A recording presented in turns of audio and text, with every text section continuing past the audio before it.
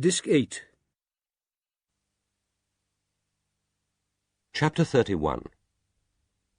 Even without the garishly painted sign, no one from Norfolk would have been in any doubt about the identity of the local hero after whom the Lidsit pub was named. Nor could a stranger fail to recognize the Admiral's hat with the star, the much-decorated chest, the black patch over one eye, the pinned-up empty sleeve. Rickards reflected that he had seen worse paintings of Lord Nelson, but not many. This made him look like the Princess Royal in drag. George Jago had obviously decided that the interview should take place in the saloon bar, wrapped now in the dim quietness of the late afternoon doldrums. He and his wife led Rickards and Oliphant to a small pub table, wooden-topped and with ornate cast-iron legs, set close to the huge and empty fireplace. They settled themselves round it, rather, thought Rickards, like four ill-assorted people proposing to conduct a séance in appropriately ill-lit seclusion. Mrs. Jago was an angular, bright-eyed, sharp-featured woman who looked at Oliphant as if she had seen his type before and was prepared to stand no nonsense. She was heavily made up. 2 moons of bright rouge adorned each cheek. Her long mouth was painted with matching lipstick, and her fingers, blood-tipped talons, were heavy with a variety of rings. Her hair was so glossily black that it looked unnatural, and was piled high in the front in 3 rows of tight curls, and swept upwards and secured with combs at the back and sides. She was wearing a pleated skirt topped with a blouse in some shiny material striped in red, white, and blue, buttoned high at the neck, and hung about with gold chains, in which she looked like a bit-part actress auditioning for the part of a barmaid in an Ealing comedy. No woman could have been less suitably dressed for a country pub. Yet both she and her husband, seated side by side with the brightly expectant look of children on their best behaviour, looked perfectly at home in the bar and with each other. Oliphant had made it his business to find out something of their past, and had relayed the information to Rickards as they drove to the pub. George Jago had previously been the licensee of a pub in Catford, but the couple had moved to Lidsit 4 years ago, partly because Mrs. Jago's brother, Charlie Sparks, owned a garage and car hire business on the edge of the village and was looking for part-time help. George Jago occasionally drove for him, leaving Mrs. Jago in charge of the bar. They had settled happily in the village, took a lively part in community activities, and appeared not to miss the raucous life of the city. Rickards reflected that East Anglia had accepted and absorbed more eccentric couples. Come to that, it had absorbed him. George Jago looked more the part of a country publican, a stocky, cheerful-faced man with bright, blinking eyes and an air of suppressed energy. He had certainly expended it on the interior of the pub. The low oak-beamed saloon bar was a cluttered and ill-arranged museum devoted to Nelson's memory. Jago must have scoured East Anglia in his search for objects with even a tenuous relationship with the Admiral. Above the open fireplace was a huge lithograph of the scene in the cockpit of the Victory, with Nelson romantically dying in Hardy's arms. The remaining walls were covered with paintings and prints, including the principal sea battles, the Nile, Copenhagen, Trafalgar. 1 or 2 of Lady Hamilton, including a lurid reproduction of Romney's famous portrait, while commemorative plates were ranged each side of the doors, and the blackened oak beams were festooned with rows of decorated memorial mugs, few of them original, to judge from the brightness of the decoration. Along the top of one wall, a row of pennants spelled out what was presumably the famous signal, and a fishing net had been slung across the ceiling to enhance the general nautical atmosphere. And suddenly, looking up into the brown tar-tangled netting, Rickards remembered. He had been here before. He and Susie had stopped here for a drink, when they had been exploring the coast one weekend in the first winter of their marriage. They hadn't stayed for long. Susie had complained that the bar was too crowded and smoke-filled. He could recall the bench at which they had sat, the one against the wall to the left of the door. He had drunk half a pint of bitter, Susie a medium sherry. Then, with the fire blazing, the flames leaping from the crackling logs, and the bar loud with cheerful Norfolk voices, the pub had seemed interestingly nostalgic and cosy. But now, in the dim light of an autumn afternoon, the clutter of artifacts, so few of them either genuine or of particular merit, seemed to Rickards to trivialize and diminish both the building's own long history and the Admiral's achievements. He felt a sudden onrush of claustrophobia, and had to resist an impulse to throw open the door and let in fresh air and the 20th century. As Oliphant said afterwards, It was a pleasure to interview George Jago. He didn't greet you as if you were a necessary but unwelcome technician of doubtful competence who was taking up valuable time. He didn't use words as if they were secret signals to conceal thoughts rather than express them, nor subtly intimidate you with his superior intelligence. He didn't see an interview with the police as a battle of wits in which he necessarily had the advantage, nor react to perfectly ordinary questions with a disconcerting mixture of fear and endurance, as if you were secret police from a totalitarian dictatorship. All in all, he pointed out, it made a pleasant change. Jago admitted cheerfully that he had telephoned the Blaneys and Miss Mayor shortly after 7:30 on Sunday, with the news that the Whistler was dead. How did he know?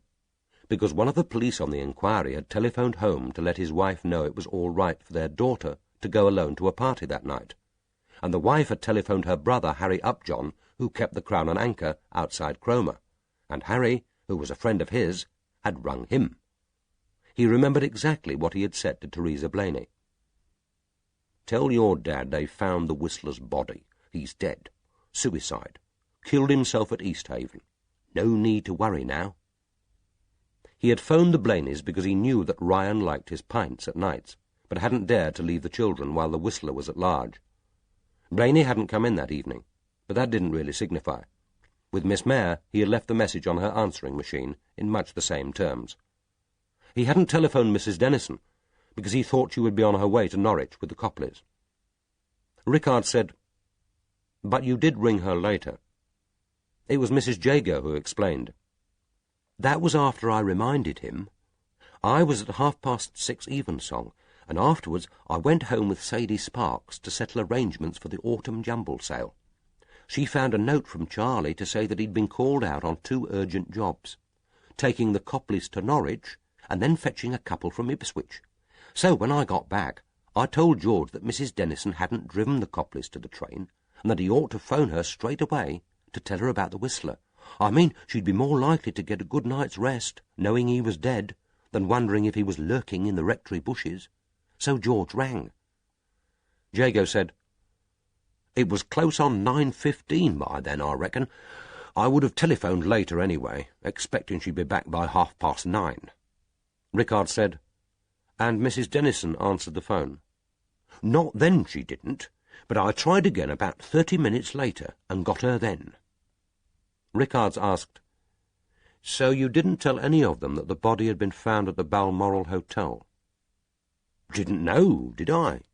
All I was told by Harry Upjohn was that the Whistler had been found and that he was dead. I dare say the police kept it quiet. Where exactly he was found, I mean. You wouldn't want a lot of morbid sightseers round the place, nor would the hotel manager come to that." "And early this morning you rang round again to say that Miss Robarts had been murdered. How did you discover that?" "Saw the police cars passing, didn't I? So I got on my bike and went up to the gate. Your chaps had left it open, so I shut it again and waited. When they came back, I opened the gate for them and asked what was up." Rickard said, "You seem to have an extraordinary talent for extracting information from the police." "Well, I know some of them, don't I? The local chaps, anyway. They drink in the Hero. The driver of the first car through wouldn't say anything, nor would the driver of the mortuary van. But when the third car came through and stopped while I opened and shut the gate again, I asked who was dead, and they told me. I mean, I know a mortuary van when I see one." "Who exactly told you?" asked Oliphant, belligerently. George Jago turned on him his bright and innocent comedian's gaze. "I couldn't say, could I? One policeman is much like another. Someone told me." "So you rang round early this morning. Why then? Why wait?" "Because it was after midnight by then. Folk like a bit of news, but they like their sleep more. But I rang Ryan Blaney first thing today." "Why him?" "Why not? When you've got news, it's human nature to pass it on to an interested party." Oliphant said, "And he was certainly an interested party. Must have come as something of a relief." "Might have done, might not. I didn't speak to him, I told Theresa." Oliphant said, "So you didn't speak to Mr. Blaney either when you rang on Sunday or this morning? Bit odd, wasn't it?" Depends how you look at it. The first time he was in his painting shed. He doesn't like being called to the phone when he's working. No point anyway. I told Teresa, and she told him. Rickard said, "How do you know she told him?" "Because she said so when I rang this morning. Why shouldn't she tell him?"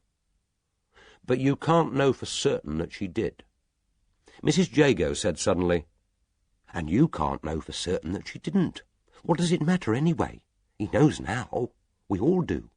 We know about the Whistler, and we know about Miss Robarts. And maybe if you'd caught the Whistler a year ago, Miss Robarts would still be alive."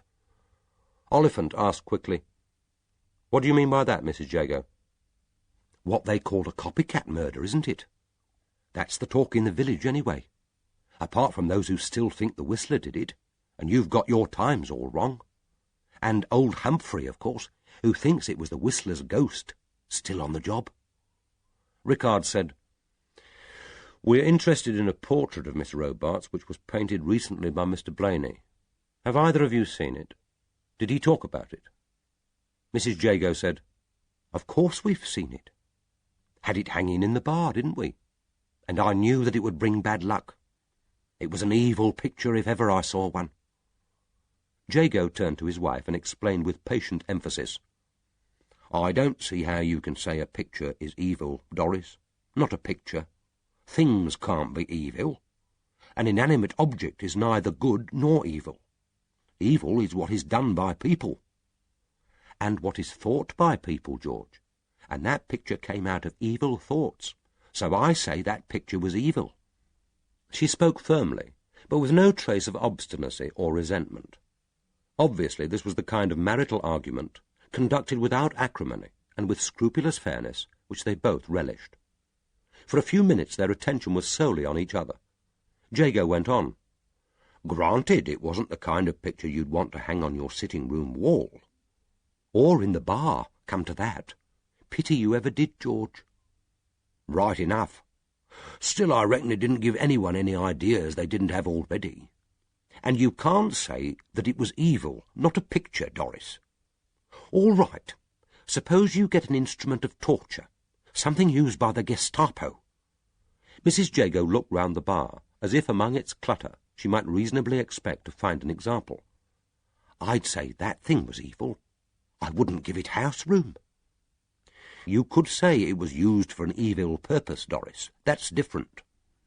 Rickards asked, "Why exactly did you hang the portrait in the bar?" "Because he asked me, that's why.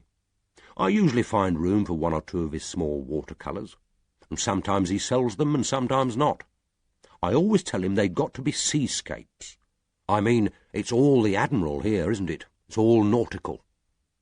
But he was dead keen on having this up, and I said I'd keep it for a week. He brought it down on his bike on Monday the 12th. "In the hope of selling it?" "Oh, it wasn't for sale. Not that picture wasn't. He made that very plain."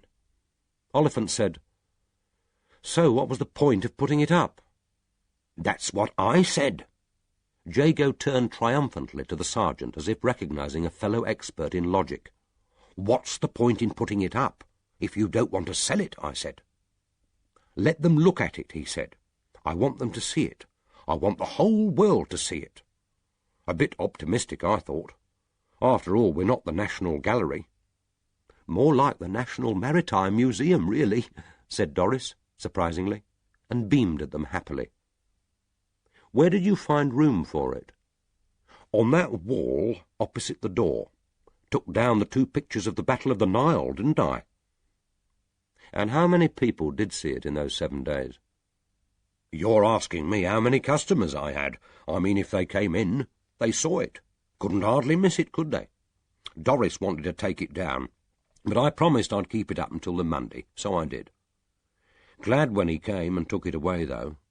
Like I said, it's all commemorative here. It's all the Admiral. It didn't seem to go with the decor. He wasn't here long. He said he'd call for it on the morning of the 19th, and he did." "Did anyone from the headland or the power station see it?" "Those who came in. The local hero isn't really their regular local. Most of them want to get away from the place at the end of the day, and who's to blame them? I mean, living over the shop is all right, but not that shop.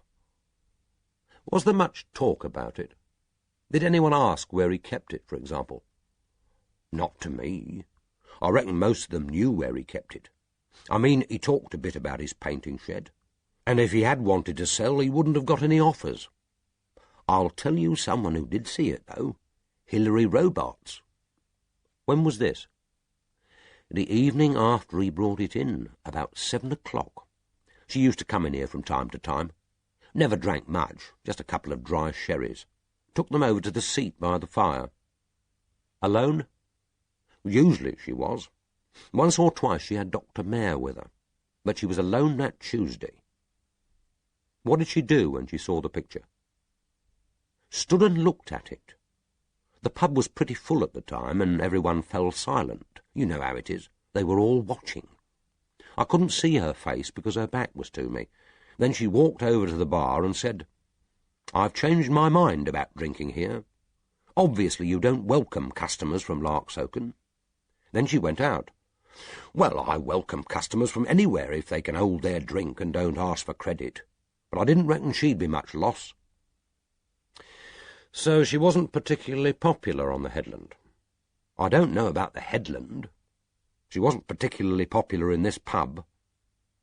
Doris Jago said, "Scheming she was to turn the Blaneys out of Scudder's cottage, and him a widower trying to bring up 4 kids.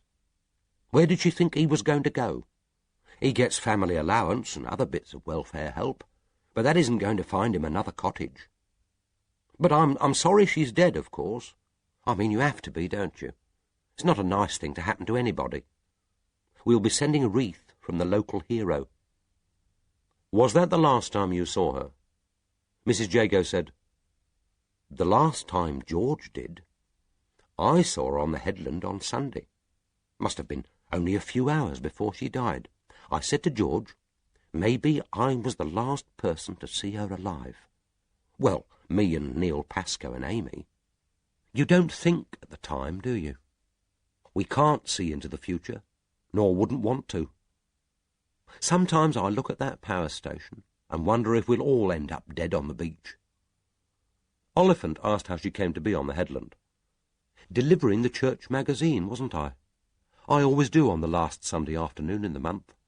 Collect them after morning service, then take them round after dinner. A lunch to you, maybe. We call it dinner." Rickards had called the main meal dinner all his life, and still did, despite his mother-in-law's unceasing campaign to raise his social status. Her midday meal was luncheon, and her evening meal dinner, even if it consisted, as it often did, of sardines on toast. He wondered what they had eaten today.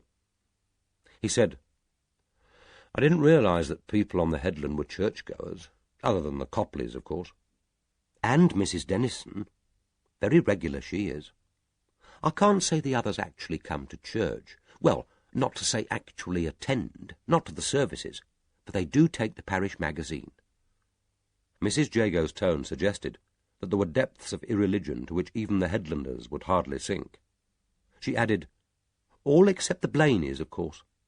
"Well, they wouldn't, being R.C.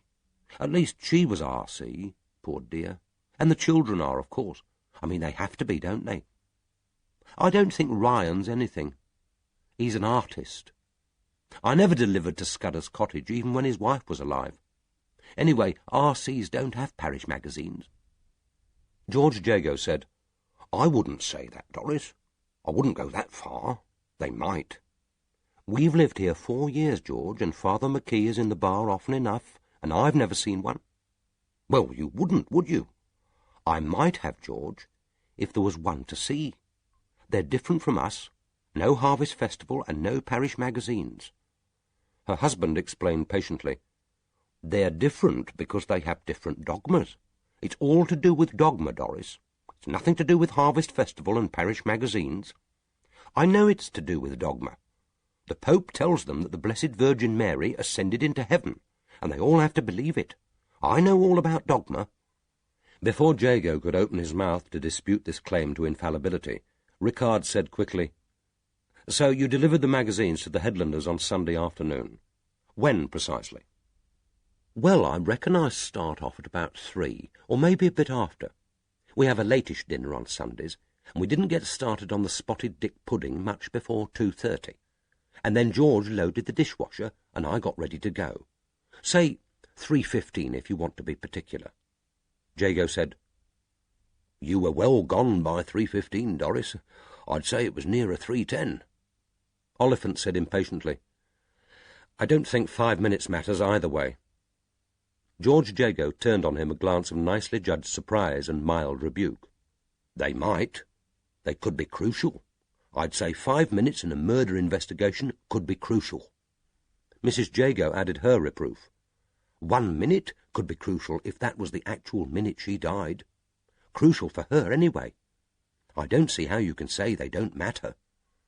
Rickards thought it was time to intervene.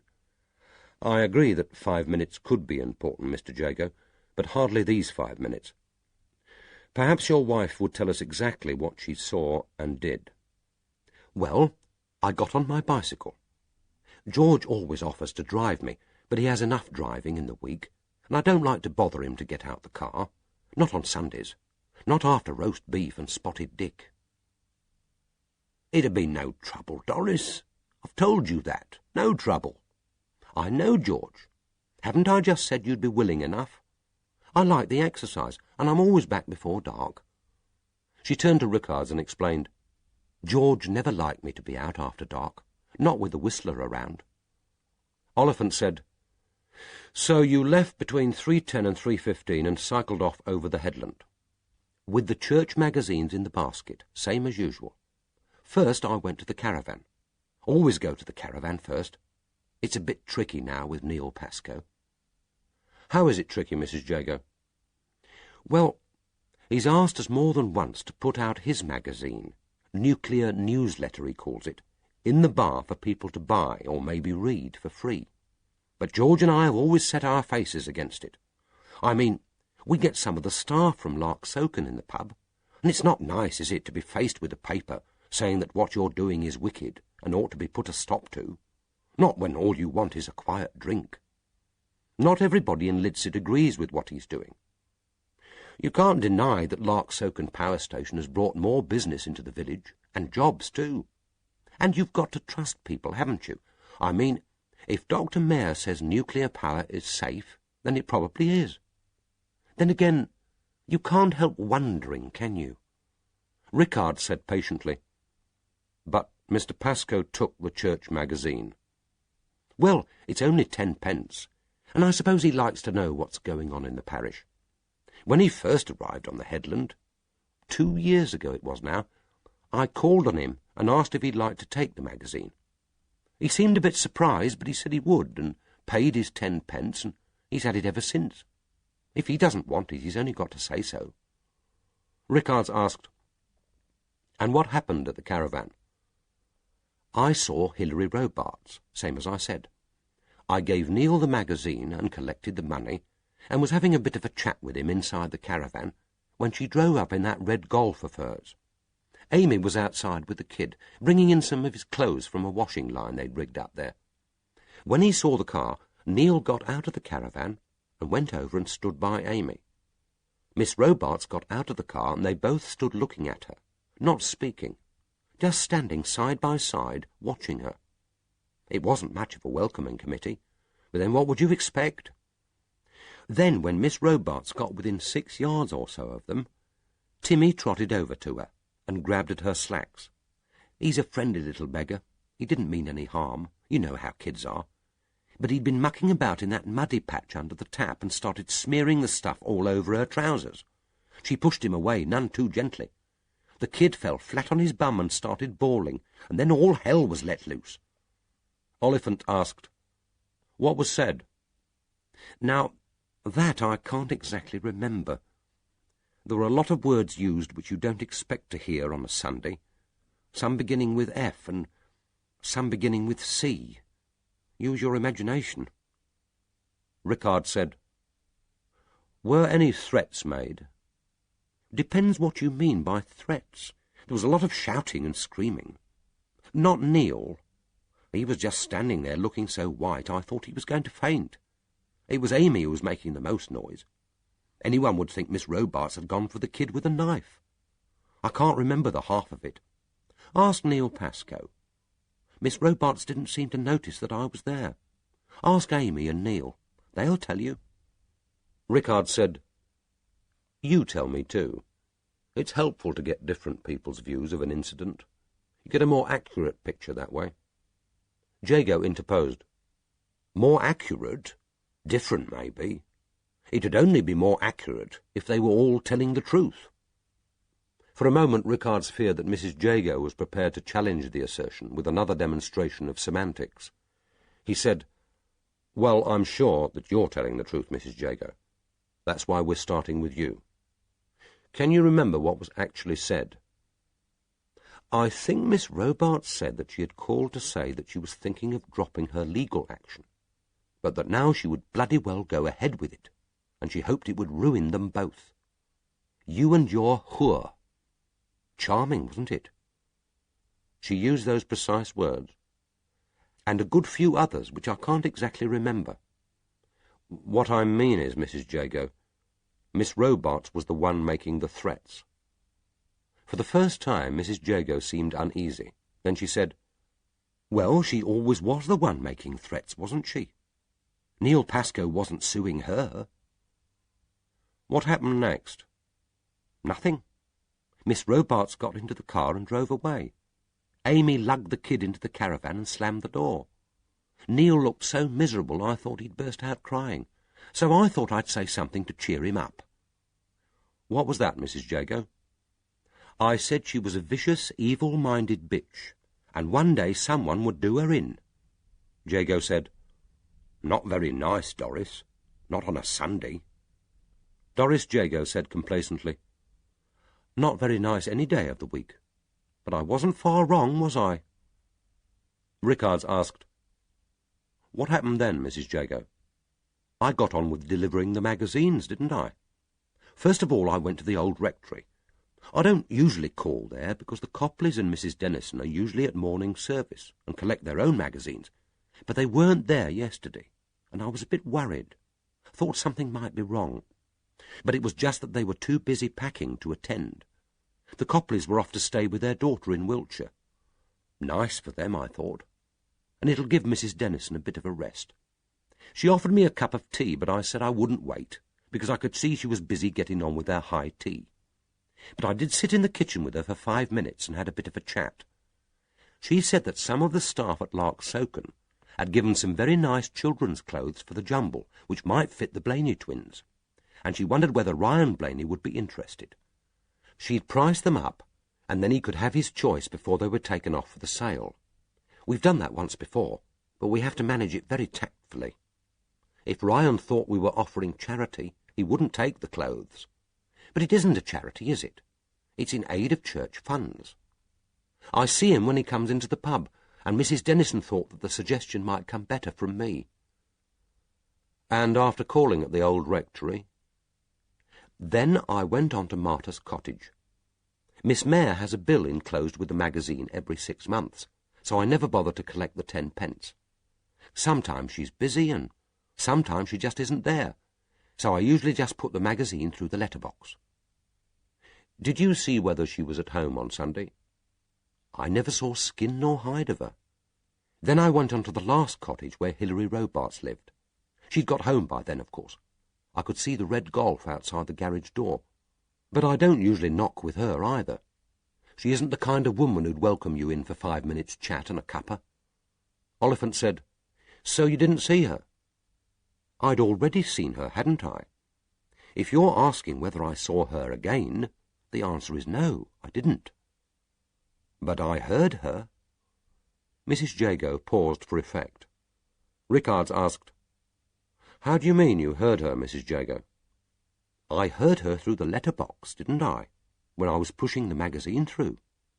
And a fine old argument she was having with somebody. I'd say it was a real row. The second of the day for her. Or maybe the third." Oliphant asked, "What do you mean by that, Mrs. Jago?" "Just wondered, that's all. It struck me when she arrived at the caravan she was pretty wrought up. High colour, edgy, you know." You could tell that just by looking at her from the caravan door. That's right. Call it a gift. Rickards asked, Could you tell whether she was speaking to a man or a woman? Could be either. I only heard the one voice, and that was hers. But she had someone in with her, for certain, unless she was shouting at herself. What time would this be, Mrs. Jago? About 4, I reckon, or a little after. Say I got to the caravan at 3:25 and away by 4:25. Then there was quarter of an hour at the old rectory, which would bring me up to 4:05, and then the ride across the headland. It must have been soon after 4. And after that you went home? That's right. And I was back here soon after 4:30, wasn't I, George? Her husband said, You might have been, dear, and then again you might not. I was asleep. 10 minutes later, Rickards and Oliphant left. George and Doris watched the police car until it turned the corner of the road and went out of sight. Doris said, I can't say I took to that sergeant. I can't say I took to either of them. You don't think I was wrong, George, telling them about the quarrel? Had no option, did you? This is murder, Doris, and you were one of the last people to see her alive. Anyway, they'll probably get it, or some of it, from Neil Pascoe. No point in keeping back what the police will find out in the end. And you only spoke the truth. I wouldn't say that, George. Not the whole truth. I may have toned it down a bit, but I didn't tell them any lies. For a moment they contemplated this nice distinction in silence. Then Doris said, That mud which Timmy smeared on Miss Robarts' trousers, it came from the patch under the outside tap. Been like that for weeks. Be funny, wouldn't it, if Hilary Robarts was murdered because Neil Pascoe couldn't fix a new washer? George said, Not funny, Doris. I wouldn't exactly say that it was funny.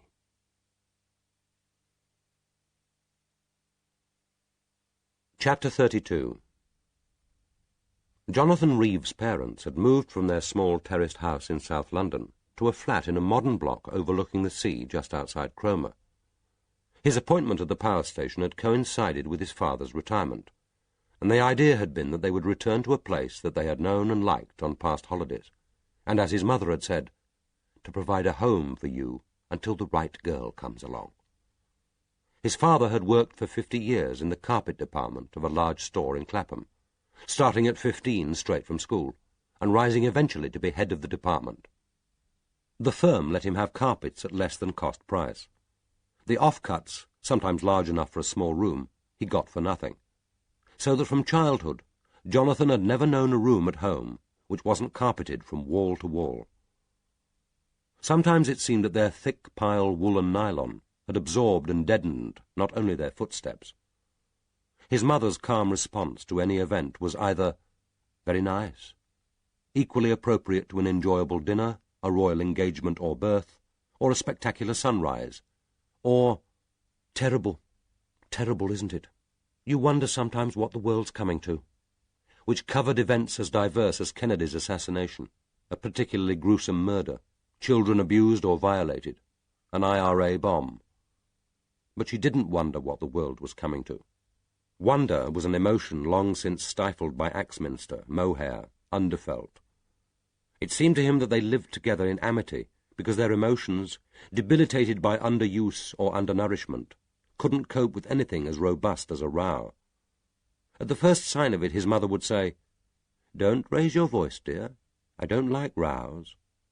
Disagreement, never intense, was expressed in peevish resentment, which died through lack of energy to keep it going.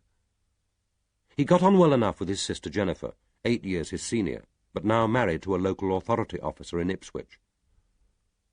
Once, watching her bending over the ironing board, her features set in their familiar mask of slightly resentful concentration, he had been tempted to say, "Speak to me. Tell me what you think, about death, about evil, about what we're doing here." But her reply was predictable. "I know what I'm doing here. Ironing Dad's shirts." To her acquaintances, and to those she might have called friends, his mother would always speak of her husband as Mr. Reeves. Mr. Reeves is very highly thought of by Mr. Wainwright. Of course you could say that Mr. Reeves is the carpet department of Hobbs and Wainwright. The store represented those aspirations, traditions and orthodoxies that others found in their profession, in their school, regiment or religion. Mr. Wainwright Senior was headmaster, colonel, their high priest. Their occasional Sunday attendances at the local United Reform Chapel merely a gesture to a lesser god, and they were never regular worshippers. Jonathan suspected that this was deliberate. People might want to get to know them, involve them in mothers' meetings, whist drives, Sunday school outings, might even want to visit. On the Friday of his first week at secondary school, the form bully had said, "Reeves' dad is shop walker at Hobbs and Wainwright. He sold my mum a rug last week," and had minced across the room, hands obsequiously clasped. "I know Madam will find that mixture extremely hard-wearing. It's a very popular line." The laughter had been sycophantic, but uneasy, and the teasing for lack of popular support had quickly died. Most of their fathers had even less prestigious jobs.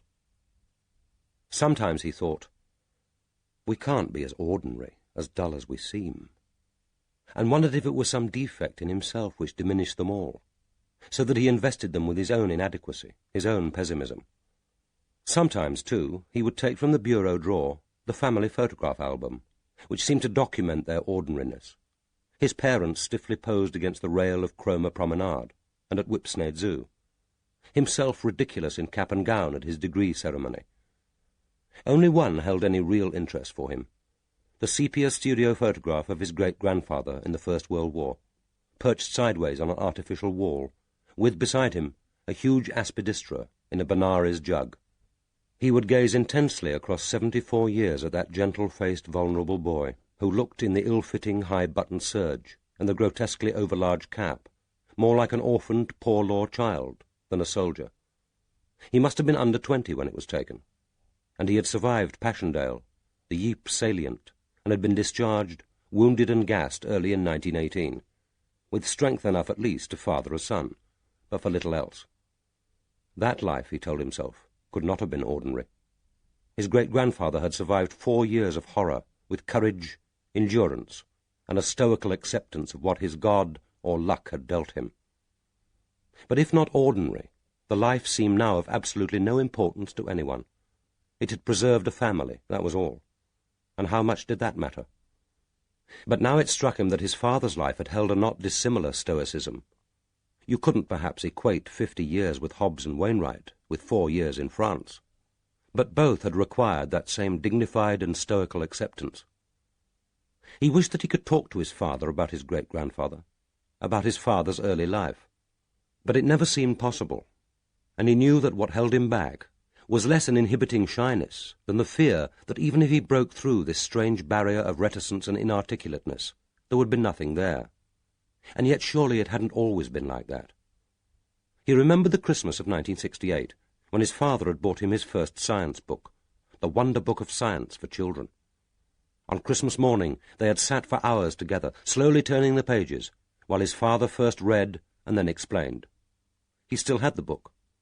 He still occasionally looked at the diagrams, how television works, what happens when we are X-rayed, Newton and the apple, the marvel of modern ships.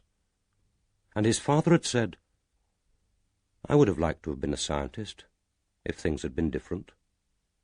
It was the only time in his life that his father had given any indication that there could have been for him, for them, a fuller, a different life. But things had not been different, and now he knew that they never would be.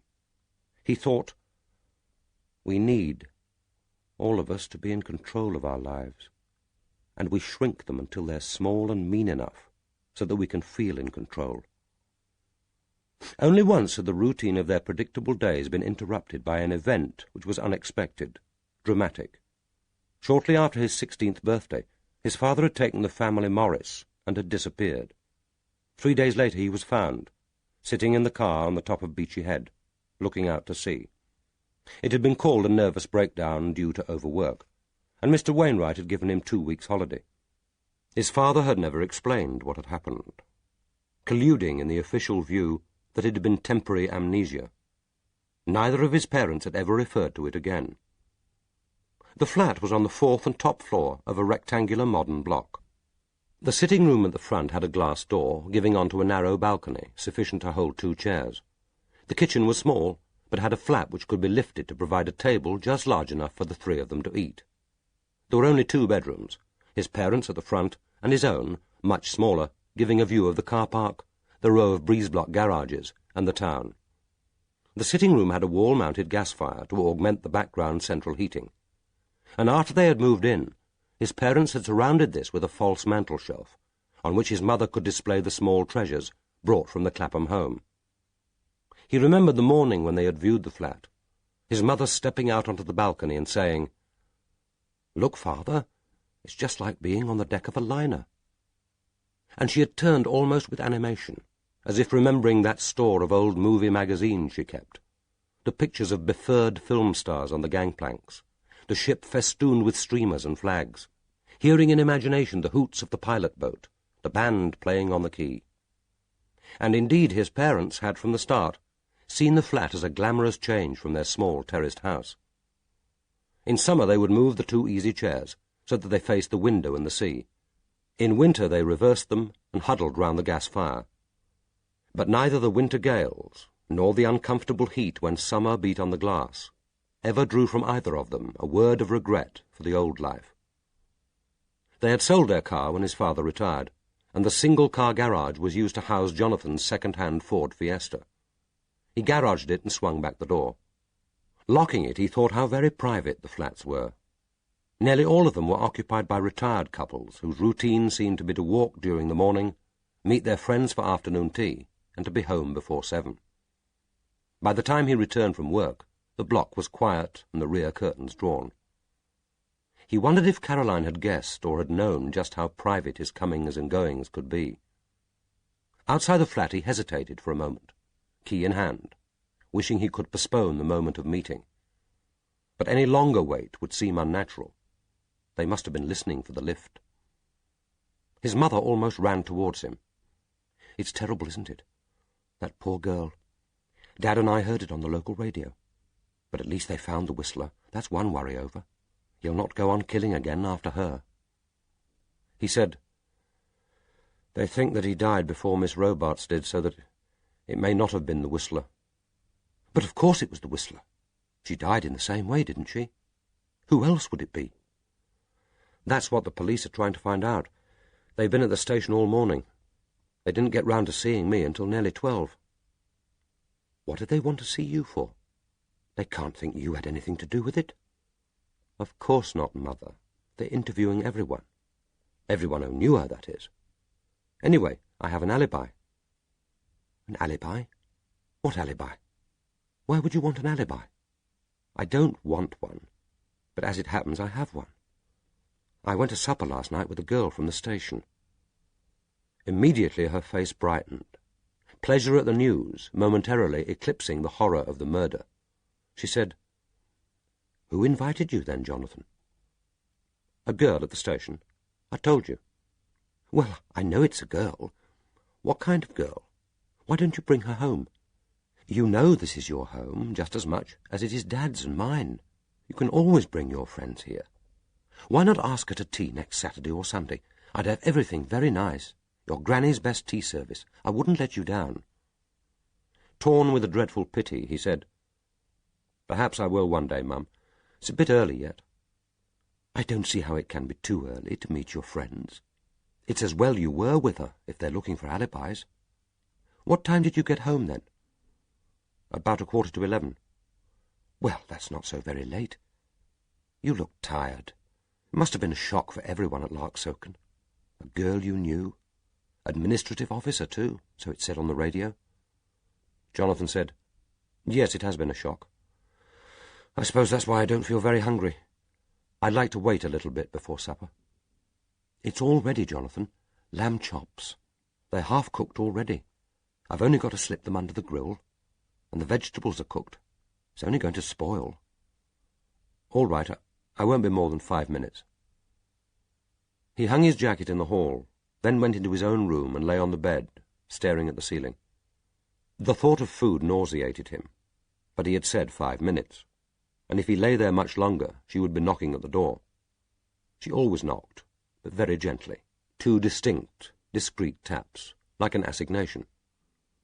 What, he wondered, did she fear she might find him doing if she came in unannounced? He made himself sit up and swung his legs over the side of the bed, but was immediately seized by nausea and a weakness which made him fear for a moment that he was actually going to faint. But he recognized it for what it was, a mixture of tiredness, fear, and sheer misery. And yet so far it hadn't been too bad. There had been 3 of them: Chief Inspector Rickards, a thick-set, serious-faced young man who had been introduced to Detective Sergeant Oliphant, and a younger man in the corner, apparently taking notes, whom no one had bothered to introduce. The small interviewing room attached to the medical physics department had been set aside for them, and they had been sitting side by side at a small table, both in plain clothes. The room, as always, smelt faintly of disinfectant. He had never understood why, since no clinical procedures were carried out there. 2 white coats still hung behind the door, and someone had left a tray of test tubes on top of the filing cabinet, adding to the air of inadvertence and amateurism. It had all been very low-key, very matter-of-fact. He felt that he was being processed, one of the dozens who had known her or claimed to have known her, and who had passed through this or a similar door to answer the same questions. Almost he expected them to ask him to roll up his sleeve and to feel the prick of a needle. He knew that the probing, if there were to be probing, would come later. But he had been surprised at his own initial lack of fear. He had somehow assumed that the police were endowed with an almost supernatural power to sniff out lying, that he would walk into that room bearing an all-too-visible load of guilt, prevarication and conspiracy to defeat the ends of justice. At their request he gave his name and address. The sergeant wrote it down. Then he said almost wearily, "If you could tell us, please, where you were yesterday between 6 and 10:30. He remembered thinking, why 6 and 10:30? She had been found on the beach. She liked to swim most nights just after the 9 o'clock news. Everyone knew that, at least everyone who knew her. And the news on Sunday was at 9:10. And then he remembered that they would know exactly when she had been found. There wouldn't have been time yet for the autopsy report. Perhaps they were still uncertain about the time of death, or were playing it safe. 6 to 10:30. But 9 or shortly after was surely the relevant time. He was surprised that he could work it out so clearly. He said, "I was at home with my parents until after dinner, after the 1 o'clock meal, I mean. Then I drove over to spend the evening with my girlfriend, Miss Caroline Amphlett. I was with her until just after 10:30. She lives in a bungalow outside Holt. She's PA to the director, Dr. Mayer. We know where she lives, sir, and we know who she is. Did anyone see you arrive or leave?" "I don't think so. The bungalow is very isolated, and there weren't many cars on the road. I think someone in the flats may have seen me leave." "And you spent the evening doing what?" The officer in the corner wasn't writing now, only looking. But he didn't seem curious, not even interested, just slightly bored. Caroline cooked supper, and I helped. She had some homemade soup already made, and heated that. We had mushroom omelettes, fruit, cheese, wine. After dinner we chatted. Then we went to bed and made love. I don't think we need go into the more intimate parts of the evening, sir. How long have you and Miss Amphlett been friends?" "About 3 months." "And when was this evening together planned?" "A few days before. I can't remember exactly when." "And when did you get home, sir?" "Just after 10:45. He added, "I've no witnesses to that, I'm afraid. My parents were away for the night, visiting my married sister at Ipswich." "Did you know they would be away when you and Miss Amphlett planned your evening together?" "Yes. They always visit my sister on the last Sunday of the month. But it wouldn't have made any difference. I mean, I'm 28. I live with them, but I don't have to give them an account of my movements." The sergeant looked at him and said, "Free, white, and 28, as if he were noting it down. He blushed and thought, that was a mistake. Don't try to be clever. Don't explain. Just answer their questions. The chief inspector said, Thank you, sir. That will be all for now. As he reached the door, he heard Rickard's voice. She wasn't very nice to you, was she, Miss Robarts, about that local radio program you took part in, My Religion and My Job? Did you hear it, Sergeant? The sergeant said stolidly, No, sir, I didn't hear it. Can't think how I came to miss it. Very fascinating, I'm sure. He turned and faced them. He said, She wasn't very kind about it. I'm a Christian. You don't expect it always to be easy. Rickard said, Blessed are ye when men revile and persecute you for the gospel's sake. A bit of persecution, was there? Oh, well, things could be worse. At least you don't get thrown to the lions any more. The sergeant seemed to think that it was very funny. He wondered for the first time how they could have known about Hilary's mild persecution of him over the programme. For some reason, his brief, rather pathetic notoriety, his affirmation of faith, had outraged her. Someone at the station must have mentioned it to the police. After all, they had interviewed plenty of people before they got round to him. But surely it was over now. He had given the police his alibi, his and hers, and there was no reason why they should be questioned again. He must put the whole thing out of his mind. But he knew that this wouldn't be possible. And now, remembering Caroline's story, he was struck with its inconsistencies. Why had she chosen to park the car on an isolated part of the road, down a cart track under the trees? Why had she chosen to drive with Remus to the headland when there were plenty of walks nearer home? He could have understood if she had wanted to let the dog run on the beach and splash into the sea, but according to her they hadn't gone down to the beach. And what proof was there that she hadn't reached the cliffs until 10 o'clock, half an hour after Hilary Robarts was thought to have died? Then there was that story about her mother. He found that he just didn't believe it, hadn't believed it when she had first told him, and he believed it even less now. But that surely was something he might be able to check. There were private detectives, firms in London who would carry out this kind of inquiry. The thought both appalled and excited him. The idea that he might actually get in touch with those kind of people, might pay them money to spy on her, astounded him by its audacity. It wasn't something she would expect him to do, that anyone would expect him to do. But why shouldn't he? He had enough money to pay. There was nothing shameful in the inquiry. But first he must find out her date of birth. That shouldn't be difficult. He knew Shirley Coles, the junior clerk in the establishment division. Sometimes he even thought that she liked him. She wouldn't let him see Caroline's personal file, but she might be willing to look up a harmless piece of information. He could say that he wanted to give Caroline a birthday present, and had a feeling that the date was getting close. Then with her name and date of birth, surely her parents could be traced. It should be possible to know whether her mother was alive, where she was living, her financial circumstances.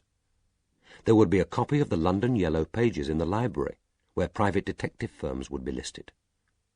He didn't want to do it by letter, but he could telephone with a preliminary inquiry. If necessary, he could take a day's leave and go up to London. He thought, I've got to know. If this is a lie, then everything is a lie. The walk on the cliffs, everything she said to me, even her love. He heard the 2 knocks on the door. To his horror, he found that he was crying, not noisily, but with a silent welling forth of tears which no effort could control. He called out, I'm coming. I'm coming. Then he went over to the wash basin and began bathing his face. Looking up, he saw himself in the mirror. It seemed to him that fear and tiredness, and a sickness of spirit which lay too deep for healing, had stripped away all his pathetic pretences, that the face, which had at least been ordinary, familiar, had become as disgusting to him as it must be to her.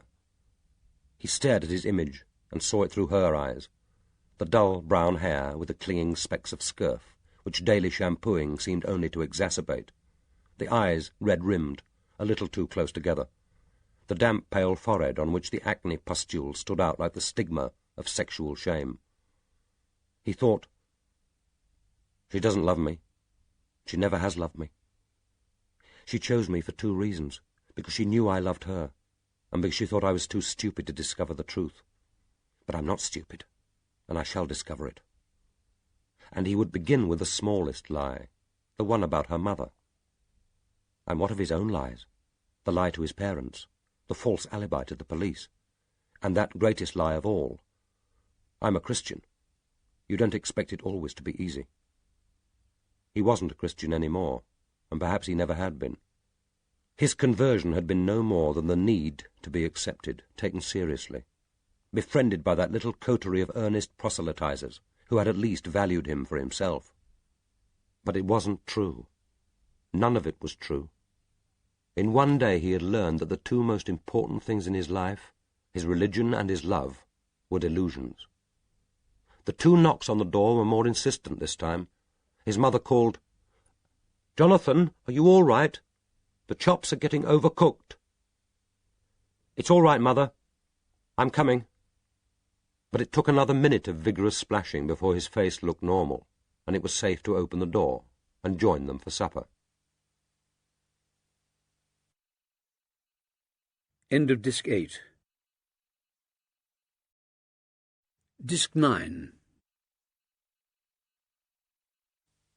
Book 5. Tuesday the 27th of September to Thursday the 29th of September. Chapter 33. Jonathan Reeves waited until he saw Mrs. Simpson leave her office for coffee before going into the establishment office where the personnel files were kept. All the personnel records had, he knew, been computerized, but the original files were still in existence, guarded by Mrs. Simpson, as if they were repositories of dangerous and actionable information. She was nearing the end of her service, and had never come to terms with computer records. For her, the only reality was set down in black and white between the manila folders of an official file. Her assistant, Shirley Coles, was a newly appointed junior, a pretty 18-year-old who lived in the village. She had early been instructed in the importance of the director and the heads of departments, but hadn't yet assimilated the more subtle law which permeates any organization, and which defines those whose wishes are to be taken seriously, whatever their grade, and those who can be safely ignored. She was a pleasant child, anxious to please, and responsive to friendliness. Jonathan said, "I'm almost sure that her birthday is early next month. I know that the personnel records are confidential, but it's only her date of birth. If you could have a look and let me know." He knew that he sounded gauche and nervous, but that helped. She knew what it was to feel gauche and nervous. He added, "Only the date of birth, honestly, and I won't tell anyone how I found out. She did tell me, but I've forgotten." "I'm not supposed to, Mr. Reeves." "I know, but there isn't any other way that I can find out. She doesn't live at home, so I can't ask her mother. I really would hate her to think I'd forgotten." "Couldn't you come back when Mrs. Simpson is here? I expect she'll tell you. I'm not supposed to open files when she's away." "I could ask her, I know, but I'd rather not. You know how she is. I'm afraid she'd laugh at me. About Caroline. I thought you'd understand." "Where is she, Mrs. Simpson?" "Having her coffee break. She always takes 20 minutes. But you better stand by the door and let me know if anyone's coming." But he stood instead at the side of the cabinet and watched while she went over to the security cupboard with its combination lock and began twirling the dial. He said, "Can the police see these personnel records if they ask?" "Oh, no, Mr. Reeves, that wouldn't be right. No one sees them except Dr. Mayer and Mrs. Simpson. They're confidential. The police did see Miss Robarts' file, though. Dr. Mayer asked for it first thing on Monday morning, even before the police arrived. It was the first thing he rang for as soon as he got into his office. Mrs. Simpson took it in to him personally. But that's different. She's dead. There isn't anything private when you're dead." "No," he said. "Nothing is private once you're dead." And he had a sudden picture of himself in that small rented house in Romford, helping his mother clear out his grandfather's things after the old man's heart attack. The greasy clothes, the smell, the larder with its store of baked beans on which he chiefly lived, the uncovered saucers of stale and mouldy food, those shameful magazines which he had discovered at the bottom of a drawer, and which, scarlet-faced, his mother had snatched from him. No, there wasn't anything left private once you were dead. She said, her back to him, "Awful, isn't it? The murder. You can't sort of realize it. Not someone you actually knew. It's made a lot of extra work for us in Estabs. The police wanted a list of all the staff with their addresses. And everyone's had a form asking where they were on Sunday evening and who they were with. Well, you know. You've had one. We all have. The combination lock needed precision. Her first effort had been unsuccessful, and now she was carefully turning the dial again. Oh, God, he thought. Why can't she get on with it? But now, at last, the door swung open. He could glimpse the edge of a small metal box. She took from it a bunch of keys, and returning to the filing cabinet, quickly selected one and inserted it in the lock. The tray slid out at a touch of her fingers. Now she seemed infected with his anxiety. She gave one anxious look at the door and quickly rifled through the suspended files. "Here it is." He had to stop himself from snatching it. She opened it, and he saw the familiar buff-coloured form, which he had himself completed when he first came to the station, her application for her present job. What he wanted was laid out before him in her careful capitals. Caroline Sophia St. John Amphlett, date of birth 14th October 1957, place Aldershot, England, nationality British. Shirley closed the file and quickly replaced it and slid back the drawer. As she locked it, she said, "There you are, then, 14th of October. Quite soon, really. It's a good thing you checked. What will you do to celebrate? If the weather stays good, you could have a picnic on the boat." He said, puzzled, "What boat? We don't have a boat." "Caroline does. She bought Mr. Hoskins' old cabin cruiser berthed at Wells next the sea. I know because he put a card in Mrs. Bryson's window at Lidsit, and my Uncle Ted thought you might have a look at it, as it was going cheap. But when he rang, Mr. Hoskins told him it had been sold to Miss Amphlett from Larksoken." "When was that?" 3 weeks ago. Didn't she tell you?" He thought, one more secret. Innocent, perhaps, but still strange. She had never shown the slightest interest in boats or the sea.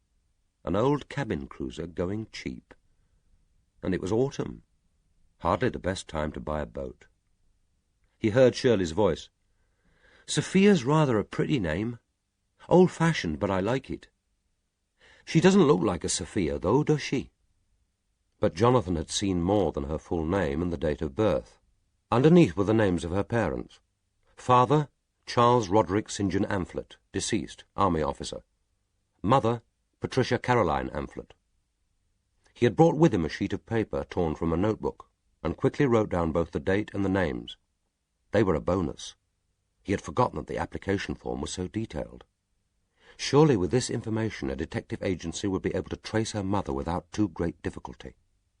It was only when the keys had been replaced in the security cupboard that he could breathe freely. Now that he had gained what he wanted, it seemed ungracious to hurry away.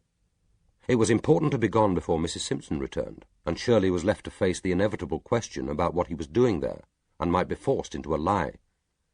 But he lingered a moment while she settled herself at her desk. She began threading paper clips together to make a chain. She said, "I feel really awful about this murder, I really do.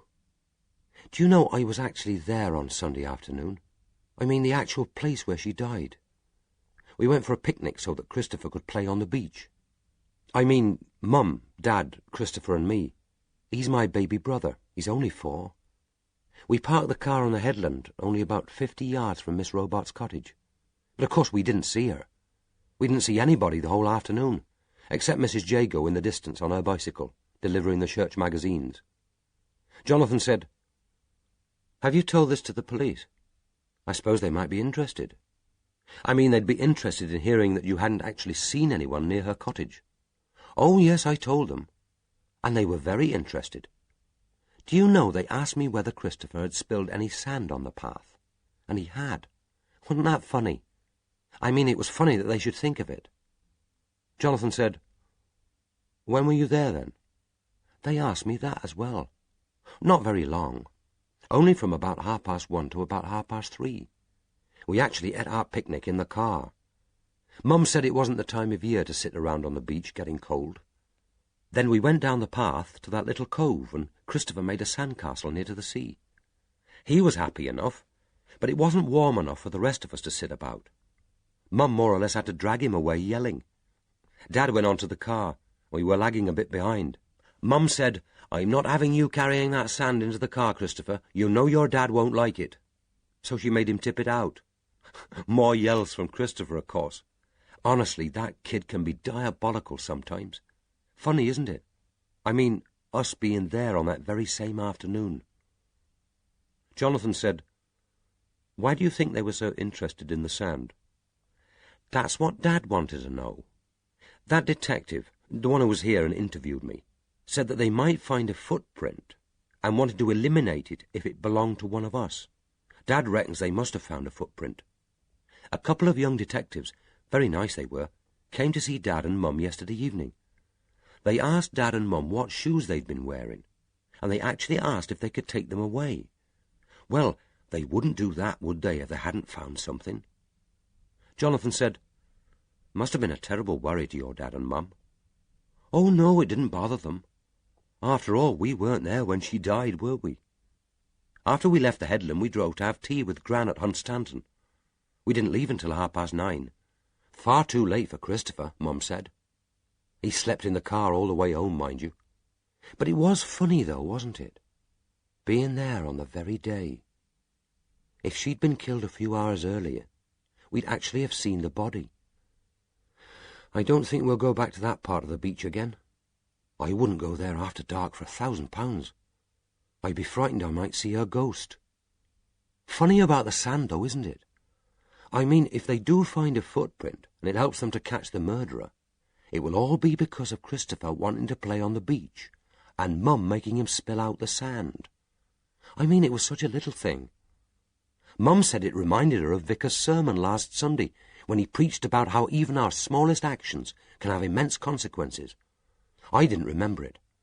I mean, I like singing in the choir, but Mr. Smollett's sermons are dead boring.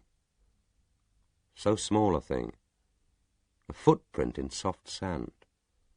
And if that footprint was made in the sand spilled by Christopher from his bucket, then it was made by someone who had used that path after 3:30 on Sunday afternoon. He said, "How many people here know about this? Have you told anyone except the police?" "No one but you. They said that we weren't to talk, and I haven't, not until now.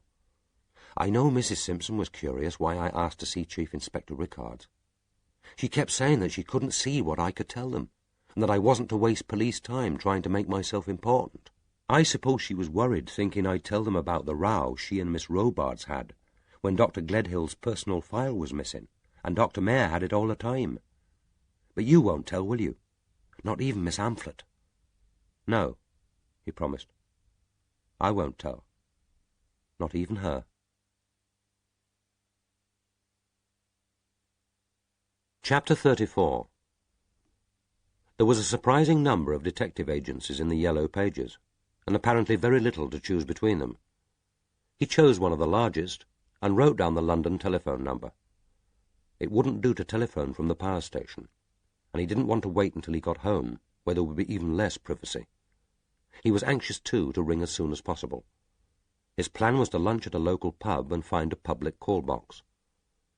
The morning seemed interminable, but at 12 o'clock he said that he was taking an early lunch hour, and left, checking first that he had sufficient small coins. The nearest kiosk was, he knew, in the village close to the general store. It was a public position, but he told himself that there was no need for particular secrecy. His call was quickly answered by a woman. He had prepared what he would say, and she seemed to find nothing strange in the request. But it became apparent that it wouldn't be as easy as he had hoped. "Yes," she said. The agency could certainly hope to trace an individual from the information provided, but there was no fixed charge. Everything depended on the difficulty and how long it took. Until his request had been formally received, it was impossible even to give an estimate. The cost might be as little as £200, or as much as £400. She suggested that he should write in immediately, setting out all the information in his possession and stating clearly what he required. The letter should be accompanied by a down payment of £100. They would certainly deal with it as a matter of urgency, but until the request was received, they could give no assurance of how long it would take. He thanked her, said that he would write, and put down the receiver, glad that he hadn't given her his name. Somehow he had imagined that they would take the information down over the telephone, tell him what the cost would be, promise him a quick result. It was all too formal, too expensive, too slow. He wondered whether to try another agency. then told himself that in this highly competitive field they were unlikely to give him any more encouraging news. By the time he had got back to the power station and parked his car, he had almost persuaded himself not to proceed. And then it occurred to him that he might make his own inquiries. The name was unusual enough. There might be an pamphlet in the London telephone directory, and if not in London, it might be worth trying some of the larger cities. And her father had been a soldier. Perhaps there was an army directory. Wasn't it called the Army List, which he could consult? It would be worth doing a little research before committing himself to expenditure he might not be able to meet. And the thought of writing to a detective agency, of actually putting his request down on paper, discouraged him. He began to feel like a conspirator, an unfamiliar role which both excited and ministered to some part of his nature which he hadn't previously known existed. He would work alone, and if he were unsuccessful, it would be time to think again. And the first step was remarkably straightforward, so simple that he blushed at his folly in not having thought of it earlier. Back in the library, he consulted the London telephone directory. There was a P.C. pamphlet with an address in Pont Street, SW1. He stared at it for a moment, then with trembling fingers took out his notebook and jotted down the telephone number. The initials were those of Caroline's mother, but the entry bore no prefix. The subscriber could easily be a man. It could be a coincidence. And the name Pont Street meant nothing to him, although he didn't think that SW1 could be a poor area of London. But would she have told him a lie which could be detected merely by consulting the telephone directory? Only if she were so confident of her dominance, of his enslavement to her, so certain of his inadequacy and stupidity that she hadn't needed to care. She had wanted that alibi, and he had given it. And if this were a lie, if he visited Pont Street and discovered that her mother wasn't living in poverty, what else that she had told him had been true? When exactly had she been on the headland, and for what purpose? But these were suspicions which he knew he could not seriously entertain. The idea that Caroline had killed Hilary Robarts was ridiculous. But why hadn't she been willing to tell the police the truth? But he knew now what his next move would be. On the way home he would telephone the Pont Street number and ask for Caroline. That at least should prove whether or not it was her mother's address. And if it was, then he would take a day's leave, or wait until Saturday, make an excuse to have a day in London, and check for himself. The afternoon dragged on endlessly, and it was difficult to keep his mind on his work. He was worried, too, in case Caroline should appear, should suggest that he go home with her. But she seemed to be avoiding him, and he was grateful. He left 10 minutes early, making the excuse of a headache, and within 20 minutes was back at the telephone kiosk in Lidsit. The number rang for almost half a minute, and he had nearly given up hope when it was answered. A woman's voice slowly and distinctly spoke the number. He had decided to assume a Scottish accent. He knew himself to be quite a good mimic, and his maternal grandmother had been a Scot. There would be no difficulty in making it convincing. He said, "Is Miss Caroline Amphlett at home, please?" There was a long silence. Then the woman said repressively, "Who is that speaking?" "My name is John McLean. We're old friends." "Indeed, Mr. McLean. Then how strange that I don't know you, and that you apparently don't know that Miss Amphlett no longer lives here. Then could you give me her address, please?" Again there was a silence. Then the voice said, "I hardly think I would care to do that, Mr. McLean. But if you wish to leave a message, I will see that it reaches her." He asked, "Is that her mother speaking?" The voice laughed. It was not an agreeable laugh. Then she said, "No, I'm not her mother. This is Miss Beasley, the housekeeper, speaking. But did you really need to ask?" And then it occurred to him that there could be 2 Caroline Amphlets, 2 mothers with the same initials. The chance was surely remote, but it would be as well to make sure. He said, "Does Caroline still work at Larksoken power station?" And this time there could be no mistake. Her voice was harsh with dislike as she answered, "If you know that, Mr. McLean, why bother to ring me?" And the telephone receiver was firmly replaced.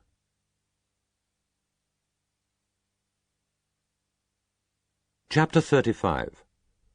It was after 10:30 on the Tuesday night when Rickards came for the second time to Larksoken Mill. He had telephoned his intention shortly after 6 o'clock, and had made it clear that the visit, although late, was official. There were facts he wanted to check, and a question he needed to ask. Earlier in the day, Dalgliesh had called in at the incident room at Hoveton, and made a statement describing the finding of the body. Rickards hadn't been there, but Oliphant, obviously on his way out, had stayed to receive him, and had briefly filled him in on the state of the investigation. Not unwillingly, but with a certain formality, which suggested that he was under instructions. And Rickards himself, as he dragged off his jacket and seated himself in the same high-backed chair to the right of the fire, seemed a little chastened. He was wearing a dark blue pinstriped suit, which for all its over-careful tailoring had the slightly seedy and rejected air of a suit relegated to second best. But it still looked odd and inappropriately citified on his gangling limbs, particularly here on the headland, giving him the air of a man dressed for an informal wedding, or a job interview from which he had little hope of success. The thinly veiled antagonism, the bitterness of failure after the death of the Whistler, and even the restless energy of Sunday night had left him. Dalgliesh wondered whether he had spoken to the chief constable and received advice. If so, he could guess what it had been. It was much the same as he himself would have given. "It's irritating that he's on your patch, but he's one of the Met's senior detectives, the Commissioner's blue-eyed boy, and he knows these people. He was at the mayor dinner party. He found the body. He's got useful information. All right, he's a professional. He's not going to withhold it. But you'll get it more easily and make life more agreeable for both of you if you stop treating him like a rival, or worse, a suspect." Handing Rickards his whisky, Dalgliesh inquired after his wife. "She's fine, fine." But there was something forced in his tone.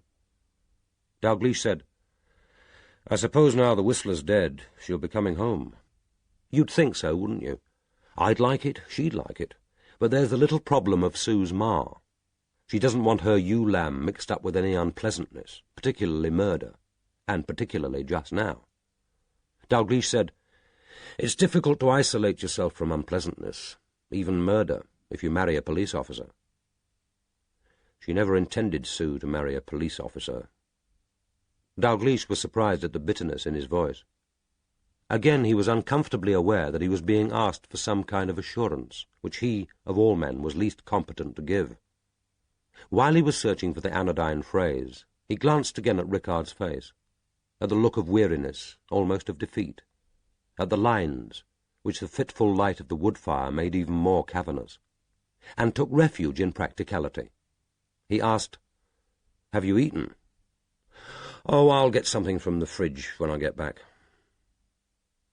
"There's the remains of a cassoulet, if you like.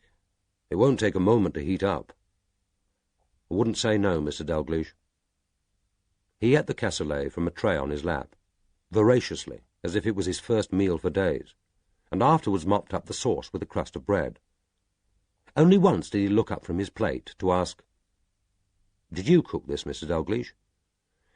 "If you live alone, you have to learn at least simple cooking, if you're not prepared to be always dependent on someone else for one of the essentials of life." "And that wouldn't suit you, would it?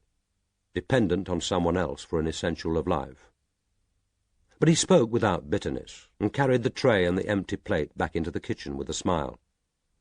A second later Dalgliesh heard the splash of running water. Rickards was washing up his plate. He must have been hungrier than he had realized. Dalgliesh knew how mistakenly easy it was, when working a 16-hour day, to suppose that one could function effectively on a diet of coffee and snatched sandwiches. Returning from the kitchen, Rickards leaned back in his chair with a small grunt of contentment. The colour had returned to his face, and when he spoke his voice was strong again. "Her dad was Peter Robarts. Remember him?" "No, should I?" "No reason." "Nor did I, but I've had time to look him up. He made a packet after the war, in which, incidentally, he served with some distinction. One of those chaps with an eye for the main chance, which in his case was plastics. Must have been quite a time for the Wide boys, the 1950s and 60s. She was his only child. He made his fortune quickly, and he lost it as fast. Usual reasons. extravagance, ostentatious generosity, women, throwing his money around as if he were printing it, thinking his luck would hold, whatever the odds. He was lucky not to end up inside. The fraud squad had put together a nice little case against him, and were within days of making an arrest when he had his coronary. Slumped forward into his lunch plate at Simpson's, as dead as the duck he was eating. Must have been difficult for her. Daddy's little girl one day, nothing too good, and then near disgrace, death, poverty. Dalgliesh said, relative poverty. But that, of course, is what poverty is. You've been busy. Some, but not much, we got from Mayor. Some we had to grub around for. The City of London police have been helpful. I've been speaking to Wood Street. I used to tell myself that nothing about the victim was irrelevant, but I'm beginning to wonder if much of this grubbing about isn't a waste of time. Dalgliesh said, it's the only safe way to work. The victim dies because she is uniquely herself. And once you comprehend the life, you comprehend the death. Old Blanco White, remember him? He used to drum that into us when I was a young DC. And what do you get in the end? A jumble of facts like an upturned waste paper basket. They don't really add up to a person. And with this victim the pickings are small. She travelled light. There was little worth finding in that cottage. No diary, no letters except one to her solicitor making an appointment for next weekend, telling him she expected to be married. We've seen him, of course. He doesn't know the name of the man, and nor apparently does anyone else, including Mayor.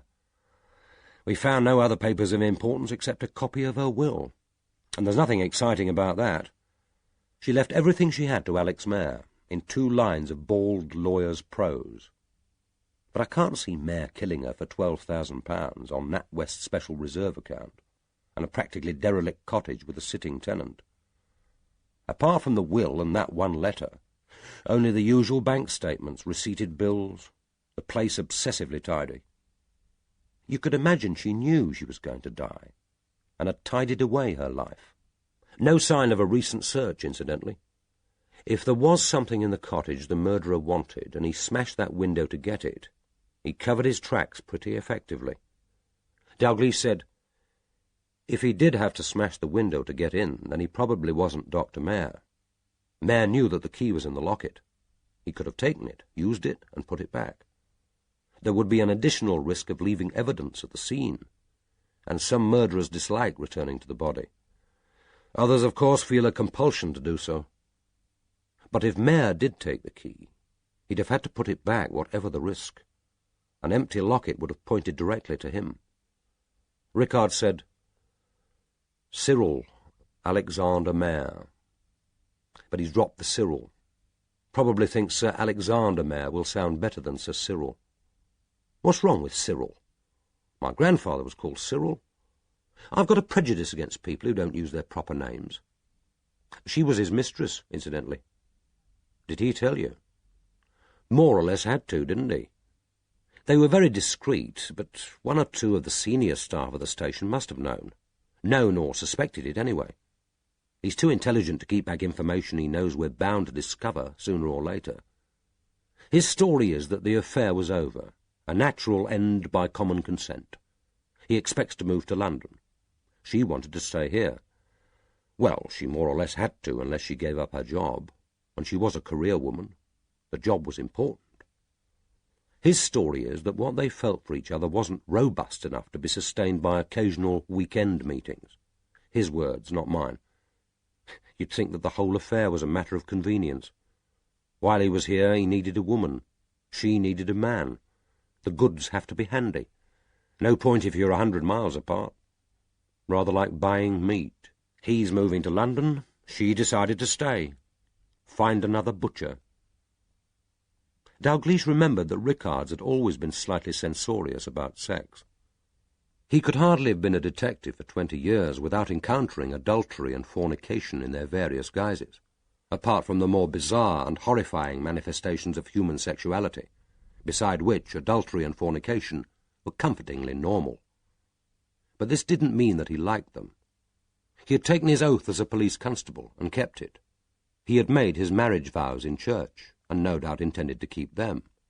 And in a job where irregular hours, drink, macho camaraderie, and the propinquity of women police officers made marriages vulnerable, his was known to be solid. He was too experienced and basically too fair to allow himself to be prejudiced. But in one respect at least, Mayer was unlucky in the detective assigned to the case. Rickard said, "Her secretary, Katie Flack, has just given notice. Found her too demanding, apparently. There was a recent row over the girls taking more than her allotted lunch hour, and one of her staff, Brian Taylor, admits that he found her impossible to work for and had asked for a transfer. Admirably frank about it all. He can afford to be. He was at a friend's stag party at the Maid's Head in Norwich with at least 10 witnesses from 8 o'clock onwards. And the girl hasn't anything to worry about either. She spent the evening watching TV with her family." Dalgliesh asked, "Just the family?"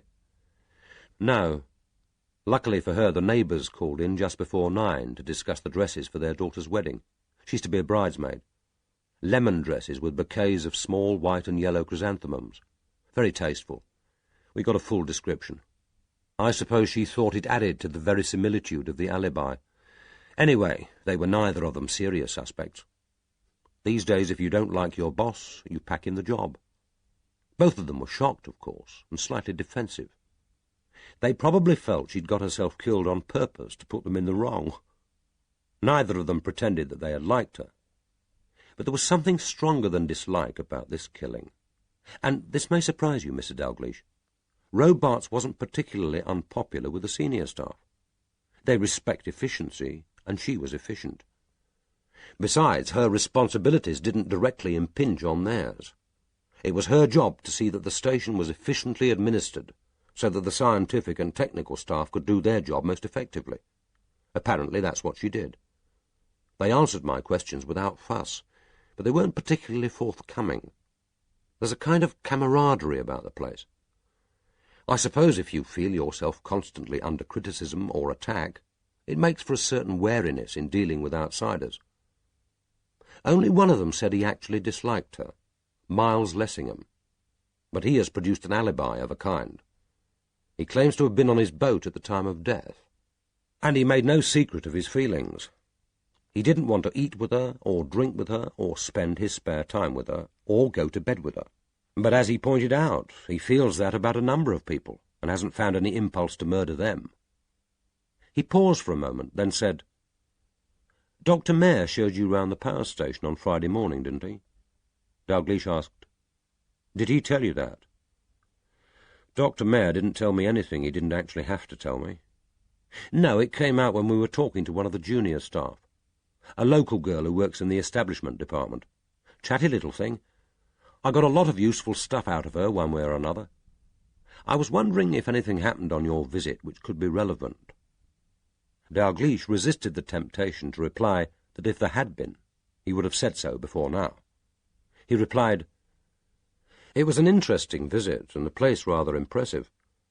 Dr. Mayer attempted to explain to me the difference between the thermal reactor and the new pressurized water reactor. Most of the talk was technical, except when he spoke briefly about poetry. Miles Lessingham showed me the high fueling machine from which Toby Gledhill plunged to his death. It did strike me that Gledhill's suicide could be relevant, but I don't see how. It was obviously distressing to Lessingham, and not only because he witnessed it. There was a rather cryptic exchange at the mayor's dinner party between him and Hilary Robarts. Rickards crouched forward, his huge head cradling the whisky glass. Without looking up, he said, "The mayor dinner party. I reckon that cosy little gathering, if it was cosy, is at the nub of this case.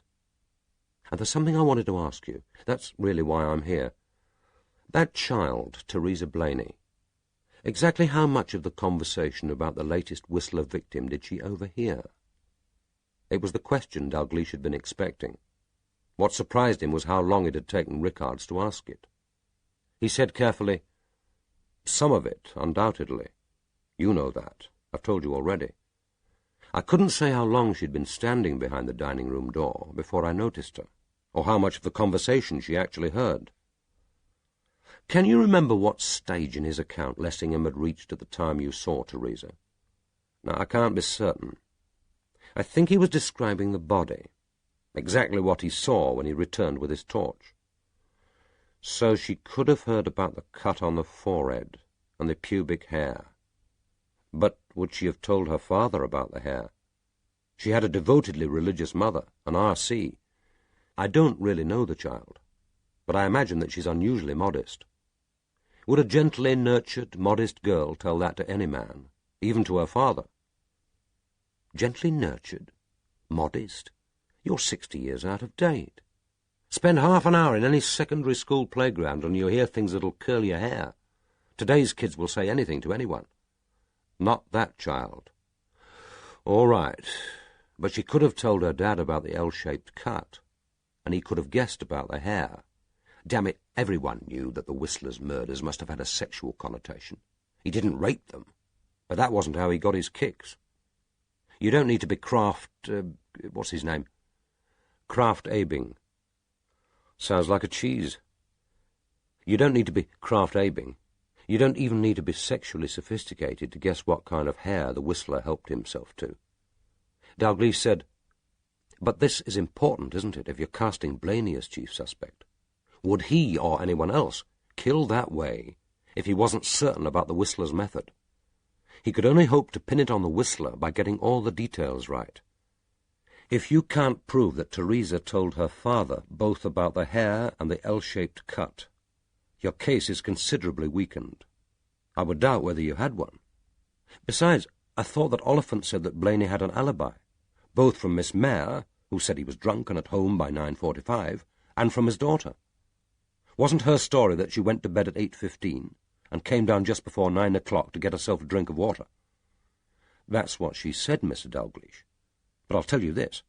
That child would confirm any story that her dad chose to tell, and the timing is suspiciously accurate.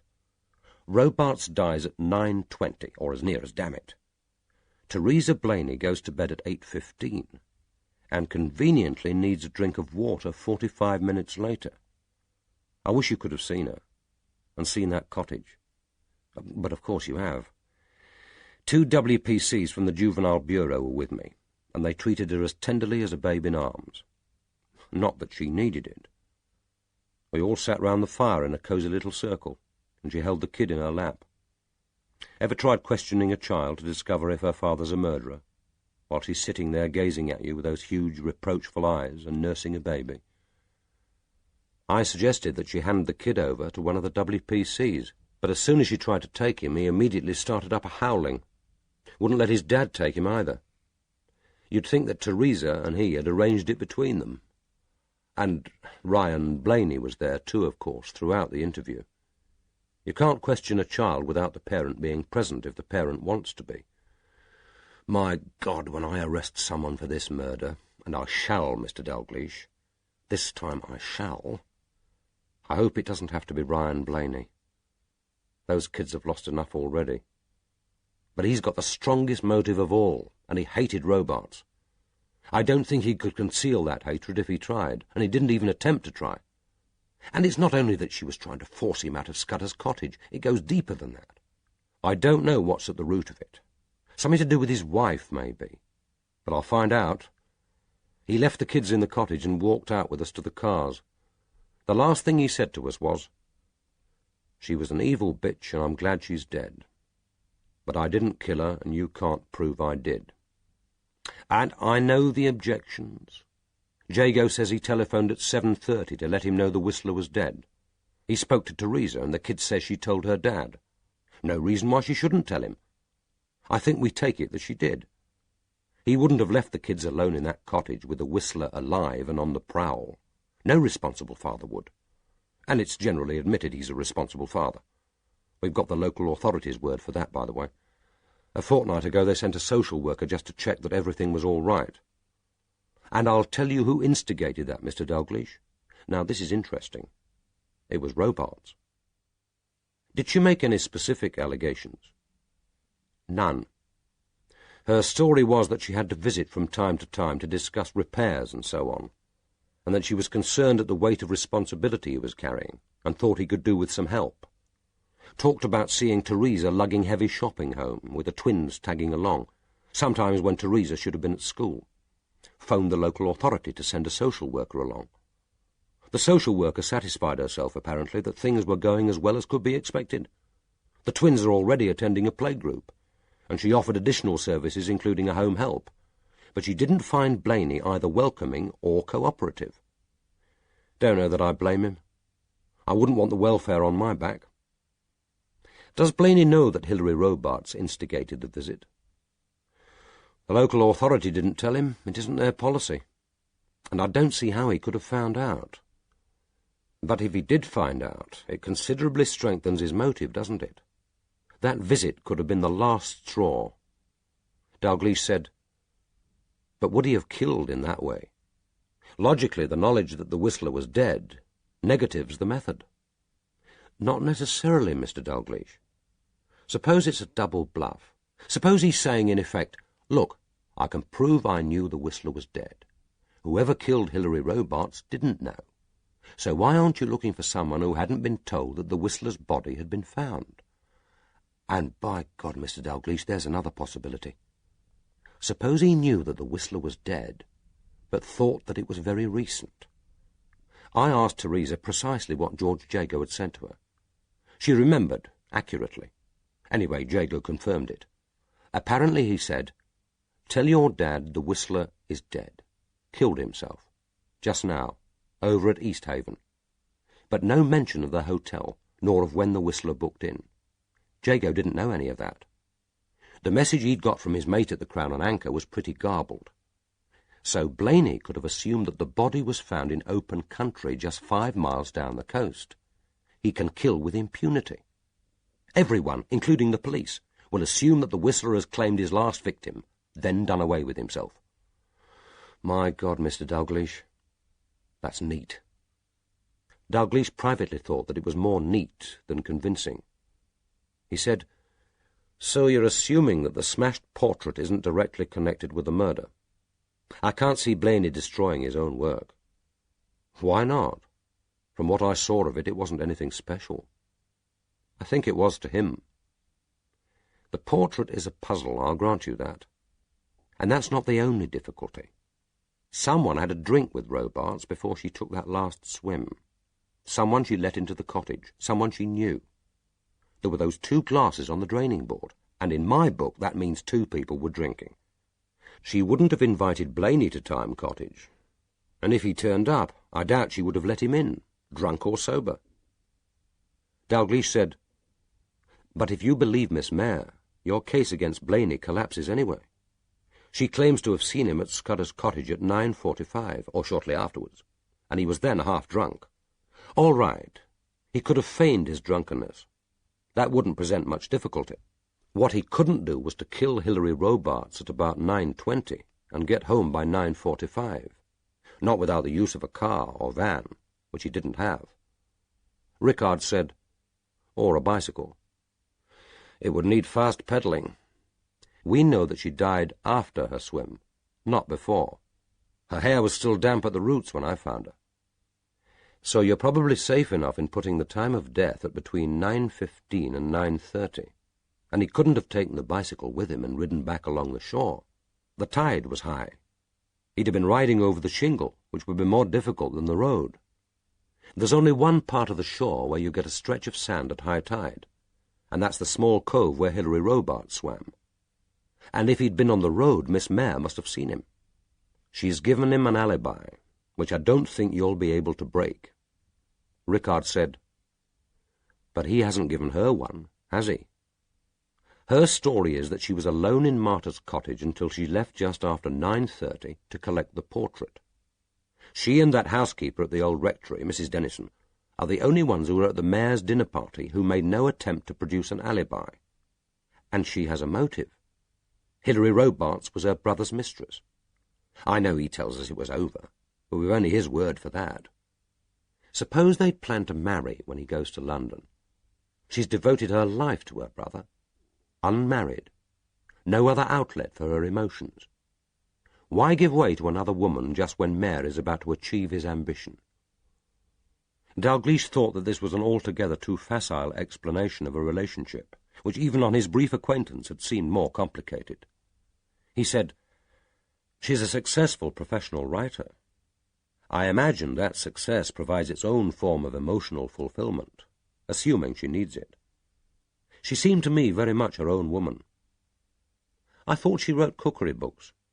Is that what you call being a successful professional writer? Alice Mare's books are highly regarded and extremely lucrative. We share the same publisher. If he had to make a choice between us, he'd probably prefer to lose me. So you think the marriage might almost be a relief, release her from responsibilities, let another woman cook and care for him for a change? Why should he need any woman to care for him? It's dangerous to theorize about people and their emotions, but I doubt whether she feels that kind of domestic, quasi-maternal responsibility, or whether he either needs it or wants it. How do you see it, then, the relationship? They live together, after all, most of the time anyway. She's fond of him, that seems to be generally accepted. They'd hardly live together if they weren't, if you can call it living together. She's away a great deal, I understand, researching her books, and he has a London flat. How can someone who's only met them together across the table at a dinner party get to the heart of their relationship? I should have thought that there was loyalty, trust, mutual respect. Ask them. But not jealousy, of him or his mistress. If there is, she's clever at concealing it. All right, Mr. Dalgliesh. Take another scenario. Suppose he was tired of Robarts. Suppose she's pressing him to marry her, wants to quit the job, move to London with him. Suppose she's making herself a nuisance. Wouldn't Alice Mare feel like doing something about that? Like devising and carrying out a singularly ingenious murder to relieve her brother of a temporary embarrassment. Isn't that carrying sisterly devotion to unreasonable lengths? Ah, but they aren't temporary embarrassments, are they, these determined women? Think. How many men do you know who've been forced into marriages they didn't really want, because the woman's will was stronger than theirs? Or because they couldn't stand all the fuss, the tears, recriminations, the emotional blackmail? Dalgliesh said, she could hardly blackmail him with the relationship itself. Neither was married. They weren't deceiving anyone. They weren't causing public scandal. And I can't see anyone, man or woman, coercing Alex Mare into something he didn't want to do. I know it's dangerous to make facile judgments, although that's what we've been doing for the last 5 minutes. But he seems to me a man who lives his life on his own terms, and probably always has, which might make him vicious if someone tried to stop him. So now you're casting him as murderer. I'm casting him as a strong suspect. Dalgliesh asked, what about that couple at the caravan? Is there any evidence that they knew about the Whistler's methods? None that we could discover, but how certain can you be? The man, Neil Pascoe, gets about in that van of his, drinks in local pubs. He could have heard some talk. Not every policeman on the case has necessarily been discreet. We've kept the details out of the papers, but that doesn't mean that there hasn't been talk. He's got an alibi of sorts. He took the van just south of Norwich to talk to a chap there who'd written to him expressing interest in PANUP, that anti-nuclear organisation of his. Had some hopes, apparently, of getting a group started there. I sent a couple of DCs to see the chap. He says they were together until just after 8:20 when Pascoe started for home, or said he was starting for home anyway. The girl he lives with, Amy Cam, says he got back to the caravan by 9, and they were together for the rest of the evening. My guess is that he got back a bit later. In that van he must have been pushing it a bit to get from beyond Norwich to Larksoken in 40 minutes. And he's got a motive, one of the strongest. If Hilary Robarts had gone ahead with her libel action, it could have ruined him. And it's in Cam's interest to support the alibi. She's got herself very cosily fixed up with the kid in that caravan. I'll tell you something else, Mr. Dalgliesh. They had a dog once. The lead is still hanging inside the caravan. But if one or both of them used it to strangle Robarts, would it be? People might have seen it. They might have thought it would have been more suspicious to destroy or hide it than to leave it there. We took it away, of course, but it was little more than a formality. Robarts' skin was unbroken. There'll be no physical traces. And if we do manage to get prints, they'll be hers and his. We shall go on checking the alibis, obviously. Every blasted employee at that station, and there are over 500 of them. You'd never believe that, would you? You go in the place and hardly set sight on a soul. They seem to move through the countryside as invisibly as the energy they're generating. Most of them live at Cromer or Norwich. They want to be near schools and shops, presumably. Only a handful choose to live near the station. Most of the Sunday day shift were home well before 10, and virtuously watching the telly or out with their friends. We shall check on them whether or not they had anything to do with robots at work. But it's only a formality. I know where to look for my suspects. The guests at that dinner party. Due to Lessingham's inability to keep his mouth shut, they were told 2 crucial facts. That the hair stuffed into her mouth was pubic hair, and the mark on the forehead was an L. So that narrows the field very conveniently.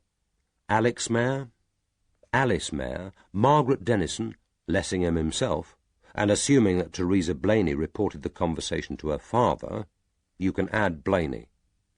All right, I may not be able to break his alibi, his or Mayer's, but I shall have a damn good try. 10 minutes later, Rickards got to his feet and said it was time to get home. Dalgliesh walked with him to his car.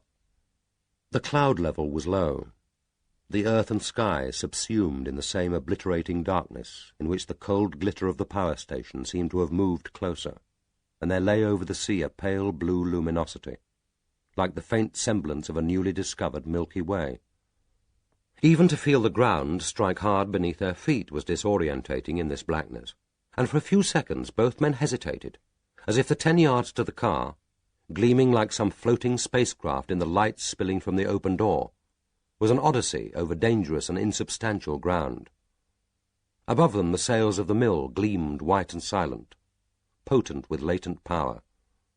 For a moment Dalgliesh had the illusion that they were about to begin slowly turning.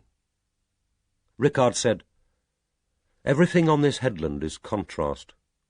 After I left Pascoe's caravan this morning, I stood on those low sandy cliffs and looked south.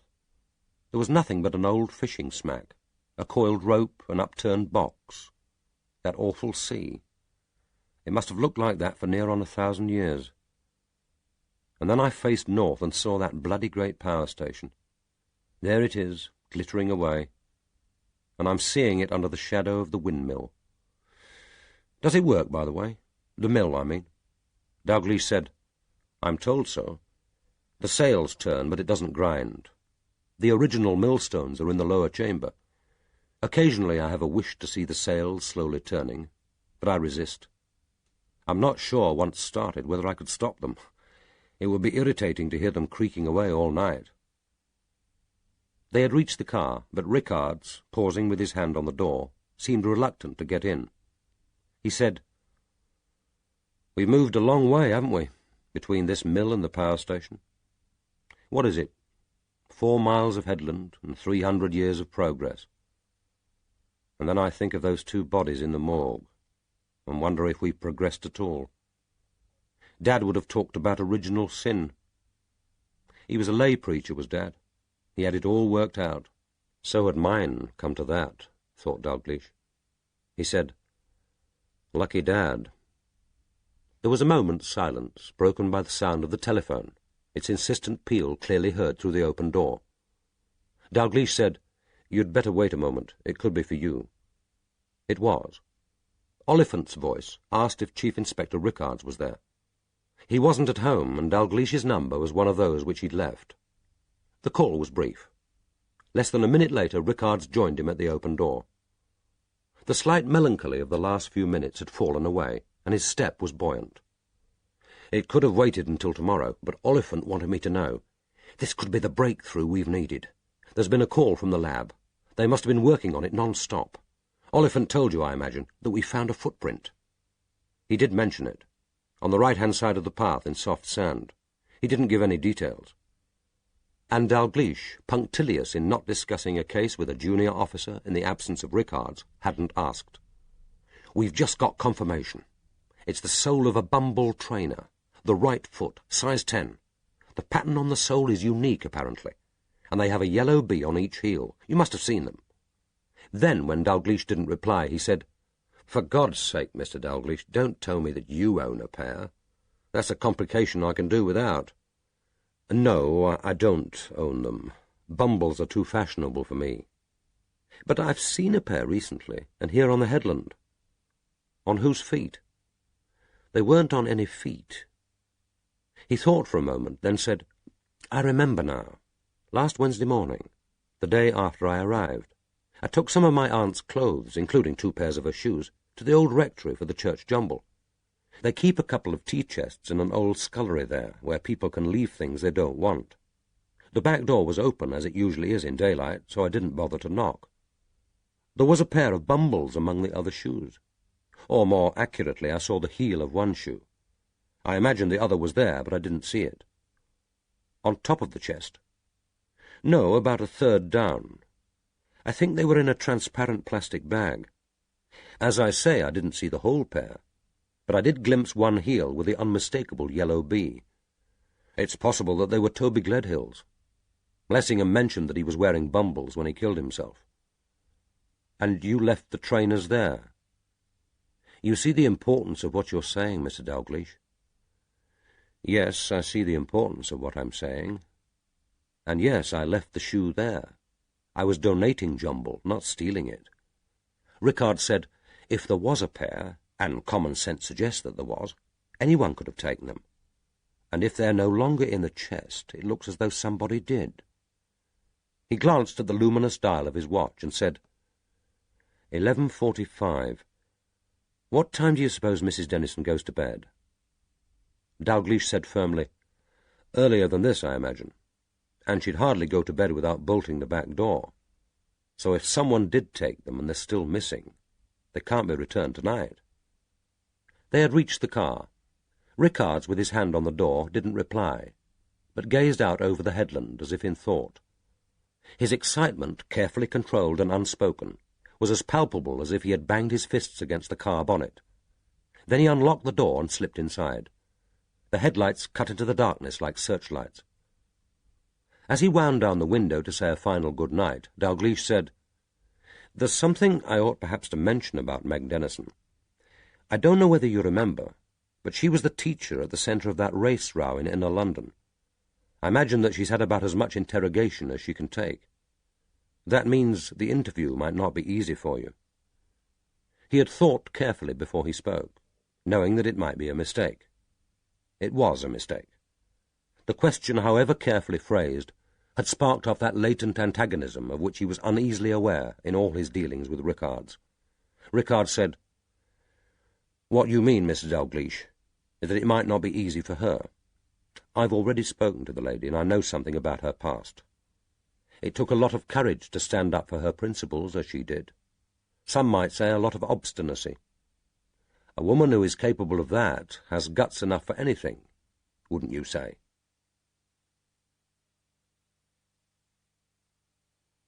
Chapter 36. Dalgliesh watched the car lights until Rickards reached the coastal road and turned right, then locked the door and began a desultory tidying up before bed. Looking back over the evening, he recognized that he had been reluctant to talk to Rickards at length about his Friday morning visit to Larksoken power station, and less than open about his reactions, perhaps because they had been more complex and the place itself more impressive than he had expected. He had been asked to arrive by 8:45, since Mayor wanted to escort him personally, and had to leave for a luncheon appointment in London. At the beginning of the visit he had asked, "How much do you know about nuclear power?" "Very little. Perhaps it might be wiser to assume that I know nothing." "In that case we'd better begin with the usual preamble about sources of radiation, and what is meant by nuclear power, nuclear energy, and atomic energy, before we begin our tour of the plant. I've asked Miles Lessingham as operations superintendent to join us." It was the beginning of an extraordinary 2 hours. Dalgliesh, escorted by his 2 mentors, was garbed in protective clothing, divested of it, checked for radioactivity, subjected to an almost constant stream of facts and figures. He was aware, even coming as an outsider, that the station was run with exceptional efficiency, that a quietly competent and respected authority was in control. Alex Mayer, ostensibly there to escort a man afforded the status of a distinguished visitor, was never uninvolved, always quietly watchful, obviously in charge. And the staff Dalgliesh met impressed him with their dedication, as they patiently explained their jobs in terms which an intelligent layman could understand. He sensed beneath their professionalism a commitment to nuclear power, amounting in some cases to a controlled enthusiasm, combined with a defensiveness which was probably natural given the public's ambivalence about nuclear energy. When one of the engineers said, "It's a dangerous technology, but we need it and we can manage it," he heard not the arrogance of scientific certainty, but a reverence for the element which they controlled, almost the love-hate relationship of a sailor for the sea, which was both a respected enemy and his natural habitat. If the tour had been designed to reassure, then it had to some extent succeeded. If nuclear power was safe in any hands, then it would be safe in these. But how safe, and for how long? He had stood in the great turbine hall, ears pulsating, while Mayer produced his facts and figures about pressures, voltages and braking capacity, had stood garbed in protective clothing, and looked down where the spent elements lay, like sinister fishes, under water in the fuel cooling pond for 100 days, before being dispatched to Sellafield for reprocessing, had walked to the edge of the sea to look at the cooling water plant and condensers. But the most interesting part of the visit had been in the reactor house. Mayer, summoned by a bleep from his intercom, had temporarily left them, and Dalgliesh was alone with Lessingham. They had stood on a high walkway, looking down at the black charge floors of the two reactors. To one side of the reactor was one of the two immense fueling machines. Remembering Toby Gledhill, Dalgliesh glanced at his companion. Lessingham's face was taut, and so white that Dalgliesh feared that he was about to faint. Then he spoke almost like an automaton, reciting a lesson learned by rote. There are 26,488 fuel elements in each reactor, and they're charged by the fueling machinery over a period of 5 to 10 years. Each of the fueling machines is approximately 23 feet high and weighs 115 tons. It can hold 14 fuel elements as well as the other components which are necessary for the refueling cycle. The pressure vessel is heavily shielded, with cast iron and densified wood. What you see mounted on top of the machine is the hoist unit for lifting the fuel elements. There is also a connecting unit which couples the machine to the reactor, and a television camera which allows viewing of the operations above the magazine. He broke off, and looking at him, Dalgliesh saw that the hands gripping the rail in front of him were shaking. Neither spoke. The spasm lasted less than 10 seconds. Then Lessingham said, "Shock is an odd phenomenon. I dreamed of watching Toby fall for weeks afterwards. Then the dream suddenly stopped. I thought I'd be able to look down at the reactor charge floor and put the image out of my mind. Most of the time I can. After all, I work here. This is my place. But the dream still recurs.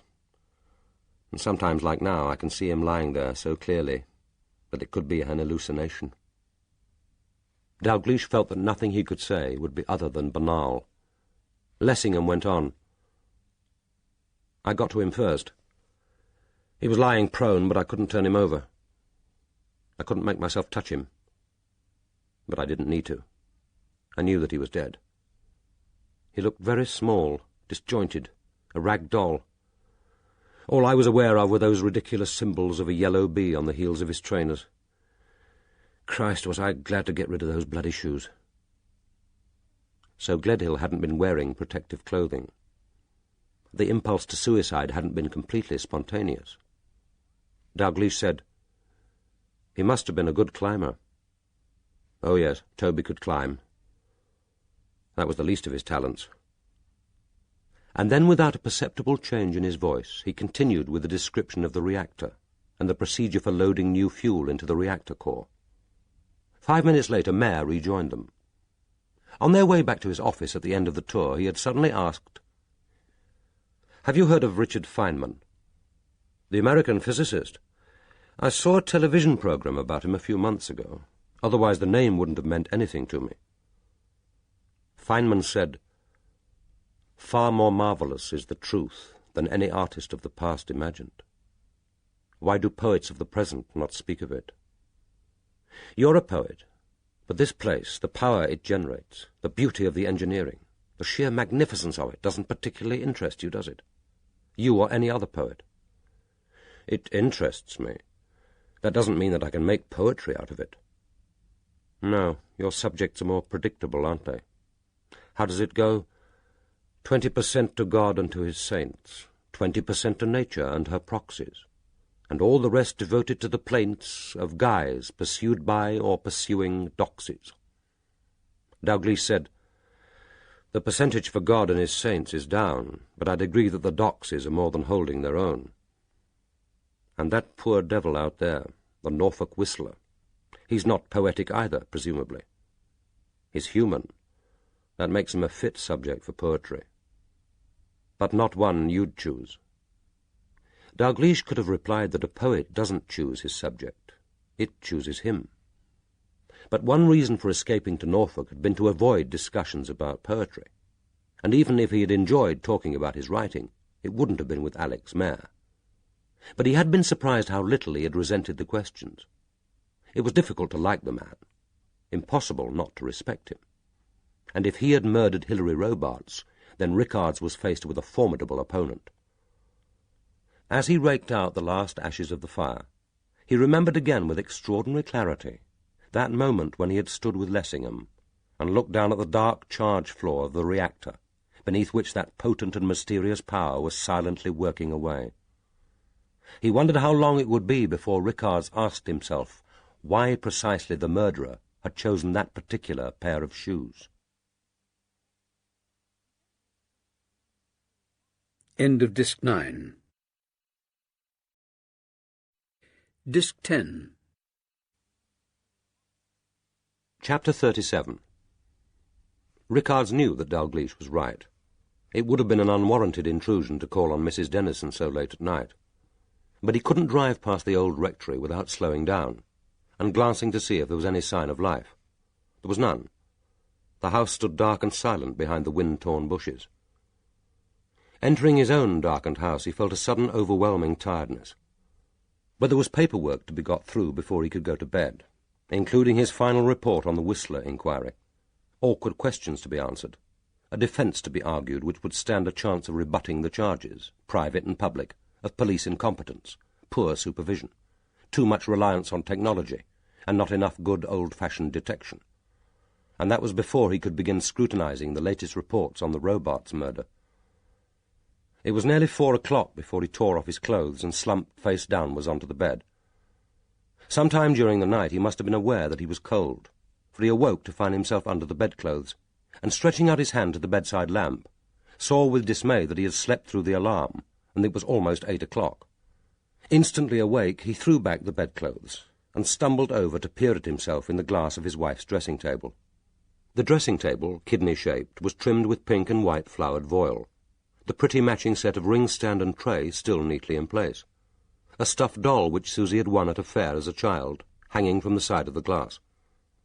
Only her jars of make-up were missing, and their absence suddenly struck him as poignantly as if she were dead, and they had been disposed of with the unimportant detritus of a life. What, he wondered, bending low to look more closely into the glass, had anything in this pink and white, utterly feminine bedroom to do with that gaunt face, that rough, masculine torso? He experienced again what he had felt initially when they first moved in a month after the honeymoon, that nothing in the house was truly his. When he was a young D.C., he would have been amazed had anyone told him that he would achieve such a house. A gravel sweep of drive, its own half-acre of garden, a drawing-room and separate dining-room, each with its carefully chosen suite of furniture, which still smelt pristine new, reminding him every time he entered of the Oxford Street department store in which it had been chosen. But with Susie away, he was again as ill at ease in it, as if he were a barely tolerated and despised guest. Dragging on his dressing-gown, he opened the door of the small room at the south of the house, which was to be the nursery. The cot was in pale lemon and white, matching the curtains. The changing-table, with its lower shelf for baby paraphernalia, its hanging bag for clean nappies, stood against the wall. The wallpaper was a riot of rabbits and leaping lambs. It was impossible to believe that any child of his would one day be sleeping here. And it wasn't only the house which rejected him. With Susie absent, it was sometimes difficult even to believe in the reality of his marriage. He had met her on a cultural cruise to Greece, on which he had booked as an alternative to the usual solitary walking holiday. She had been one of the few younger women on the ship, travelling with her mother, the widow of a dentist. He realized now that it was Susie who had made the running, who had determined on the marriage, who had chosen him long before he had thought of choosing her. But the realization when it came was flattering rather than disturbing, and after all he hadn't been unwilling.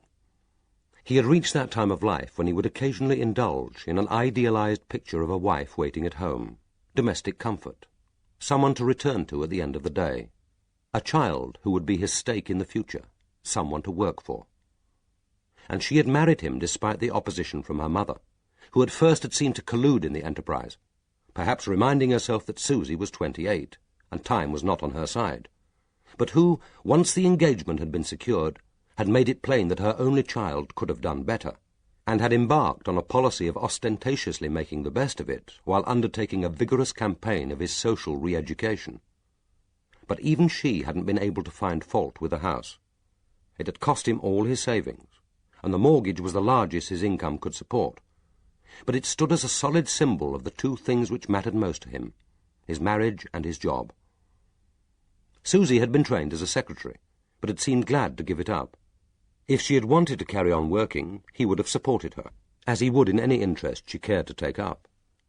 But he preferred her to be happily satisfied with the house and the garden, to find her waiting for him when he returned at the end of the day. It was not the kind of marriage that was currently fashionable, nor the kind that most couples could afford, but it was his kind of marriage, and he was grateful that it was hers. He hadn't been in love with her at the time of the marriage. He knew that now. He would, indeed, have said that he hardly knew the meaning of the word, since it had certainly nothing to do with the half-shameful affairs, the humiliations of his earlier experiences with women.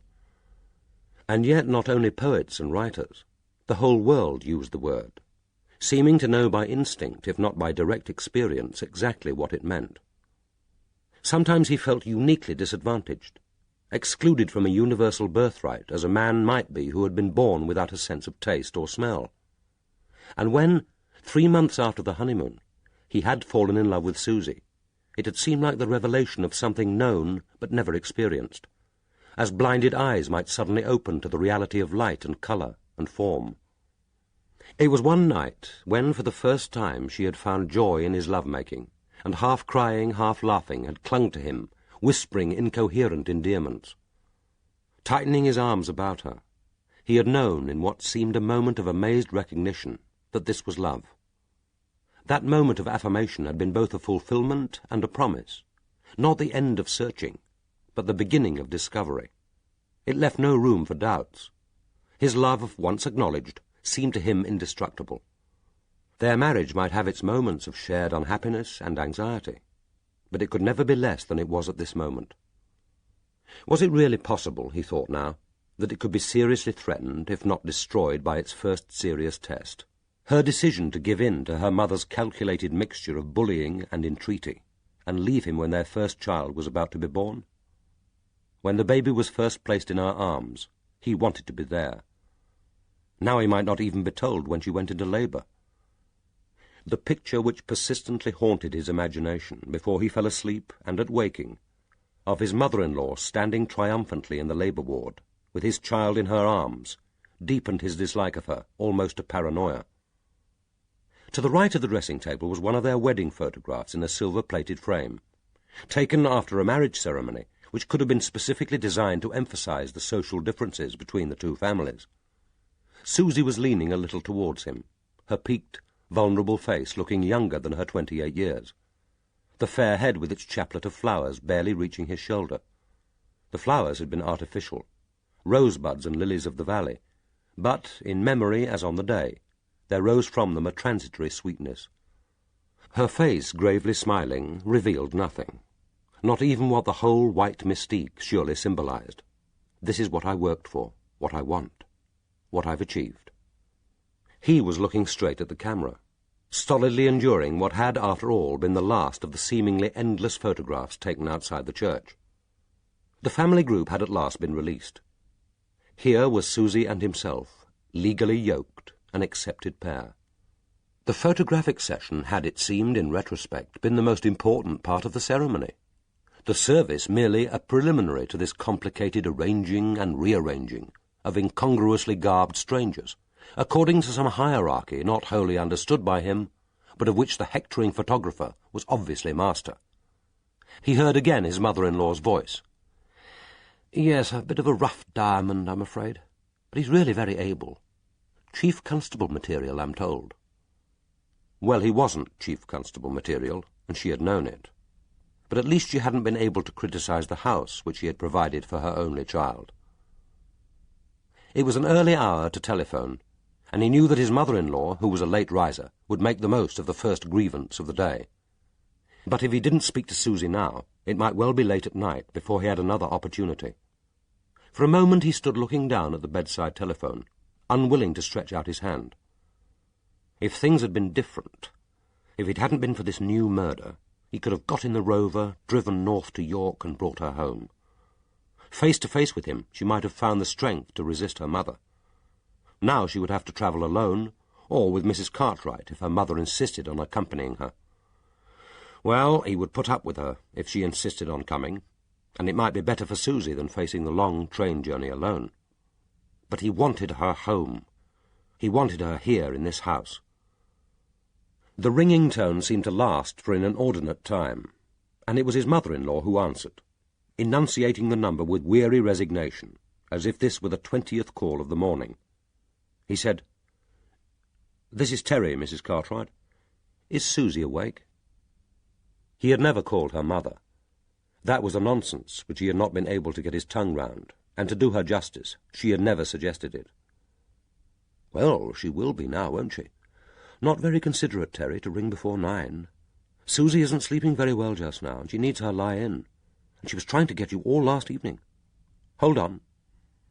And then at least a minute later came the small, tentative, "Terry, are you all right, darling?"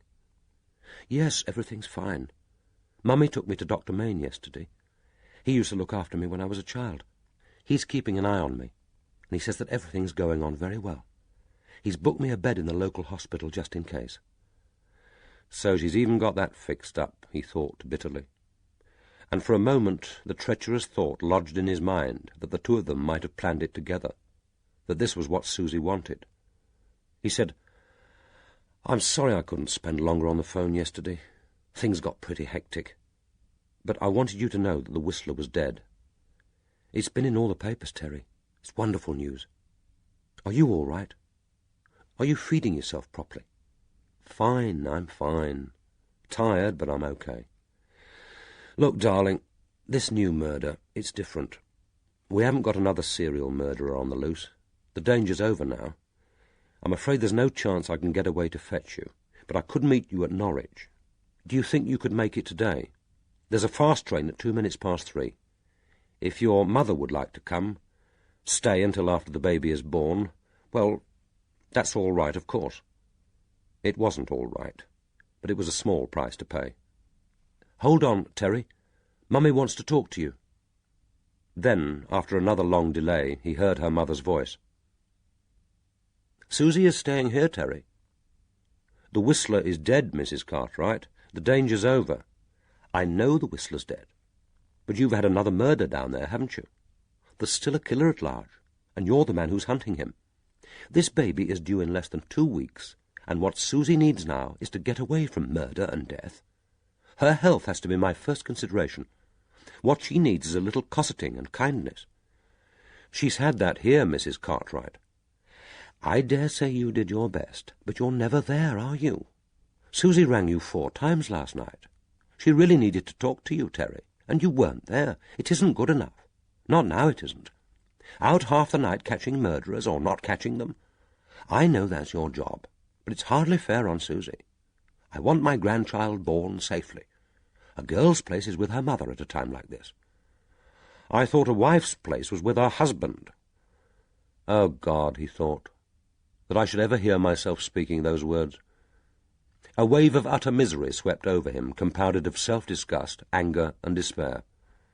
He thought, if she doesn't come today, she'll never come. The baby will be born in York, and her mother will hold him in her arms before I do. She'll get her clutches into both of them, now and forever.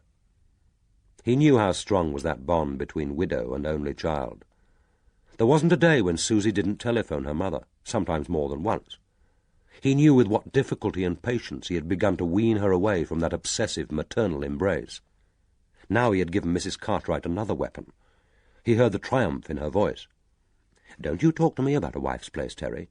You'll be talking about Susie's duty next. And what about your duty to her? You've told her you can't get away to fetch her, and I'm certainly not having my grandchild born on a British rail train. Susie is staying here until this latest murder is solved, and you can find time to fetch her." And then he was cut off. Slowly he replaced the receiver and stood waiting. Perhaps Susie would ring back. He could, of course, ring again, but he knew with a sick hopelessness that there would be no use. She wasn't going to come. And then the telephone rang. He snatched up the receiver and said eagerly, "Hello? Hello?" But it was only Sergeant Oliphant, ringing from the incident room at Hoveton, an early call letting him know that Oliphant had either been up all night or had snatched even less sleep than he. His own 4 hours now seemed an indulgence. "The Chief Constable's trying to get you, sir. I told his PA there'd be no point in ringing home. You'd be on your way here by now." "I shall be on my way in 5 minutes. Not to Hoveton, but to the old rectory at Larksoken. Mr. Dalgliesh has given us a strong lead on the Bumble trainers. Meet me outside the rectory in 3/4 of an hour. And you'd better ring Mrs. Dennison now. Tell her to keep the back door locked and not to admit anyone to the house until we come. Don't alarm her. Just say that there are 1 or 2 questions we have to put to her, and we'd rather she spoke to us this morning before she talked to anyone else." If Oliphant was excited at the news, he managed to conceal it. He said, "You haven't forgotten that PR have fixed a press conference for 10, sir? Bill Starling from the local radio has been on to me, but I told him he'll have to wait until then. And I think the CC wants to know if we're going to release the approximate time of death." And the Chief Constable wasn't the only one. It had been useful to fudge the approximate time of the murder, to avoid stating categorically that this couldn't have been the work of the Whistler. But sooner or later they would have to come clean, and once the post-mortem was to hand, it would be difficult to parry the media's insistent questions. He said, "We shan't release any forensic information until we get the written report of the autopsy. We've got that now, sir. Doc Maitland-Brown dropped it in about 20 minutes ago on his way to the hospital. He was sorry he couldn't wait to see you." "I'll bet he was," thought Rickards. Nothing, of course, would have been said. Dr. Maitland-Brown didn't gossip with junior police officers. But there must have been a cosy atmosphere of mutual self-congratulation in the incident room on their joint early start to the day. He said, "There's no reason why he should have waited. All the stuff we need from him will be in the report. Better open it now. Give me the gist." He heard the receiver being placed down on the desk. There was a silence of less than a minute. Then Oliphant spoke. "No sign of recent sexual activity. She wasn't raped. Seems she was an exceptionally healthy woman until someone slung a ligature around her neck and strangled her. He can be a bit more precise about the time of death now he's seen the stomach contents, but he hasn't changed his first estimate. Between 8:30 and 9:45. But if we want to make it 9:20, he won't object. And she wasn't pregnant, sir." "All right, Sergeant. I'll be with you outside the old rectory in about 45 minutes. But he was damned if he was going to face a heavy day without breakfast. Quickly he peeled a couple of rashers from the packet in the refrigerator and placed them under the grill, turning it to full power, then switched on the kettle and reached for a mug. Time for 1 mug of strong coffee. Then he'd put the rashers between 2 hunks of bread and eat them in the car. 40 minutes later, driving through Lidsid, he thought about the previous evening. He hadn't suggested to Adam Dalgliesh that he should come with the police to the old rectory. It wasn't necessary. His information had been precise and specific, and it hardly needed a commander of the Metropolitan Police to point out a tea-chest of discarded shoes. But there was another reason. He had been happy enough to drink Dalglish's whisky, eat his stew, or whatever it was he had called it, to discuss the salient points of the investigation. What else, after all, had they in common except their jobs? But that certainly didn't mean that he wanted Dalgliesh present while he was actually doing it. He had been glad the previous evening to call at the mill, grateful that he hadn't to return to an empty house, had sat companionably by the wood fire and felt, by the end of the evening, at least comfortably at ease. But once away from Dalglish's physical presence, the old uncertainties returned, as they had with such disconcerting force at the deathbed of the Whistler. He knew he would never be totally at one with the man, and he knew why. He had only to think of the incident now, and the old resentment would come flooding back. And yet it had happened nearly 12 years ago, and he doubted whether Dalgleish even remembered it. That, of course, was the greater part of the injury. That words which had remained in his memory for years, which at the time had humiliated him and almost destroyed his confidence as a detective, could be so easily spoken, and apparently so quickly forgotten. The place was a small top room in a narrow warren of a house behind the Edgware Road. The victim, a 50-year-old prostitute. She had been dead for over a week when they found her, and the stink in the cluttered, airless hovel had been so disgusting that he had had to press his handkerchief against his mouth to hold back the vomit. One of the DCs had been less successful. He had rushed to throw open the window, and might have made it if the pain hadn't been grimed fast. He himself had been unable to swallow, as if his own spittle had become contaminated. The handkerchief held against his mouth was soaked with saliva. She had been lying naked among the bottles, the pills, the half-eaten food, an obscene putrefying lump of flesh, only a foot from the brimming chamber pot, which he hadn't in the end been able to reach. But that had been the least of the stench in the room. After the pathologist had left, he had turned to the nearest PC and said, "For God's sake, can't we get this thing out of here?" And then he had heard Dalglish's voice from the doorway like a whiplash. "Sergeant, the word is body. Or if you prefer, there's cadaver, corpse, victim, even deceased, if you must. What you are looking at was a woman. She was not a thing when she was alive, and she's not a thing now." He could still react physically to the memory of it, feel the tightening of the stomach muscles, the hot surge of anger. He shouldn't have let it pass, of course. Not a public rebuke like that, not in front of the DCs. He should have looked the arrogant bastard in the face and spoken the truth, even if it had cost him his stripes. But she isn't a woman now, is she, sir? She's not a human being any more, is she? So if she isn't human, what is she? It had been the unfairness that had rankled. There were a dozen of his colleagues who would have merited that cold rebuke, but not he.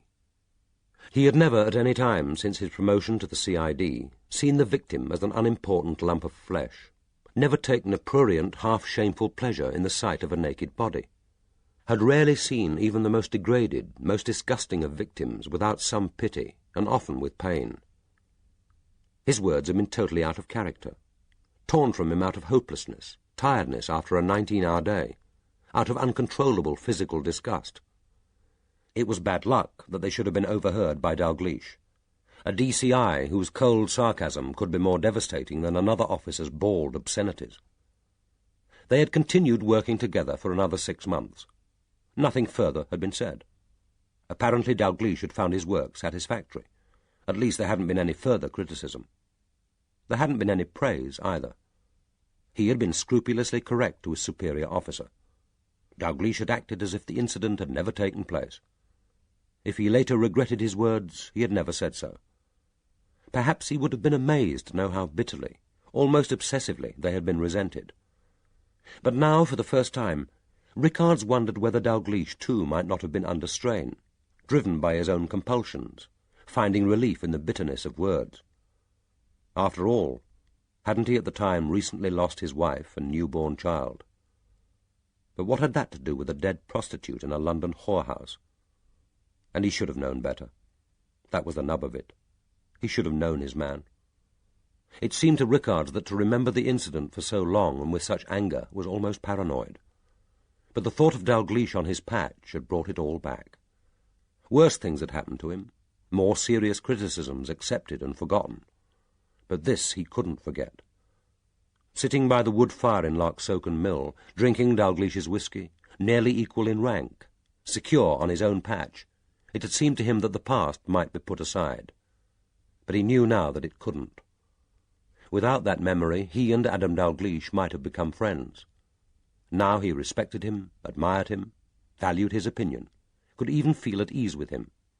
But he told himself that he could never like him.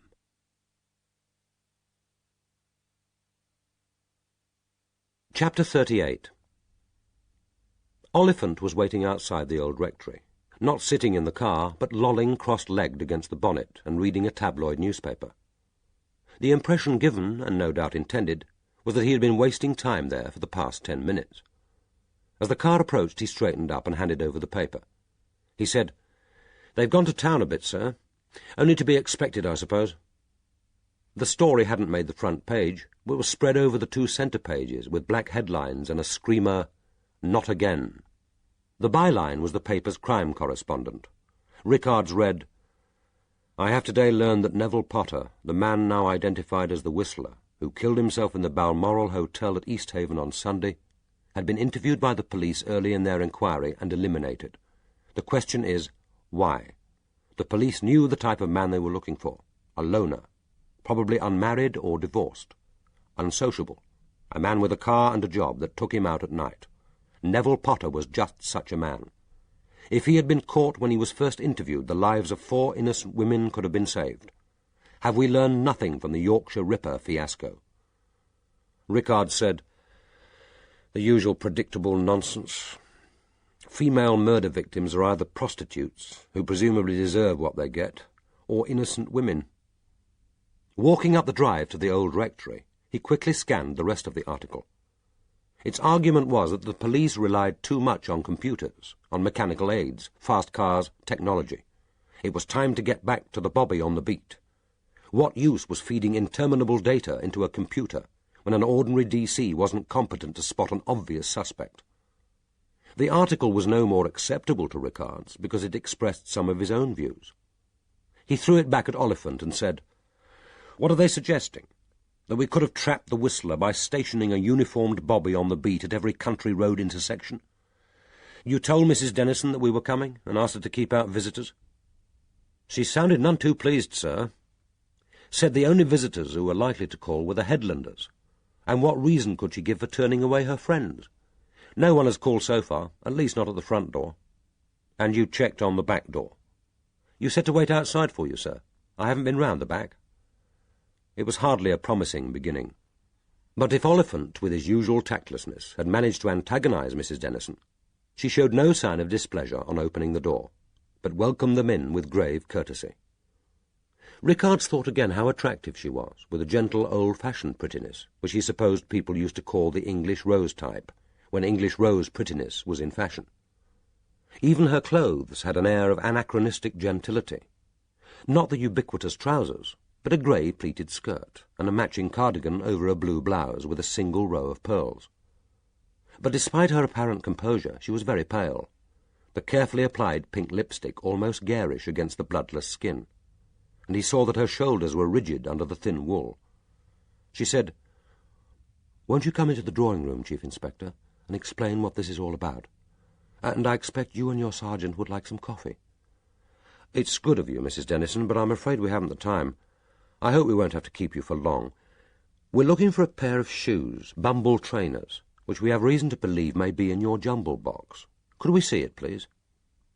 She gave them one quick glance, then, without speaking, led them through a door at the rear of the hall and down a short passage leading to another door which was bolted. She reached up to the bolt, which slid easily, and they found themselves in a second and shorter passage, stone-flagged, facing a formidably stout back door, which was also bolted at the top and bottom. There was a room on either side. The door on the right stood open. Mrs. Dennison led them in. She said, "We keep the jumble here. As I told Sergeant Oliphant when he telephoned, the back door was double-locked at 5 last evening and has remained bolted. During the daytime I usually open it so that anyone who has jumble can come in and leave it without bothering to knock." Oliphant said, "Which means they could help themselves to the stuff as well as leave it. Aren't you afraid of theft?" "This is Larksoken, Sergeant, not London." The room, stone-flagged, brick-walled, and with a single high window, must originally have been either a pantry or perhaps a storeroom. Its present use was immediately apparent.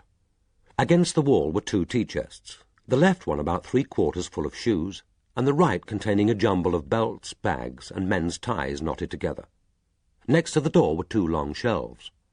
On one stood an assortment of bric-a-brac, cups and saucers, fairings, small statuettes, saucers and plates, a portable radio, a bedside lamp with a cracked and grubby shade.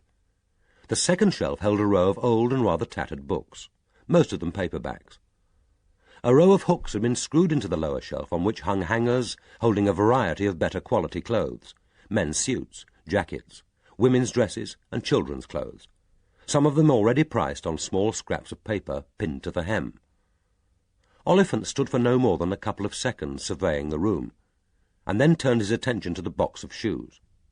It took less than a minute of rummaging to confirm that the bumbles weren't there, but he began a systematic search, watched by Rickards and Mrs. Dennison. Each pair, most tied together by the laces, was taken out and placed on one side until the box was empty, and then as methodically replaced. Rickards took a right-foot bumble trainer from his briefcase and handed it to Mrs. Dennison. "The shoes we're looking for are like this. Can you remember if a pair were ever in the jumble box, and if so, who brought them in?" She said at once, "I didn't realize they were called bumbles, but yes, there was a pair like this in the box. Mr. Miles Lessingham from the power station brought them in. He was asked to dispose of the clothes of the young man who killed himself at Larksoken. 2 of the suits hanging up here also belong to Toby Gledhill." "When did Mr. Lessingham bring in the shoes, Mrs. Dennison?" "I can't remember exactly. I think it was late afternoon, a week or so after Mr. Gledhill died, sometime towards the end of last month. But you'd have to ask him, Chief Inspector. He may remember more precisely." "And he brought them to the front door?" "Oh, yes. He said he wouldn't stay to tea, but he did have a word in the drawing-room with Mrs. Copley. Then he brought the suitcase of clothes out here with me, and we unpacked them together. I put the shoes in a plastic bag." "And when did you last see them?" "I can't possibly remember that, Chief Inspector. I don't come out here very often, except occasionally to price up some of the clothes. And when I do, I don't necessarily look in the shoebox." "Not even to see what's been brought in?" "Yes, I do that from time to time, but I don't make any kind of regular inspection." "They're very distinctive shoes, Mrs. Dennison." "I know that, and if I'd rummaged about in the box recently, I must have seen them or even noticed that they were missing, but I didn't. I'm afraid I can't possibly say when they were taken." "How many people know about the system here?" "Most of the headlanders know, and any staff at Larksoken Power Station who regularly donate jumble. They usually come by car, of course, on their way home, and sometimes, like Mr. Lessingham, ring at the front door. Occasionally I take the bags from them at the door, or they may say that they'll drop them in at the back. We don't actually hold the jumble sale here. That takes place in the village hall in Lidsit in October. But this is a convenient collecting place for the headland and for the power station. And then Mr. Sparks, or Mr. Jago from the local hero, comes in a van and loads it up a day or 2 before the sale. But I see you price up some of the stuff here. And not all of it, Chief Inspector. It's just that occasionally we know of people who might like some of the items, and who buy them before the sale." The admission seemed to embarrass her. Rickards wondered whether the Copleys might not benefit in this way. He knew about jumble sales. His ma had helped with the annual one at the chapel. The helpers expected to get the pick of the goods. That was their perk. And why not? He said, "You mean that anyone local wanting clothes, maybe for his kids, would know that he could buy them here?" She flushed. He could see that the suggestion and perhaps his choice of pronoun had embarrassed her. She said, "Lidsit people usually wait until the main sale. After all, it wouldn't be worthwhile, people coming in from the village just to see what we're collecting. But sometimes I sell to people on the headland. After all, the jumble is given in aid of the church. There's no reason why it shouldn't be sold in advance if someone local happens to want it. Naturally, they pay the proper price." "And who has from time to time wanted it, Mrs. Dennison?" "Mr. Blaney has occasionally bought clothes for the children. One of Mr. Gledhill's tweed jackets fitted Mr. Copley, so Mrs. Copley paid for that. And Neil Pascoe called in about a fortnight ago to see if we had anything suitable for Timmy." Oliphant asked, "Was that before or after Mr. Lessingham brought in the trainers?" "I can't remember, Sergeant. You'd better ask him. We neither of us looked in the shoebox. Mr. Pascoe was interested in warm jumpers for Timmy. He paid for 2. There's a tin with the money on a shelf in the kitchen." So people don't just help themselves and leave the cash? Oh, no, Chief Inspector. No one would dream of doing that. And what about the belts? Would you be able to say whether one of the belts or straps is missing? She said with a sudden spurt of impatience, "How could I possibly do that? I mean, look for yourself. This box is literally a jumble. Straps, belts, old handbags, scarves. How could I possibly say if anything is missing or when it was taken?" Oliphant said, "Would it surprise you to be told that we have a witness who saw the trainers in this box last Wednesday morning?" Oliphant could make the simplest and most innocuous question sound like an accusation. But his crudeness, sometimes bordering on insolence, was usually carefully judged, and Rickard seldom attempted to discipline it, knowing that it had its uses.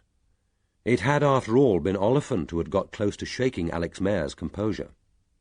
But now he should perhaps have remembered that he was talking to an ex-schoolmistress. Mrs. Dennison turned on him the mildly reproving look more appropriate to a delinquent child.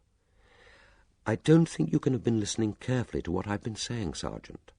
I have no idea when the shoes were taken. That being so, how could it surprise me to learn when they were last seen?" She turned to Rickards. "If we're going to discuss this further, wouldn't it be more comfortable for all of us in the drawing-room than standing about here?" Rickards hoped that it might at least be warmer. She led them across the hall into a room at the front of the house, which faced south over the lumpy lawn and the tangle of laurels, rhododendrons and wind-stunted bushes, which effectively screened the road. The room was large and barely warmer than the one they had left, as if even the strongest autumn sun had been unable to penetrate the mullioned windows and the heavy drapes of the velvet curtains. The air was a little stuffy, smelling of polish, potpourri, and faintly of rich food, as if still redolent with long-eaten Victorian afternoon teas. Rickards almost expected to hear the rustle of a crinoline. Mrs. Dennison didn't switch on the light, and Rickards felt that he could hardly ask her. In the gloom he had an impression of solid mahogany furniture, side tables laden with photographs, of comfortably upholstered armchairs in shabby covers, and of so many pictures in ornate frames that the room had the air of an oppressive and rarely visited provincial gallery. Mrs. Dennison seemed aware of the cold, if not of the gloom. She stooped to plug in a 2-bar electric fire to the right of the huge carved grate, then seated herself with her back towards the window, and gestured Rickards and Oliphant to the sofa, on which they sat side by side, solidly upright on stiff, unyielding cushions. She sat, quietly waiting, her hands folded in her lap. The room, with its weight of dark mahogany, its air of ponderous respectability, diminished her, and it seemed to Rickards that she gleamed like a pale and insubstantial wraith, dwarfed by the huge arms of the chair. He wondered about her life on the headland, and in this remote and surely unmanageable house, wondered what she had been seeking when she fled to this wind-scoured coast, and whether she had found it. He asked, "When was it decided that the Reverend and Mrs. Copley should go to stay with their daughter?" "Last Friday, after Christine Baldwin was murdered. She'd been very anxious about them for some time, and pressing them to leave. But it was the fact that the last murder was so very close that persuaded them. I was to drive them to Norwich to catch the 8:30 on Sunday evening." "Was that generally known?" "It was talked about, I expect. You could say it was generally known in as far as there are people here to know it. Mr. Copley had to make arrangements for the services he normally takes. I told Mrs. Bryson at the stores that I would only be needing half a pint of milk a day instead of the normal 2.5 pints. Yes, you could say it was generally known." "And why didn't you drive them to Norwich as arranged?" "Because the car broke down while they were finishing the packing. I thought I'd explained that already. At about 6:30 I went to get it out of the garage and drove it to the front door. It was all right then, but when I finally got them into it at 7:15, and we were ready to go, it wouldn't start. So I rang Mr. Sparks at Lidset Garage and arranged for him to take them in his taxi." "Without you?" Before she could answer, Oliphant got to his feet, walked over to a standard lamp close to his chair, and without a word switched it on. The strong light flowed down on her. For a moment Rickards thought she was about to protest. She half rose from the chair, then sat down again, and went on as if nothing had happened. "I felt bad about that. I would have been much happier to have seen them on the train. But Mr. Sparks could only take the job if he could go straight on to Ipswich, where he had to pick up a fare. But he promised he wouldn't leave them until he had seen them into the carriage. And of course they're not children. They're perfectly capable of getting out at Liverpool Street. It's the terminus after all. And their daughter was meeting them. Why, Rickards wondered, was she so defensive? She could hardly suppose herself a serious suspect. And yet why not? He had known less likely murderers. He could see fear in the dozen small signs which no experienced policeman could miss. The tremble of the hands which he tried to control when his glance fell on them. The nervous tick at the corner of the eye. The inability to sit still one moment, followed by an unnatural, controlled stillness the next. The note of strain in the voice. The way in which she was resolutely meeting his eyes with a look compounded of defiance and endurance. Taken singly, each was a sign of natural stress. Together they added up to something close to terror. He had resented Adam Dalglish's warning the previous night. It had been uncomfortably close to teaching him his job. But perhaps he had been right. Perhaps he was facing a woman who had suffered more aggressive interrogation than she could take. But he had his job to do. He said, "You phoned for the taxi straight away. You didn't try to find out what was wrong with the car." "There was no time to fuss about under the bonnet. I'm not a mechanic anyway. I've never been particularly good with a car. It was lucky that I found out in time that it wouldn't go, and even luckier that Mr. Sparks could oblige. He came at once. Mr. and Mrs. Copley were getting very agitated. Their daughter was expecting them. All the arrangements had been made. It was important to catch the train." "Where was the car normally kept, Mrs. Dennison?"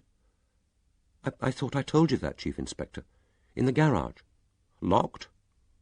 "There's a padlock. Quite a small one. I don't suppose it's very secure if someone really wanted to break it, but no one has ever tried. It was locked when I went for the car." "3/4 of an hour before you needed to leave?" "Yes. I don't understand what you're getting at. Is that significant?" "I'm just curious, Mrs. Dennison. Why so much time?" "Have you ever had to load a car with the luggage required by 2 elderly people, leaving for an indefinite stay? I had been helping Mrs. Copley with the final part of her packing. I wasn't needed for a minute or so, and it seemed a good opportunity to get the car out." "And while it stood there in front of the house, was it continually under your eye?" "Of course not. I was busy checking that the Copleys had everything that they needed, going over the things I needed to do while they were away, parish business, a few telephone calls." "Where was this happening?"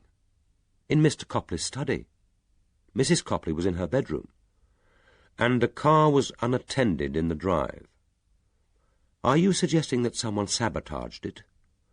"Well, that would be a little fanciful, wouldn't it? What gave you that idea?" "You did, Chief Inspector. It wouldn't otherwise have occurred to me. And I agree, it's fanciful." "And when, at 9:45, Mr. Jago rang from the local hero to tell you that the Whistler's body had been found, what did you do then?" "There was nothing I could do. There was no way of stopping the Copleys. They were over an hour into their journey. I rang their daughter at her London club, and managed to catch her before she set out for Liverpool Street. She said that she'd made all her arrangements, so that they might as well stay for a week since they were on their way. Actually, they're coming home tomorrow afternoon. Mrs. Duncan Smith has been called to help nurse a sick friend." Rickard said, "One of my officers has seen Mr. Sparks. He was anxious to reassure you that the Copleys were safely on their way. He rang you as soon as convenient for him, but could get no reply. That was at about 9:15, about the same time as Mr. Jago first tried to get through to you." "I must have been in the garden. It was a beautiful moonlit night, and I was restless. I needed to get out of the house." "Even with the Whistler, as you thought, still at large?" "Strangely enough, Chief Inspector, I've never been frightened of the Whistler. The threat always seemed remote, a little unreal." "You went no further than the garden?" She looked at him straight in the eyes. "I went no further than the garden." "Yet you didn't hear the telephone?" "It is a large garden." "But it was a quiet night, Mrs. Dennison." She didn't reply. He asked, "And when did you come in from wandering alone in the dark?" I wouldn't describe a stroll around the garden as wandering alone after dark. I suppose I was out for about half an hour. I'd been back about 5 minutes when Mr. Jago rang. And when did you hear about the Robarts' murder, Mrs. Dennison? Obviously it wasn't news to you when we met at Martha's cottage. I thought you already knew that, Chief Inspector. Miss Mayer telephoned me shortly after 7 on Monday morning. She herself knew when her brother returned late on Sunday night after seeing the body, but she didn't want to disturb me at midnight, particularly with such distressing news. Oliphant asked, "And was it distressing news, madam? You hardly knew Miss Robarts. Why should it be so distressing?" Mrs. Dennison gave him a long look, then turned away. She said, "If you really have to ask that question, Sergeant, are you sure you're in the right job?" Rickards rose to go. She came with him to the front door. As they were leaving, she turned to him and said with some urgency, "Chief Inspector, I'm not stupid. All these questions about the shoes. Obviously you found a print at the scene, and you think it could have been made by the murderer. But surely bumbles aren't uncommon. Anyone could have been wearing them. The fact that Toby Gledhill's pair are missing could be simply coincidence. They weren't necessarily taken with evil purpose. Anyone needing a pair of trainers could have stolen them." Oliphant looked at her. "Oh, I don't think so, madam, do you? As you said yourself only half an hour ago, this is Larksoken, not London." And he smiled his thick-lipped, self-satisfied smile.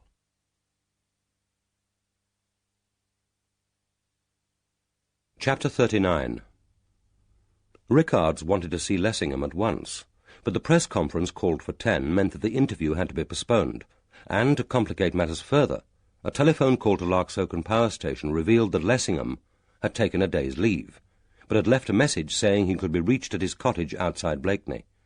Luckily, he was at home, and without explanation, Oliphant made an appointment for midday. They were less than 5 minutes late, and it was the more frustrating, therefore, to find when they arrived at the low-built wood and brick cottage set back on the coastal road a mile to the north of the village, that he wasn't at home. A note in pencil was tacked to the front door. "Anyone wanting me, try the Heron, berthed at Blakeney Quay. That includes the police." "Bloody cheek," complained Oliphant. As if unwilling to believe that any suspect could be as wilfully uncooperative, he tried the door, peered in at the window, then disappeared round the back. Returning, he said, "Ramshackle. Could do with a lick of paint. Funny place to choose to live. These marshes are pretty dreary in winter. You'd think he'd want a bit of life around him." Rickards privately agreed that it was an odd place for Lessingham to choose. His cottage looked as if it had once been a pair, now converted into a single dwelling, and although agreeably proportioned with a certain melancholy charm, it looked at first sight unoccupied and neglected. Lessingham was a senior engineer, after all, or technician. He couldn't for the moment remember which. Anyway, he hardly lived here because he was poor. He said, "He probably wants to be close to his boat. There's not much choice of harbour on this coast. It was either there or Wells next the sea." As they got back into the car, Oliphant gazed back at the cottage resentfully, as if it were concealing behind the peeling paint some secret which a few vigorous kicks on the door might persuade it to divulge. Fastening his seat-belt, he grumbled, "And when we get to the quay, I suppose there'll be a notice telling us to try the pub." But Lessingham was where he'd said he'd be. 10 minutes later they came up to him, sitting on an upturned crate on the deserted quay, an outboard motor in front of him. Berthed beside him was a 30-foot sailing boat with a central cabin. It was obvious that he hadn't yet started to work.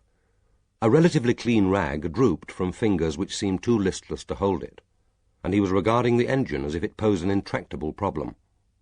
He looked up as they stood over him, and Rickards was shocked at the change in him. In only 2 days he seemed to have aged 10 years.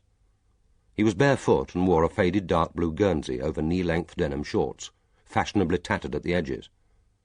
But this informal garb seemed only to emphasize his urban pallor, the skin taut over the wide cheekbones, the smudges like bruises under the deep-set eyes. He was a part-time sailor after all, thought Rickards. Extraordinary that even this bad summer hadn't produced more than a biscuit-coloured tan. Lessingham didn't get up, but said without preamble, "You were lucky to catch me when you rang. A day's leave is too good to waste indoors, particularly now. I thought we could talk here as well as anywhere. Rickard said, "Not altogether. Somewhere more private would be better." "This is private enough. The locals can recognize the police when they see them. Of course, if you want me to make a formal statement or were thinking of arresting me, I'd prefer the police station. I like to keep my house and my boat uncontaminated." He added, "I mean uncontaminated by disagreeable sensations." Oliphant said stolidly, "Why do you suppose we will want to arrest you? Arrest you for what exactly?" He added, "Sir," and made the word sound like a threat. Rickards felt a spurt of irritation. It was like the man not to miss an easy opening, but this childish preliminary sparring would hardly smooth the interrogation. Lessingham looked at Oliphant, seriously considering whether the question needed a reply. "God knows. I suppose you could think of something if you put your minds to it." Then, seeming to realize for the first time that they were having to stand, he got up. "All right, better come on board." Rickards wasn't a sailor, but it seemed to him that the boat, all wood, was old. The cabin, which they had to crouch low to enter, had a narrow mahogany table down the whole length, and a bench on either side. Lessingham seated himself opposite them, and they regarded each other across 2 feet of polished wood, their faces so close that Rickards felt he could smell his companions, a masculine amalgam of sweat, warm wool, beer, and Oliphant's aftershave, as if all 3 were claustrophobically caged animals. It could hardly have been a more unsuitable place in which to conduct an interview, and he wondered whether Adam Dalgliesh would have engineered things better, and despised himself for the thought. He was aware of Oliphant's great bulk beside him, their thighs touching, Oliphant's unnaturally warm, and had to resist an impulse to edge further away. He said, "Is this your boat, sir? The one you were sailing last Sunday night?" "Not sailing, Chief Inspector, for much of the time. There wasn't enough wind. But yes, this is my boat, and this is the one I was on last Sunday. You seem to have damaged the hull. There's a long, fresh-looking scratch on the starboard side. Clever of you to notice. I scraped the water tower offshore from the power station. Careless of me. I've sailed these waters often enough. If you'd come a couple of hours later, it would have been repainted." "And do you still say that you were never at any time within sight of the beach where Miss Robarts took her last swim?" "You asked me that question when you saw me on Monday. It depends what you mean by 'in sight of.' I could have seen the beach through my binoculars if I'd happened to look, but I can confirm that I never got to within half a mile of it, and that I didn't land.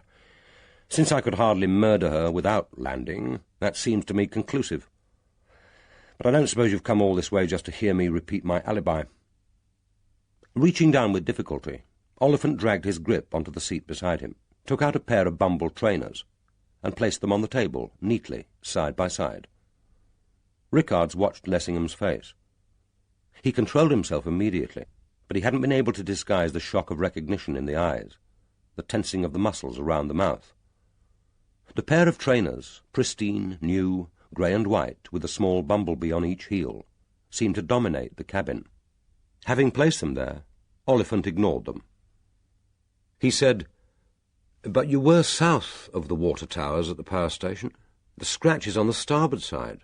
You must have been travelling north, sir, when you got that scrape." "I turned for home when I was about 50 yards beyond the towers. I'd planned to make the power station the limit of the journey." Rickard said, "These trainers, sir, have you seen a pair like these?" "Of course. They're bumbles. Not everyone can afford them, but most people have seen them." "Have you seen them worn by anyone who worked at Larksoken?" "Yes. Toby Gledhill had a pair. After he killed himself, his parents asked me if I'd clear out his clothes. There weren't very many. Toby travelled light, but I suppose there were a couple of suits, the usual trousers and jackets, and half a dozen pairs of shoes. The trainers were among them. Actually, they were almost new. He bought them about 10 days before he died. He only wore them once." "And what did you do with them, sir?" "I bundled up all the clothes and took them to the old rectory for the next church jumble sale. The Copleys have a small room at the back of the house where people can leave their junk. From time to time, Dr. Mayer puts a notice on the notice board, asking people to donate anything they don't want. It's part of the policy of being part of the community. or one happy family on the headland. We may not always go to church, but we show goodwill by bestowing on the righteous our cast-off clothes. When did you take Mr. Gledhill's clothes to the old rectory? I can't remember exactly, but I think it was a fortnight after he died. Just before the weekend, I think. Probably on Friday the 26th of August. Mrs. Dennison may remember. I doubt whether it's worth asking Mrs. Copley, although I did see her. So you handed them over to Mrs. Dennison? That's right. Actually, the back door of the rectory is usually kept open during daylight hours, and people can walk in and drop anything they want to leave. But I thought on this occasion that it would be better to hand the things over formally. I wasn't entirely sure they'd be welcome. Some people are superstitious about buying the clothes of the recently dead, and it seemed, well, inappropriate just to drop them. What happened at the old rectory? Nothing very much.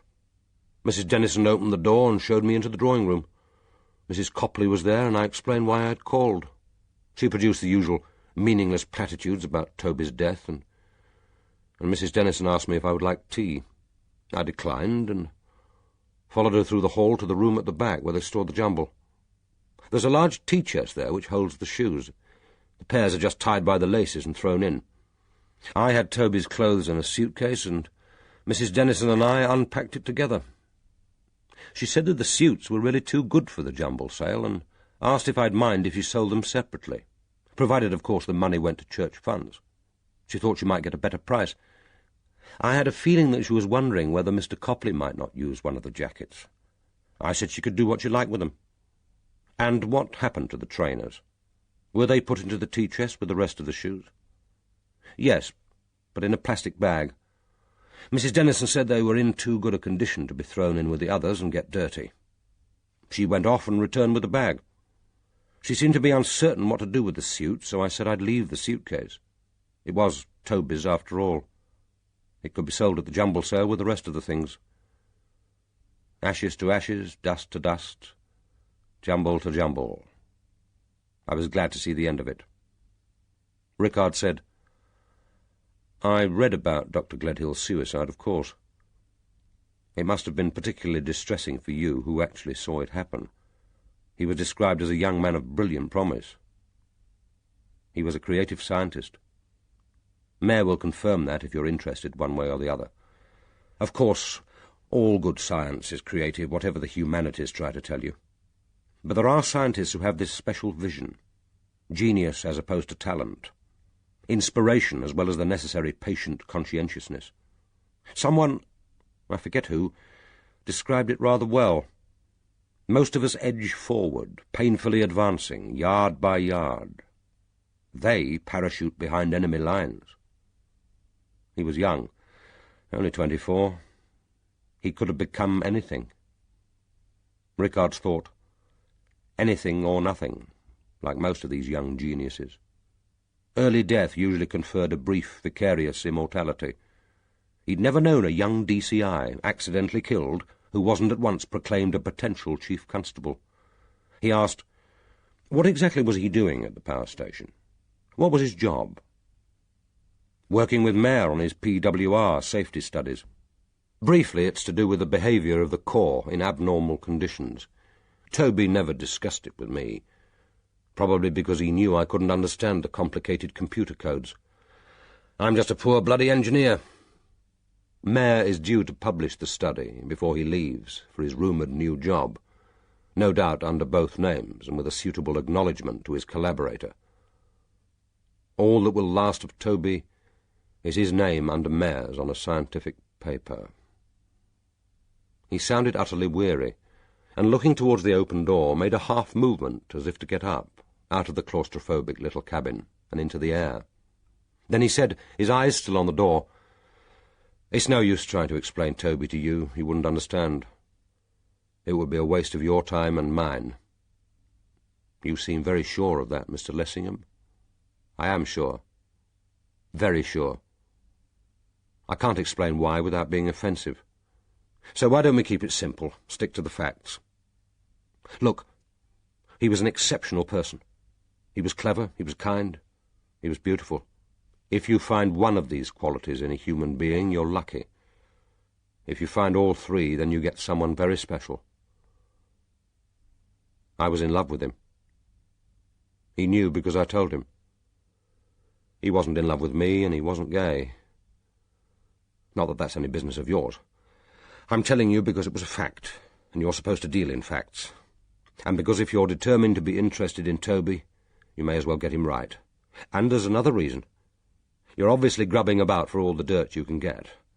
I'd rather you had facts from me than rumours from other people. Rickard said, "So you didn't have a sexual relationship?" Suddenly the air was rent with a wild screeching, and there was a beating of white wings against the porthole. Outside, someone must be feeding the seagulls. Lessingham started up as if the sound was alien to him. Then he collapsed back in his seat and said with more weariness than anger, "What the hell has that to do with Hilary Robart's murder?" "Possibly nothing at all, in which case the information will be kept private. But at this stage it's for me to decide what may or may not be relevant. We spent one night together 2 weeks before he died. As I said, he was kind. It was the first and the last time. Is that generally known?" "We didn't broadcast it over local radio or write to the local paper or put up a notice in the staff canteen. Of course it wasn't generally known. Why the hell should it be? Would it have mattered if it had been? Would either of you have cared?" "Yes, I would. We both would. I would care in the way you would care if your sex life was sniggered about in public. Of course we would have cared. After he died, it ceased to matter as far as I was concerned. There's this to be said for the death of a friend. It frees you from so much you thought was important." "Frees you for what?" thought Rickards. "For murder? That iconoclastic act of protest and defiance? That single step across an unmarked, undefended frontier, which, once taken, sets a man apart forever from the rest of his kind?" But he decided to defer the obvious question. Instead he asked, what sort of family had he? The question sounded innocuous and banal, as if they were casually discussing a common acquaintance. He had a father and a mother. That sort of family. What other sort is there? But Rickards had resolved on patience. It was not a ploy that came easily to him, but he could recognize pain when its taut and naked sinews were thrust so close to his face. He said mildly, "I mean, what sort of background did he come from? Had he brothers or sisters?" "His father is a country parson. His mother is a country parson's wife. He was an only child.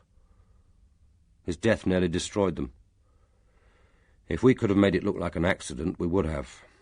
If lying could have helped, I would have lied. Why the hell didn't he drown himself? That way there would at least have been room for doubt. Is that what you mean by background?" "It's helping to fill in the picture." He paused, and then, almost casually, asked the seminal question. "Did Hilary Robarts know that you and Tobias Gledhill had spent a night together?" "Whatever possible relevance—" "All right. It's your job to do the scavenging. I know the system. You trawl up everything you can get your nets to, and then throw away what you don't want. In the process you learn a lot of secrets you've no particular right to know, and cause a lot of pain. Do you enjoy that? Is that what gives you your kicks?" "Just answer the question, sir." "Yes." Hilary knew. She found out by one of those coincidences which seem a 1 in a million chance when they happen, which aren't really so remarkable or unusual in real life. She drove past my house when Toby and I were leaving just after 7:30 in the morning. She'd taken a day's leave, apparently, and must have left home early to drive off somewhere. It's no use asking me where, because I don't know. I suppose, like most other people, she has friends she visits from time to time. I mean, someone somewhere must have liked her. Did she ever speak about the encounter, to you or to anyone else you know? She didn't make it public property. I think she regarded it as too valuable a piece of information to cast before the swine. She liked power, and this was certainly power of a kind. As she drove past, she slowed down almost to walking pace, and stared straight into my eyes. I can remember that look, amusement, changing to contempt, then triumph. We understood each other all right. But she never subsequently spoke a word to me. Did she talk about it to Mr. Gledhill? Oh, yes, she spoke to Toby all right. That's the reason he killed himself. How do you know that she spoke to him? Did he tell you? No. You're suggesting that she blackmailed him. I'm suggesting that he was unhappy, muddled, uncertain about every aspect of his life, his research, his future, his sexuality. I know that she attracted him sexually. He wanted her. She was one of those dominant, physically powerful women who do attract sensitive men like Toby. I think she knew that and she used it. I don't know when she got hold of him or what she said to him, but I'm bloody sure that he'd be alive now if it weren't for Hilary Robarts. And if that gives me a motive for her murder, you're damned right. But I didn't kill her. And that being so, you won't find any evidence that I did. Part of me, a very small part, is actually sorry that she's dead. I didn't like her, and I don't think she was a happy woman, or even a particularly useful one. But she was healthy and intelligent, and she was young. Death ought to be for the old, the sick, and the tired. What I feel is a touch of lacrimae rerum. Even the death of an enemy diminishes us, apparently, or so in certain moods it seems. That doesn't mean I'd want her alive again. But it's possible I'm prejudiced, perhaps even unjust. When Toby was happy, no one was more joyous. When he was miserable, he went down into his private hell. Perhaps she could reach him there, could help him. I know I couldn't. It's difficult to comfort a friend when you suspect that he sees it as a ploy to get him into your bed. Rickard said, "You've been remarkably frank in suggesting a motive for yourself. But you haven't given us a single piece of concrete evidence to support your allegation that Hilary Robarts was in any way responsible for Toby Gledhill's death." Lessingham looked straight into his eyes and seemed to be considering. Then he said, "I've gone so far. I may as well tell you the rest. He spoke to me when he passed me on his way to death. He said, 'Tell Hilary she doesn't have to worry any more. I've made my choice.' The next time I saw him, he was climbing the fueling machine. He balanced on it for a second, then dived down on top of the reactor. He meant me to see him die, and I saw him die."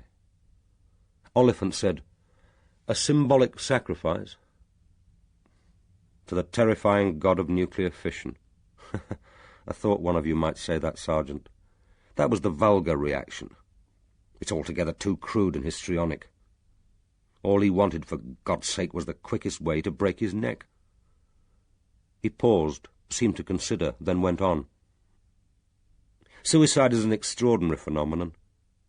The result is irrevocable. Extinction, the end of all choice. But the precipitating action often seems so commonplace. A minor setback, momentary depression, the state of the weather, even a poor dinner. Would Toby have died if he'd spent the previous night with me, instead of alone? If he was alone. Are you saying that he wasn't?" "There was no evidence either way, and now there never will be. But then the inquest was remarkable for the lack of evidence about anything. There were 3 witnesses, myself and 2 others, to the way he died. No one was near him. No one could have pushed him. It couldn't have been an accident. There was no evidence from me or anyone else about his state of mind. You could say that it was a scientifically conducted inquest. It stuck to the facts." Oliphant said quietly, "And where do you think he spent the night before he died?" "With her." "On what evidence?" "None that would stand up in a court. Only that I rang him 3 times between 9 and midnight, and he didn't reply." "And you didn't tell that to the police or the coroner?" "On the contrary. I was asked when I'd last seen him. That was in the canteen on the day before he died. I mentioned my telephone call, but no one regarded it as important. Why should they? What did it prove? He could have been out walking. He could have decided not to answer the phone. There was no mystery about how he died. And now, if you don't mind, I'd like to get out of here, and on with cleaning that bloody engine." They walked back in silence to the car. Rickard said, "Arrogant bastard, isn't he? He made his view brutally plain. No point in trying to explain anything to the police. He can't say why without being offensive. You bet he can't.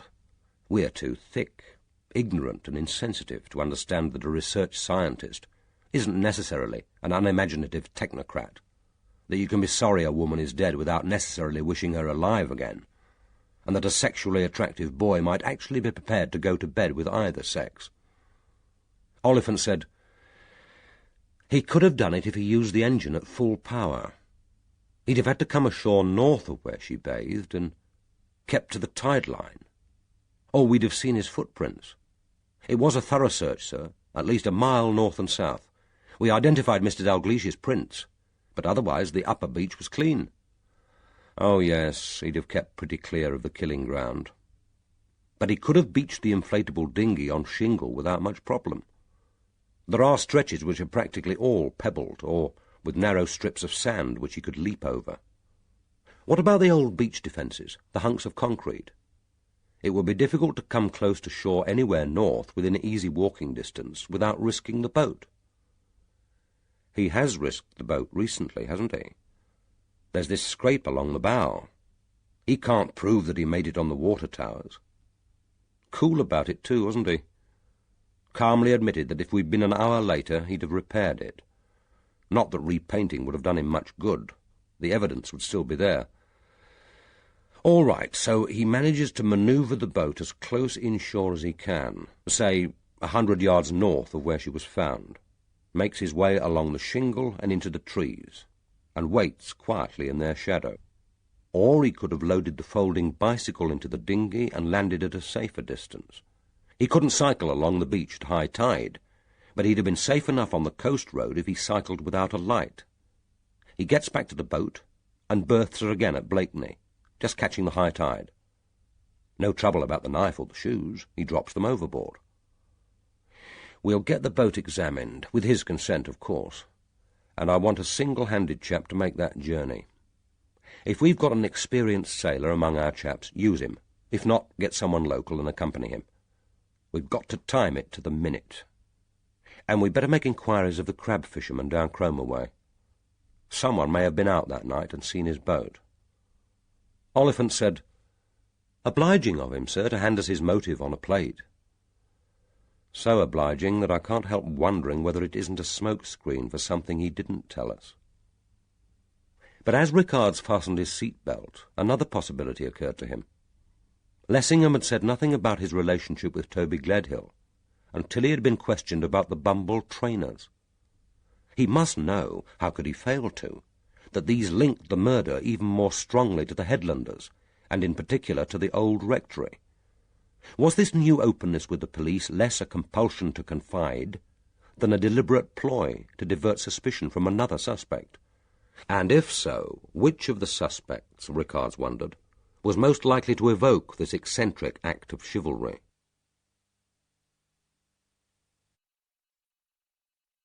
End of Disc 10. Disc 11. Chapter 40. On Thursday morning, Dalgliesh drove to Lidsit to shop at the village store. His aunt had shopped locally for most of her main provisions, and he continued the practice. Partly he knew to assuage a nagging guilt about having a second home, however temporary. The villagers did not on the whole resent weekenders, despite the fact that their cottages remained empty for most of the year, and their contribution to village life was minimal, but preferred them not to arrive with their car boots loaded with provisions from Harrods or Fortnum and Mason. And patronising the Brysons in their corner shop entailed no particular sacrifice. It was an unpretentious village store with a clanging bell on the door, which, as the sepia photographs of the Victorian village showed, had hardly altered externally in the last 120 years.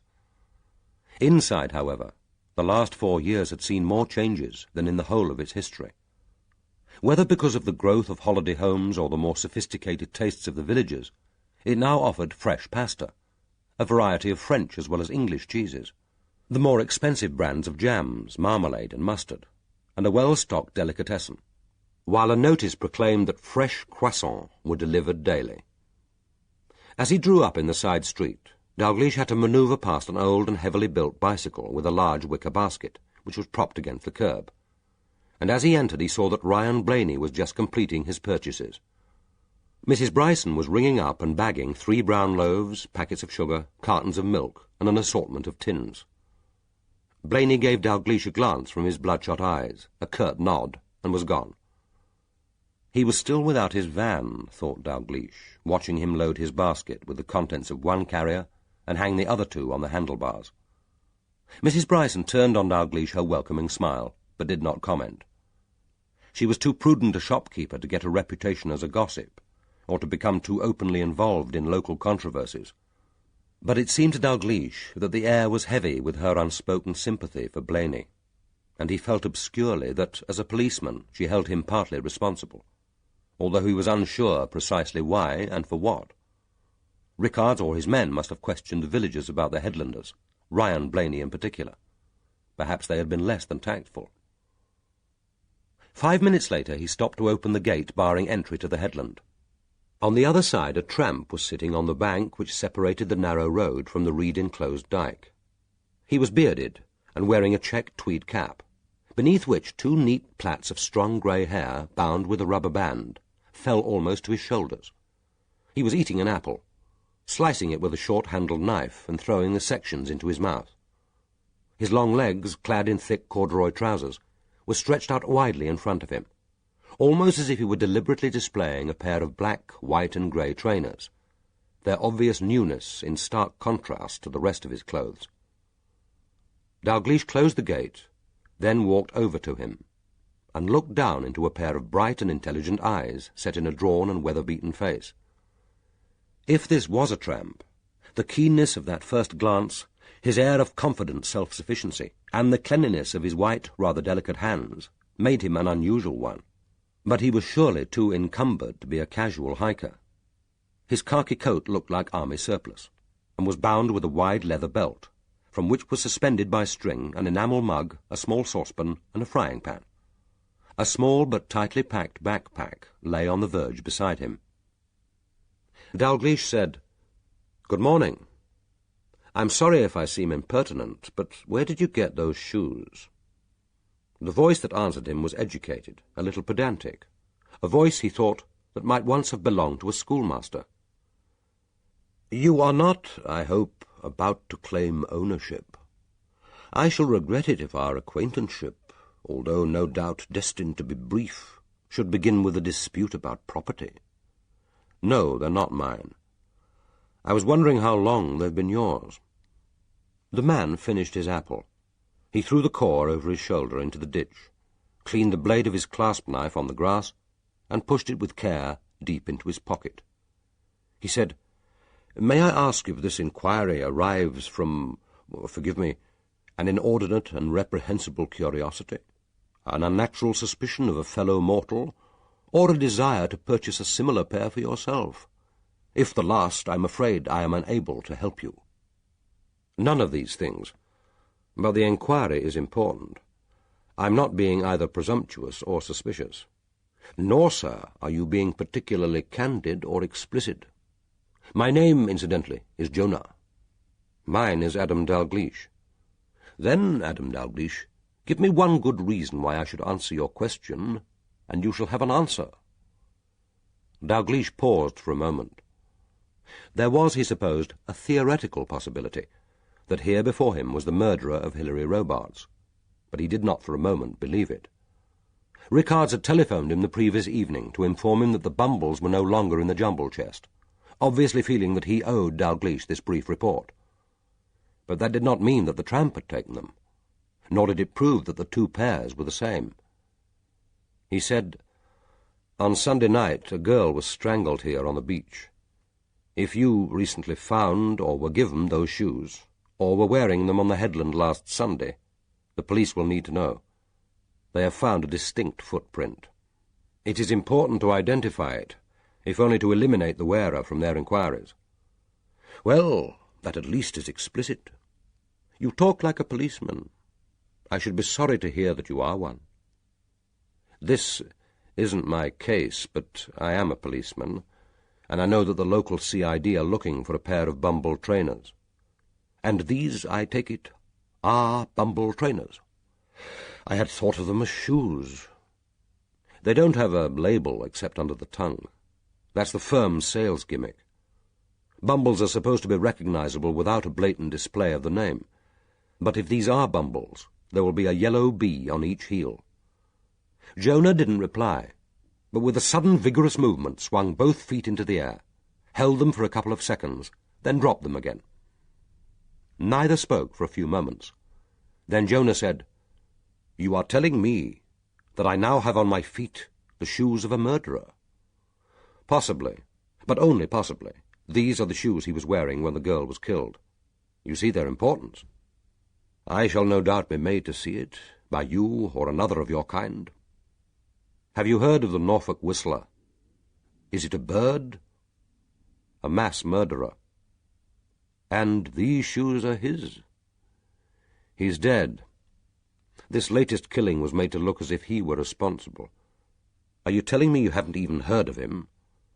I sometimes see a newspaper when I need paper for other, more earthy purposes. There are plenty to pick up from the waste bins. I seldom read them. They reinforce my conviction that the world is not for me. I seem to have missed your murdering Whistler." He paused, then added, "What now am I expected to do? I take it that I am in your hands." Dalgliesh said, "As I said, it isn't my case. I'm from the Metropolitan Police. But if you wouldn't mind coming home with me, I could telephone the officer in charge. It isn't far. I live in Larksoken Mill on the headland. And if you care to exchange these trainers for a pair of my shoes, it seems the least I can offer. We're about the same height. There should be a pair to fit you." Jonah got to his feet with surprising agility. As they walked to the car, Dalgliesh said, "I've really no right to question you, but satisfy my curiosity. How did you come by them?" "They were bestowed on me, inadvertently, I might say, sometime on Sunday night. I had arrived on the headland after dark and made my way to my usual night shelter in these parts. It's the half-buried concrete bunker near the cliff. A pillbox, I think it's called. I expect you know it." "I know it. Not a particularly salubrious place to spend the night, I should have thought." "I have known better, certainly. But it has the advantage of privacy. The headland is off the usual route for fellow wayfarers. I usually visit once a year and stay for a day or two. The pillbox is completely weatherproof, and as the slit window faces the sea, I can light a small fire without fear of discovery. I push the rubbish to one side and ignore it. It is a policy I would recommend to you." "Did you go straight there?" "No. As is my custom, I called at the old rectory. The elderly couple who live there are usually very obliging in allowing me to use their tap. I wanted to fill up my water bottle. As it happens, there was no one at home. There were lights on in the lower windows, but no one responded to the bell." "What time would this be? Do you remember?" "I have no watch, and I take little account of time between sunset and sunrise. But I did notice that St. Andrew's church clock in the village showed 8:30 as I passed. I was probably at the old rectory by 9:15, or shortly afterwards." "What did you do then?" "I knew that there was an outside tap close to the garage. I took the liberty of filling my bottle without permission. They would hardly, I think, begrudge me clean water." "Did you see a car?" "There was one standing in the drive. The garage was open, but, as I've said, I saw no human beings. I then went straight to the shelter. I was by then exceedingly tired. I drank some of the water, ate a crust of bread and some cheese, and fell asleep. The shoes were thrown in through the door of the bunker sometime during the night." Dalgliesh said, "Thrown in rather than placed." "I imagine so. Anyone who actually entered the bunker must have seen me. It is surely more likely that they were thrown in. There is a wayside pulpit at a church in Ipswich. Last week it said, 'God gives every bird his worm, but he does not throw it into the nest.' On this occasion, apparently, he did. And they hit you without waking you.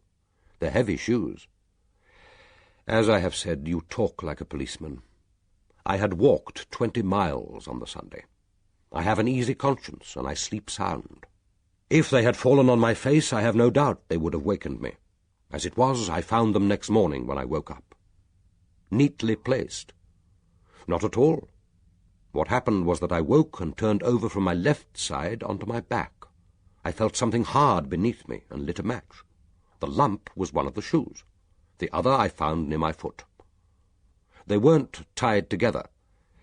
Had they been tied, my dear sir, it would hardly have been possible for me to find one near the small of my back and the other at my feet.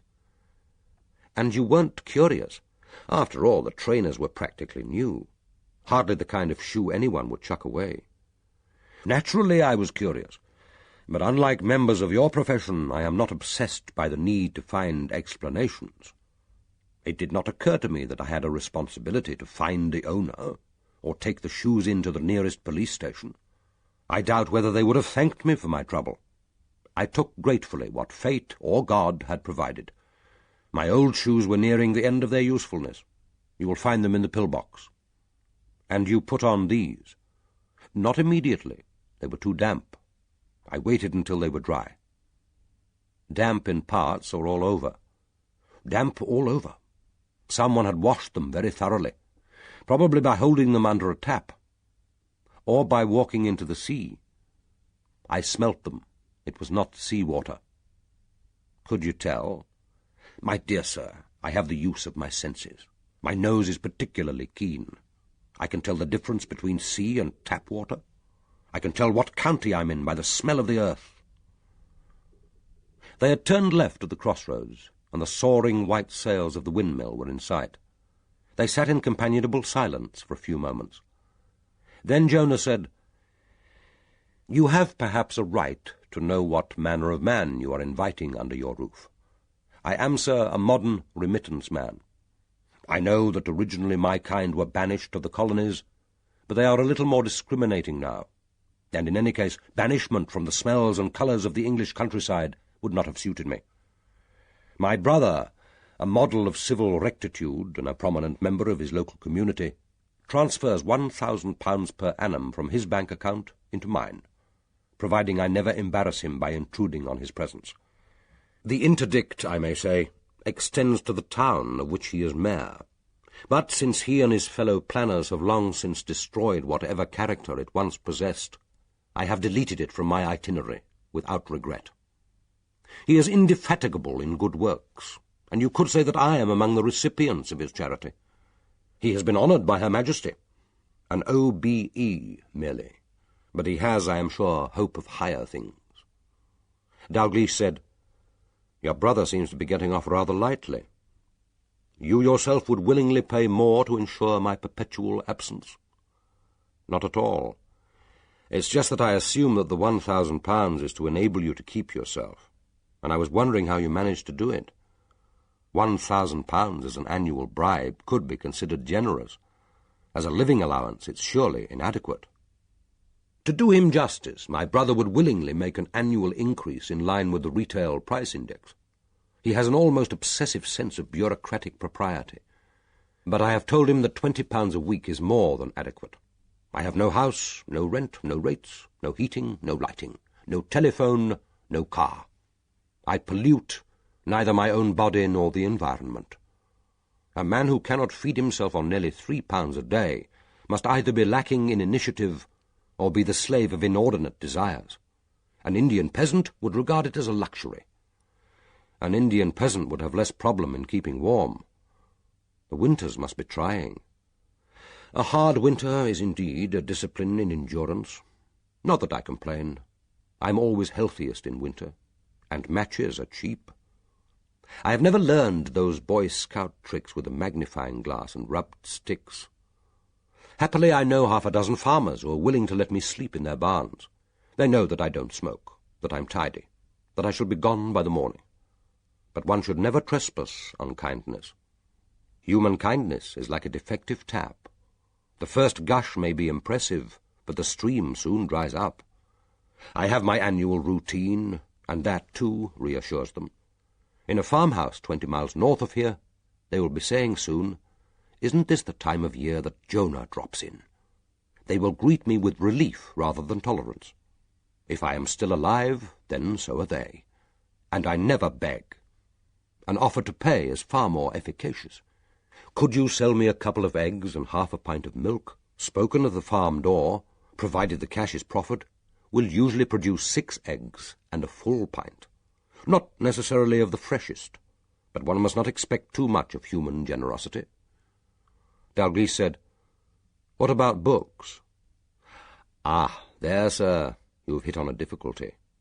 Classics I can read in public libraries, although it is sometimes a little irritating to have to break off when it is time to move on.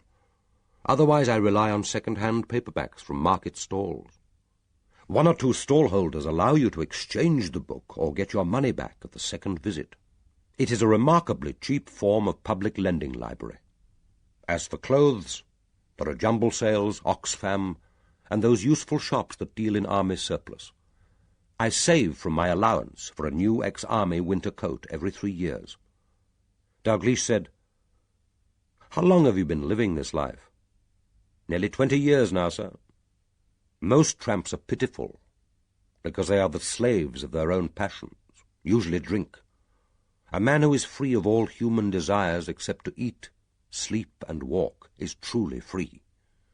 Dalgliesh said, "Not entirely. You have a bank account, apparently, and you rely on that £1,000. True. You think I would be freer if I didn't take it? More independent, perhaps. You might have to work. I cannot work. To beg, I am ashamed. Luckily the Lord has tempered the wind to his shorn lamb. I should be sorry to do my brother out of the satisfaction of his benevolence. True, I have a bank account to receive my annual subsidy, and to that extent I conform.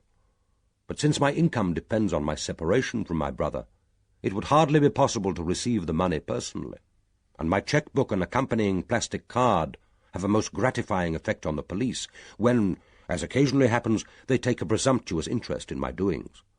I had no idea that a plastic card was such a guarantee of respectability." Dalgliesh asked, "No luxuries? No other needs? Drink? Women?" "If by women you mean sex, then the answer is no. I am escaping, sir, from drink and sex." "Then you're on the run from something." "I could argue that a man on the run is never entirely free. And I could ask you, sir, from what you are escaping on this isolated headland. If from the violence of your job you have been singularly unlucky. And now that same violence has touched your life. I'm sorry. You needn't be. A man who lives with nature is used to violence, and is companionable with death. There is more violence in an English hedgerow than in the meanest streets of a great city." When they reached the mill, Dalgliesh telephoned Rickards. He wasn't at the incident room, but Oliphant was, and said that he would immediately drive over. Then Dalgliesh took Jonah upstairs to look over the half-dozen pairs of shoes he had with him at the mill.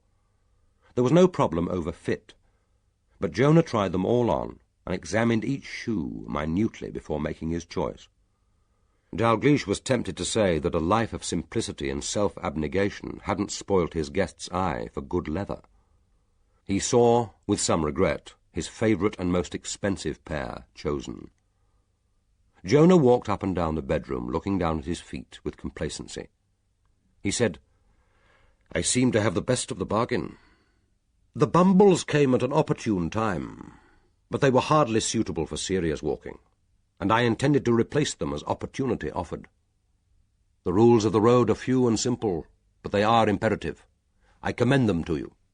Keep your bowels open, bath once a week, wear wool or cotton next to the skin, and leather on the feet." 15 minutes later his guest was ensconced in an armchair, a mug of coffee in hand, still regarding his feet with satisfaction. Oliphant was prompt in arriving. Apart from his driver, he was alone. He came into the sitting-room, bringing with him an aura of masculine menace and authority. Even before Dalgliesh had made the introduction, he said to Jonah, "You must have known you'd no right to those trainers. They're new. Ever heard of stealing by finding?" Dalgliesh said, "A moment, Sergeant."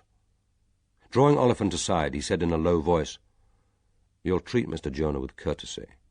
And before Oliphant could protest, he added, "All right, I'll save you the trouble of saying it. This isn't my case, but he is a guest in my house. If your men had searched the headland more thoroughly on Monday, all three of us might have been saved some embarrassment. He has to be a serious suspect, sir. He's got the shoes." Dalgliesh said, "He also has a knife, and he admits to having been on the headland on Sunday night. Treat him as a serious suspect by all means, if you can find a motive, or proof that he knew how the Whistler killed, or even knew that he existed. But why not listen to his story before you jump to conclusions about his guilt?" Oliphant said, "Guilty or not, Mr. Dalgliesh, he's an important witness. I don't see how we can allow him to go wandering off. And I don't see how, legally, you can prevent him. But that's your problem, Sergeant." A few minutes later, Oliphant was leading Jonah towards the car. Dalgliesh went out to see him off. Before climbing in at the back, Jonah turned to him. "It was an ill day for me when I met you, Adam Dalgliesh. But a good day, perhaps, for justice."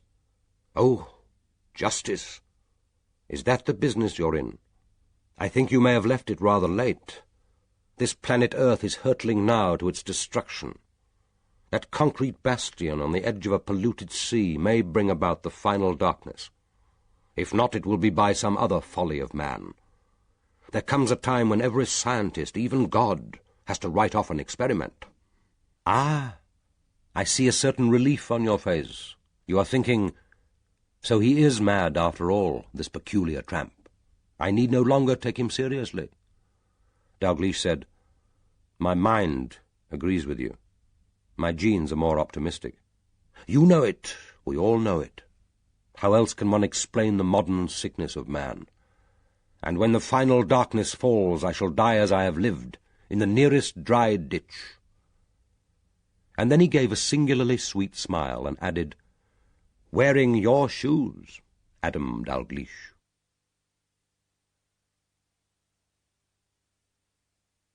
Chapter 41. The encounter with Jonah had left Dalgliesh curiously restless. There were plenty of jobs to be done in the mill, but he felt disinclined to tackle any of them. His instinct was to get into the Jaguar and drive very fast and very far. But he had tried that expedient too often to have any faith in its efficacy. The mill would still be standing when he returned, the problems still unsolved. He had no difficulty in recognizing the basis of his discontent, the frustrating involvement with a case which would never be his, yet from which it was impossible to distance himself. He remembered some words of Rickard's spoken before they had finally parted on the night of the murder. "You may not want to be involved, Mr. Dalgliesh, but you are involved. You may wish that you had never been near the body, but you were there." He seemed to remember using much the same words to a suspect in one of his own cases. He was beginning to understand why they had been so ill-received. On an impulse, he unlocked the mill and climbed up the ladders to the top story. Here, he suspected, his aunt had found her peace. Perhaps some of that lost contentment might seep into him. But any hope of being left undisturbed was due to be frustrated. As he looked over the headland from the southern window, a bicycle came into sight. At first it was too distant to see who was riding, but then he recognized Neil Pascoe. They had never spoken, but like all the headlanders, they knew each other by sight. Pascoe seemed to be cycling with a ponderous determination, his head low over the handlebars, his shoulders working. But as he came close to the mill, he suddenly stopped, put both feet on the ground, stared towards the mill as if seeing it for the first time, then dismounted and began wheeling the bicycle over the rough scrubland. For 1 second Dalgliesh was tempted to pretend that he wasn't home. Then he realized that the Jaguar was parked at the side of the mill, and that it was possible that Pascoe in that long stare had glimpsed his face at the window. Whatever the purpose of his visit, it looked as if it were one he couldn't avoid. He moved over to the window above the door, opened it and called down, "Are you looking for me?" The question was rhetorical. Who else would Pascoe expect to find at Larksoken Mill? Looking down at the upturned face, the thin jutting beard, Dalgliesh saw him curiously diminished and foreshortened, a vulnerable, rather pathetic figure, clutching his bicycle as if for protection. Pascoe shouted up against the wind, "Could I talk to you?" An honest reply would have been, "If you must," but it was not one that Dalgliesh felt he could shout down against the noise of the wind without sounding ungracious. He mouthed, "I'll be down." Pascoe propped the machine against the wall of the mill and followed him into the sitting-room. He said, "We haven't actually met, but I expect you've heard of me. I'm Neil Pascoe from the caravan. I'm sorry if I'm butting in when you want some peace." He sounded as embarrassed as a door-to-door salesman trying to reassure a prospective customer that he wasn't a con man. Dalgliesh was tempted to say, "I might want some peace, but it doesn't look as if I'm likely to get it." He asked, "Coffee?" Pascoe gave the predictable reply, "If it isn't too much trouble." "No trouble. I was thinking of making it." Pascoe followed him into the kitchen and stood leaning against the doorpost in an unconvincing assumption of ease as Dalgliesh ground the coffee beans and put on the kettle. It struck him that he had spent a considerable time since his arrival at the mill providing food and drink for uninvited visitors. When the grinding had ceased, Pascoe said almost truculently, "I need to talk to you. If it's about the murder, then you ought to be speaking to Chief Inspector Rickards, not me. This isn't my case." "But you found the body." "That might, in certain circumstances, make me a suspect. But it doesn't give me the right to interfere professionally in another officer's case outside my own force area. I'm not the investigating officer. But you know that. You're not stupid." Pascoe kept his eyes on the bubbling liquid. He said, "I didn't expect you to be particularly pleased to see me. I wouldn't have come if there were anyone else I could talk to. There are things I can't discuss with Amy." "As long as you remember whom you are talking to." "A policeman. It's like the priesthood, isn't it? Never off duty. Once a priest, always a priest." "It isn't in the least like the priesthood. No guarantee of confidentiality in the confessional, and no absolution. That's what I'm trying to tell you." They said nothing else until the coffee had been poured into the 2 mugs and carried by Dalgliesh into the sitting-room. They sat, one on each side of the fireplace. Pascoe took his mug, but seemed uncertain what to do with it. He sat twisting it in his hands, looking down at the coffee, making no attempt to drink.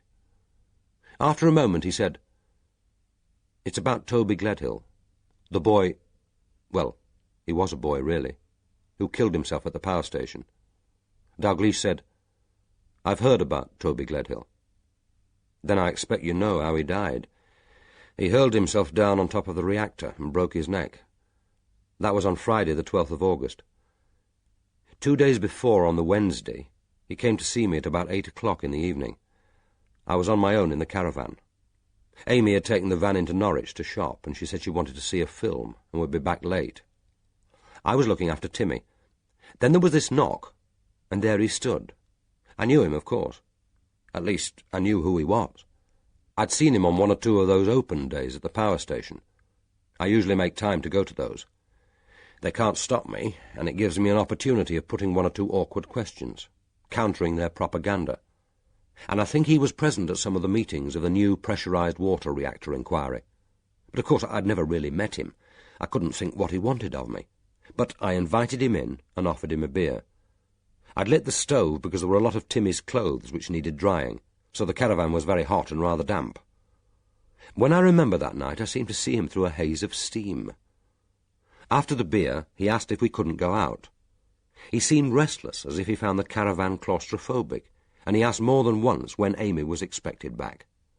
So I lifted Timmy out of his cot and put him into the backpack, and we set off to walk north along the shore.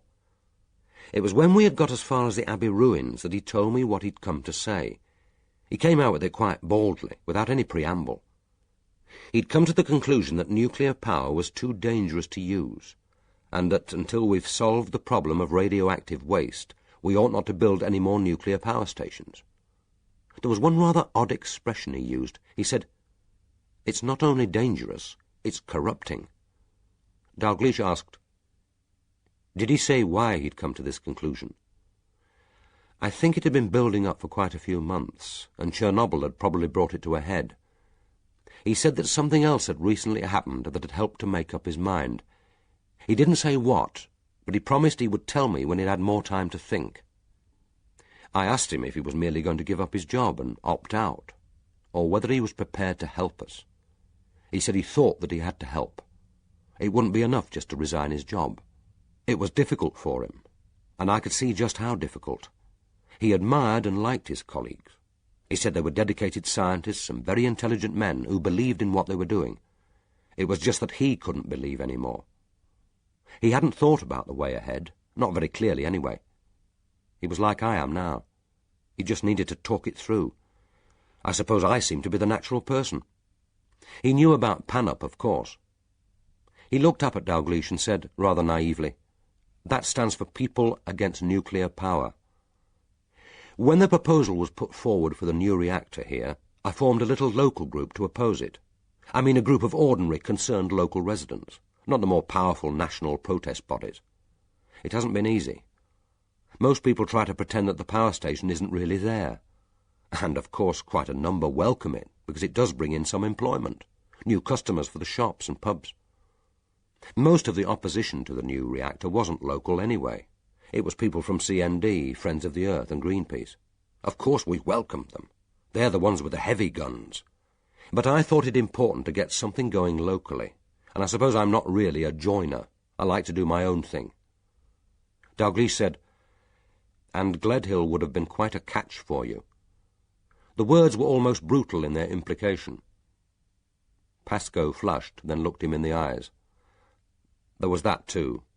I suppose I realized it at the time. I wasn't entirely disinterested. I mean, I did know how important it would be if he came over. But I was, well, flattered, I suppose, that he'd come first to me. PANUP hasn't made much impact, really. Even the initials were a mistake.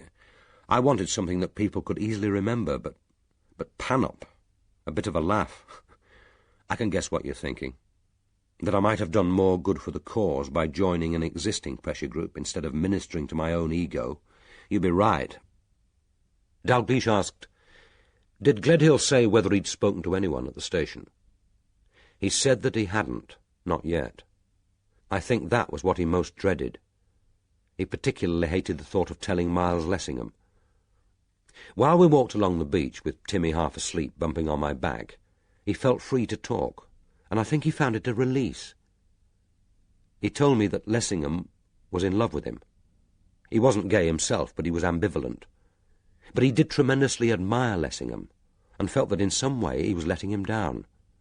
He gave the impression that everything was a muddle, his feelings about atomic power, his personal life, his career, everything. Suddenly Pascoe seemed to realize that he was holding his coffee mug, and lowering his head began to drink from it with great slurps, like a man desperate with thirst. When the cup was drained, he put it down on the floor and wiped his mouth with his hand. He said, "It was a warm night after a rainy day, the night of the new moon. Funny how I remember that. We were walking just above the tide mark on the shingle, and then suddenly, there she was, Hilary Robarts, splashing out of the foam. She was only wearing the bottom half of her bikini, and she stood there for a moment with the water running off her hair, glistening in that eerie light which seems to come off the sea on a starry night. Then she came slowly up the beach towards us. I suppose we stood there almost as if mesmerized. She had lit a small fire of brushwood on the shingle, and the three of us moved towards it. She picked up her towel, but didn't wrap it round her. She looked marvellous, the drops of water glistening on her skin, and that locket thing she wears resting between her breasts. I know it sounds ridiculous and, well, corny, but she looked like some goddess risen from the sea. She took absolutely no notice of me, but she looked at Toby. She said, "Nice to see you, Toby. Why not come down to the cottage for a drink and a meal?" Such ordinary words, harmless-sounding words, but they weren't. I don't think he could resist her. I don't suppose I would have been able to either, not at that moment. And I knew exactly what she was doing, and so did she. She was asking him to make a choice.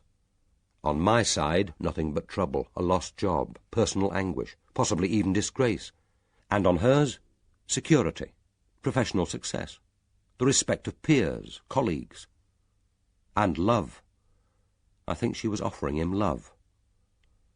I knew what would happen in the cottage if he went with her, and he knew too. But he went. He didn't even say good night to me. She slung her towel over her shoulder and turned her back on us, as if absolutely confident that he would follow her. And he did follow her. And 2 days later, on Friday the 12th of August, he killed himself. I don't know what she said to him. No one will ever know now. But after that meeting, I think he just couldn't take any more. It was not what she threatened him with, or even if she threatened him at all. But if it hadn't been for that meeting on the beach, I think he'd be alive now. She killed him. Dalgliesh said, "None of this came out at the inquest." No, none. There was no reason why it should. I wasn't called as a witness. It was all handled very discreetly. Alex Mayer was anxious that there shouldn't be any publicity. As you've probably noticed, there hardly ever is when something goes wrong at an atomic power station. They all become experts at the cover-up. And why are you telling me this? I want to be sure that this is something Rickards needs to be told. But I suppose I'm really telling you because I need to share it with someone. I'm not sure why I picked on you. Sorry.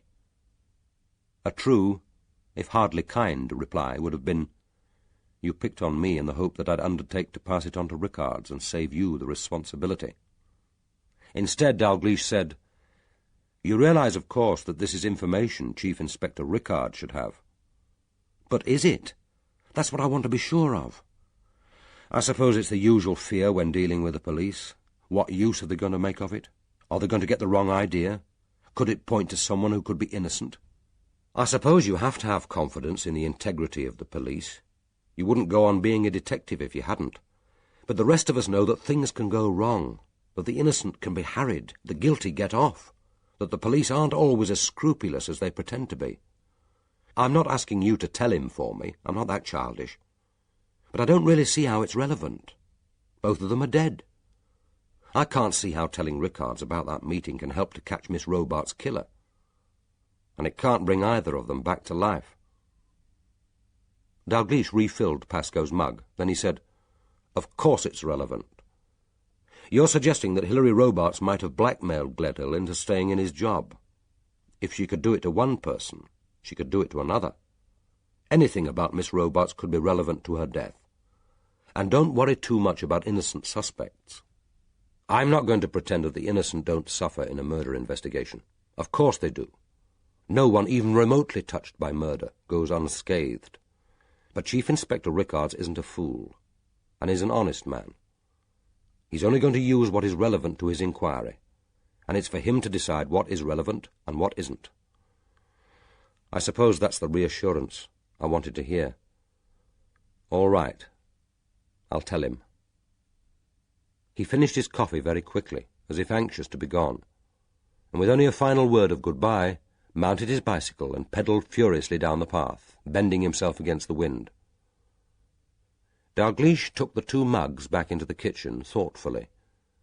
That verbal picture of Hilary Robarts rising like a glistening goddess from the waves had been remarkably vivid. But one detail had been wrong. Pascoe had spoken of the key locket resting between her breasts. He remembered Mayer's words as he stood looking down at the body. That locket round her neck.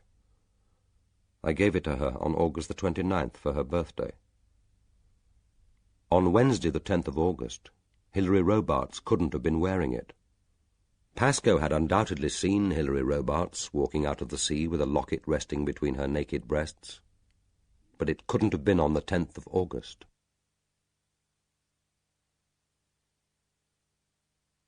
Book 6. Saturday the 1st of October to Thursday the 6th of October. Chapter 42. Jonathan had decided to wait until Saturday to visit London and continue his inquiries. His mother was less likely to question him about a trip on Saturday to visit the Science Museum, while taking a day's leave always provoked inquiries about where he was going and why. But he thought it prudent to spend half an hour in the museum before setting off to Pont Street, and it was after 3 o'clock before he was outside the block of flats. One fact was immediately apparent. No one who lived in this building and employed a housekeeper could possibly be poor. The house was part of an imposing Victorian terrace, half stone, half brick, with pillars each side of the gleaming black door and ornate glass like green bottle tops in the 2 ground-floor windows.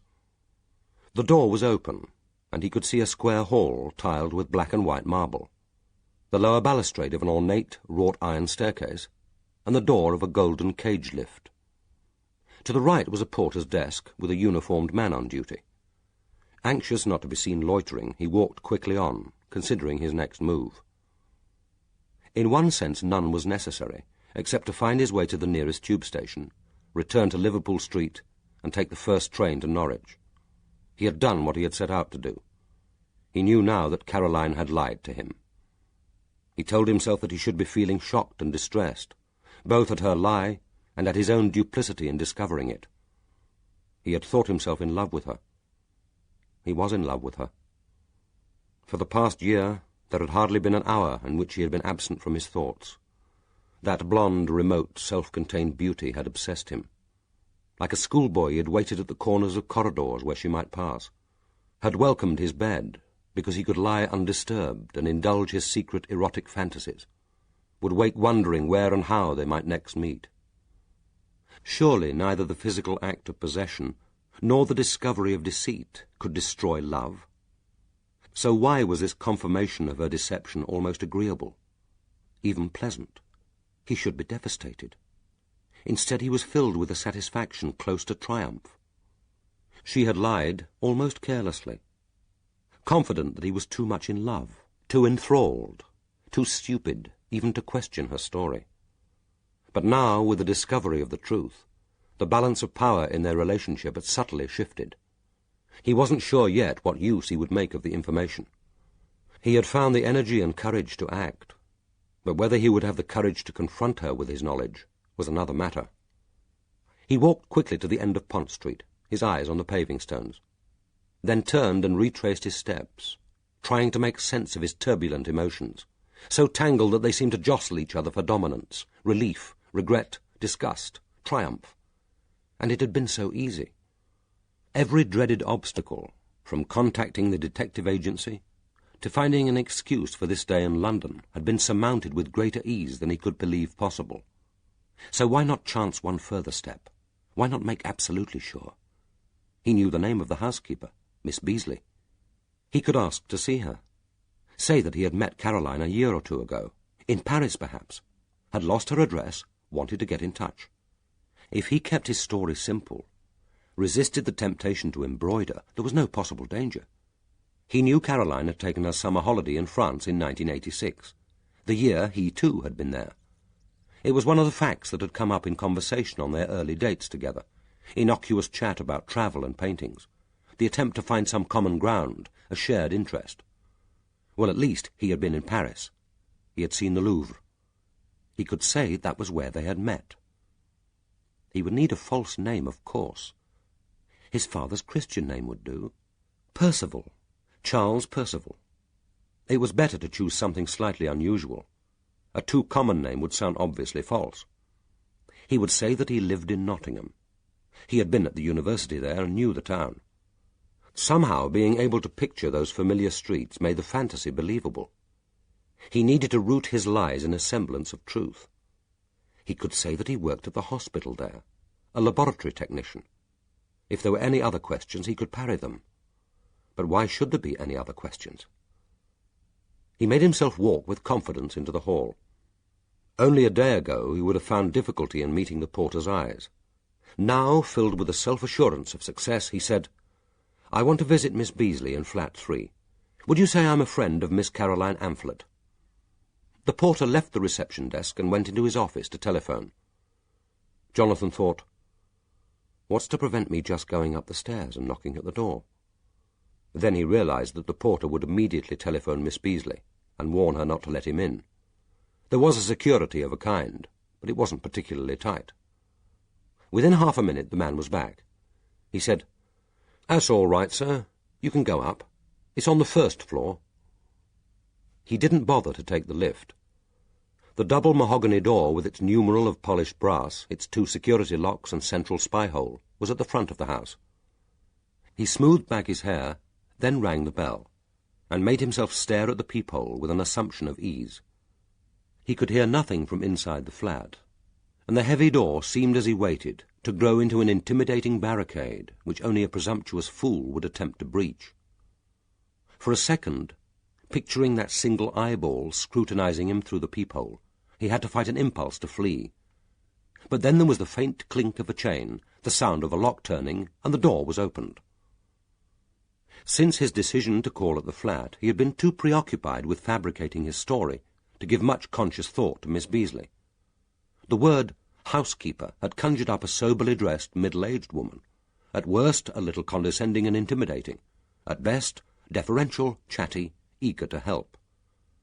The reality was so bizarre that he gave a perceptible start of surprise, then blushed at his own betrayal.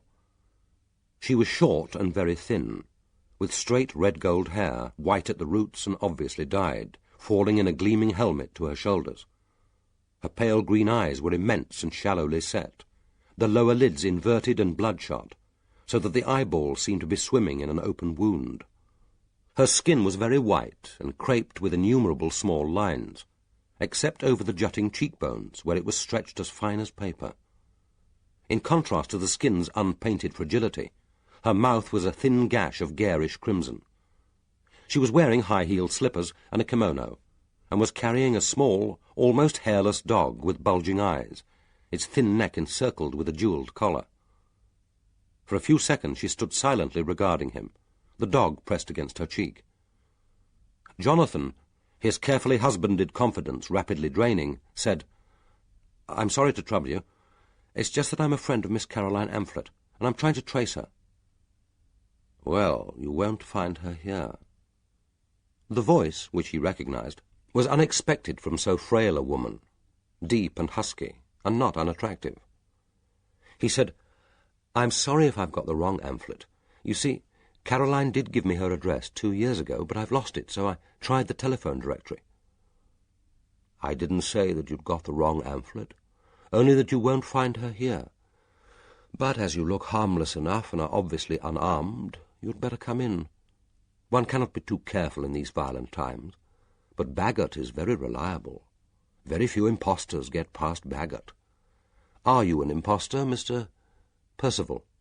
Charles Percival? You must excuse my déshabillé, Mr. Percival, but I do not normally expect afternoon visitors." He followed her across a square hall and through double doors into what was obviously the drawing-room. She pointed imperiously to a sofa set in front of the fireplace. It was uncomfortably low and as soft-cushioned as a bed, each drop-end festooned with thick tasselled cords. Moving slowly as if deliberately taking her time, she placed herself opposite to him in an elegant high-winged chair, settled the dog on her lap, and gazed down on him with the fixed, unsmiling intensity of an inquisitor. He knew that he must look as gauche and ungainly as he felt, his thighs enclosed in the softness of the cushion, his sharp knees almost touching his chin. The dog, as naked as if it had been skinned, and shivering perpetually like a creature demented with cold, turned first on him, and then up at her, its pleading exophthalmic eyes. The leather collar, with its great dollops of red and blue stones, lay heavily on the animal's frail neck. Jonathan resisted the temptation to look round at the room, but it seemed that every feature had entered his consciousness. The marble fireplace, with above it a full-length oil painting of a Victorian army officer, a pale, arrogant face with one lock of blonde hair falling almost to the cheek, which bore an uncanny resemblance to Caroline, the 4 carved chairs with embroidered seats set against the wall, the pale, polished floor with its wrinkled carpets, the drum-shaped table in the centre of the room, and the side tables with their photographs in silver frames. There was a strong smell of paint and turpentine. Somewhere in the flat a room was being decorated. After a moment's silent scrutiny, the woman spoke. "So you're a friend of Caroline's. You surprise me, Mr. I'm afraid I have already forgotten your name." He said firmly, "Percival. Charles Percival. Mine is Miss Oriel Beasley. I'm the housekeeper here. As I said, you surprise me, Mr. Percival. But if you say you are Caroline's friend, naturally I accept your word. Or perhaps I shouldn't say friend. I only met her once, in Paris in 1986. We went round the Louvre together. But I would like to see her again. She did give me her address, but I lost it." "How careless.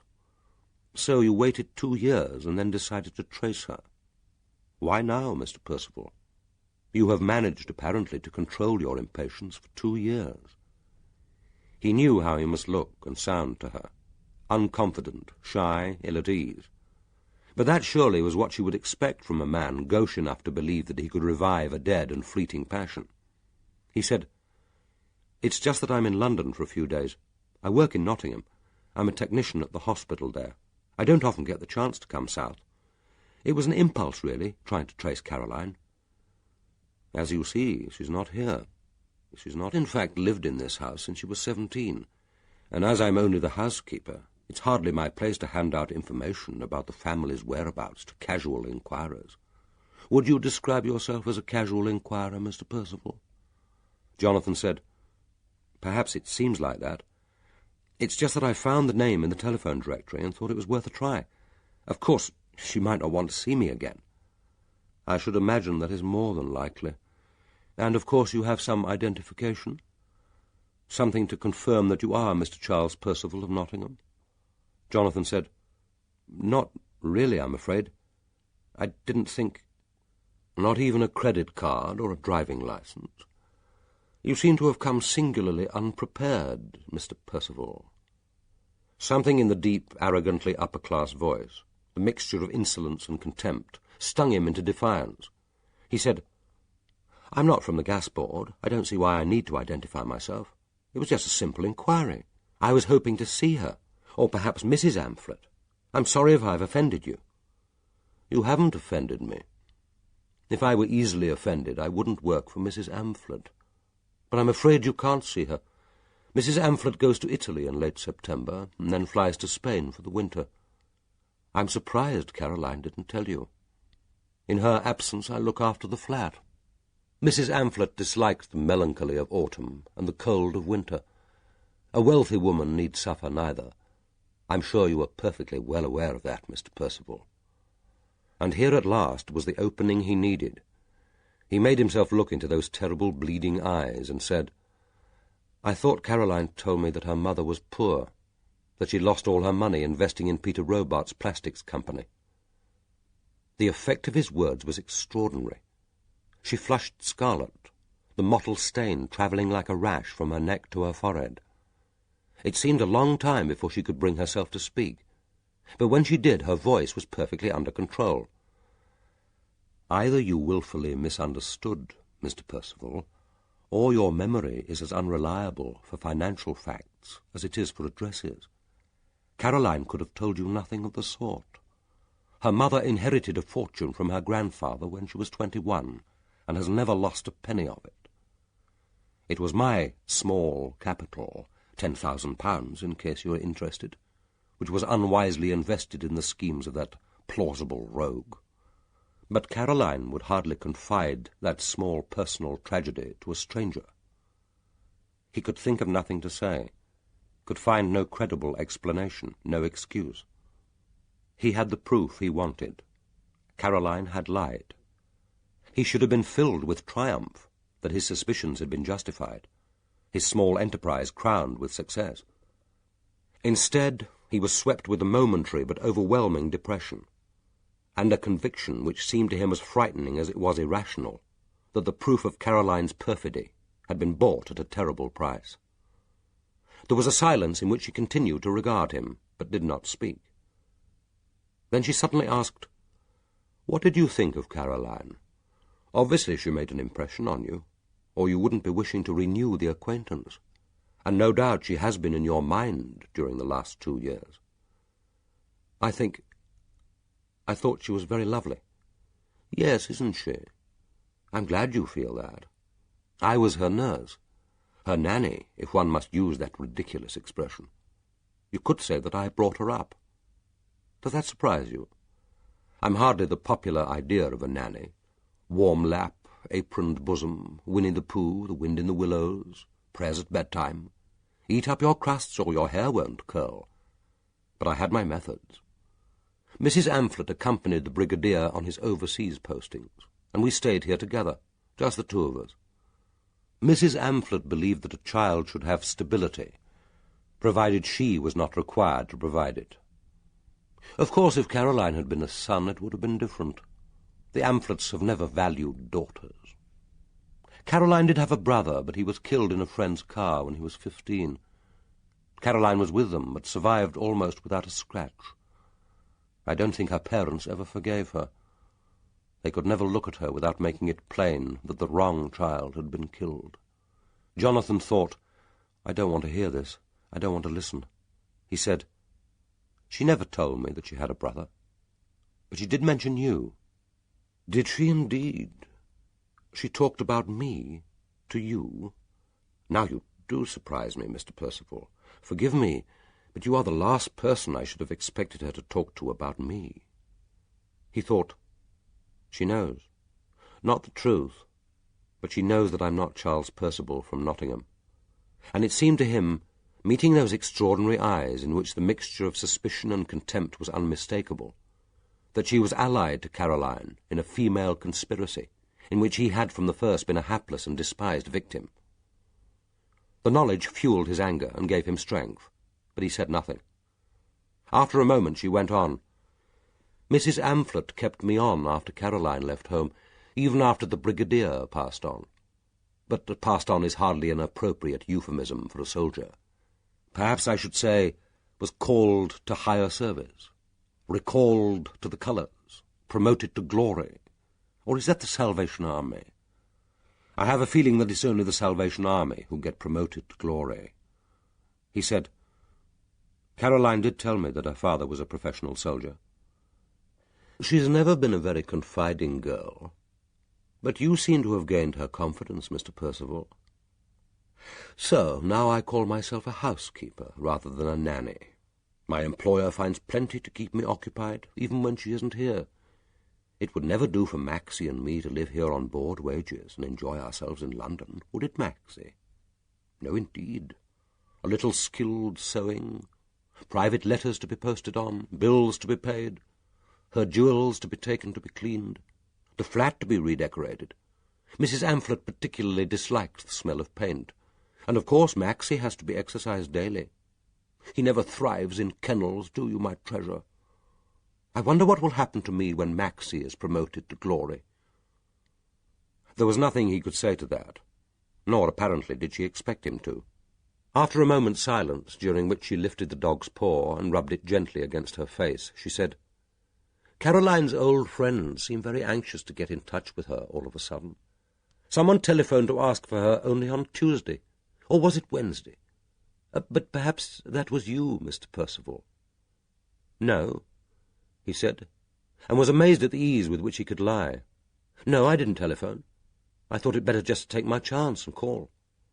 But you knew who to ask for. You knew my name. You gave it to Baggart." But she wasn't going to catch him like that. He said, "I remembered it. As I said, Caroline did talk about you. It might have been sensible to telephone first. I could have explained that she wasn't here, saved you time. How odd that it didn't occur to you. But that other friend didn't sound like you. Quite a different voice. Scottish, I think.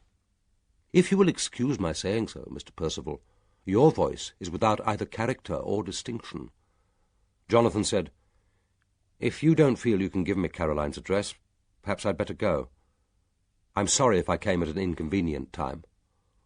"Why not write a letter to her, Mr. Percival? I can let you have the writing paper. I don't think it would be right to give you her address, but you can be confident that I will post on any communication that you care to trust to me." "She isn't in London, then?" "No, she hasn't lived in London for over 3 years, and she hasn't lived here since she was 17. But I do know where she is. We keep in touch. Your letter will be safe with me." He thought, "This is an obvious trap, but she can't make me write.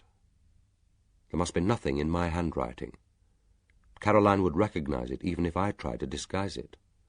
He said, "I think I'd rather write later when I've more time to think what to say. If I post it to this address, then you can send it on." "I will do that with pleasure, Mr. Percival. And now I expect you will want to be on your way. Your visit may have been less productive than you hoped, but I expect you have learned what you came to learn." But she didn't move, and for a moment he felt himself trapped, immobilized, as if the disagreeably soft and yielding cushions held him in a vice. He half expected her to leap up and bar his way to the door, to denounce him as an impostor, to keep him locked in the flat while she telephoned the police or the porter. What then would he do? Attempt to seize the keys by force and make his escape? Wait for the police and try to bluff his way to freedom? But the momentary panic subsided. She got to her feet and led the way to the door, and without speaking held it open. She did not close it, and he was aware that she was standing there, the dog shivering in her arms, both of them watching him leave. At the head of the stairs he turned to smile a final goodbye. What he then saw made him stand for a second immobile, before he almost ran down the stairs and through the hall to the open door. He had never in all his life seen such concentrated hatred on a human face.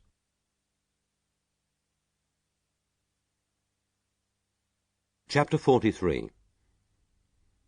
The whole enterprise had been more of a strain than Jonathan could have believed possible, and by the time he reached Liverpool Street he was very tired.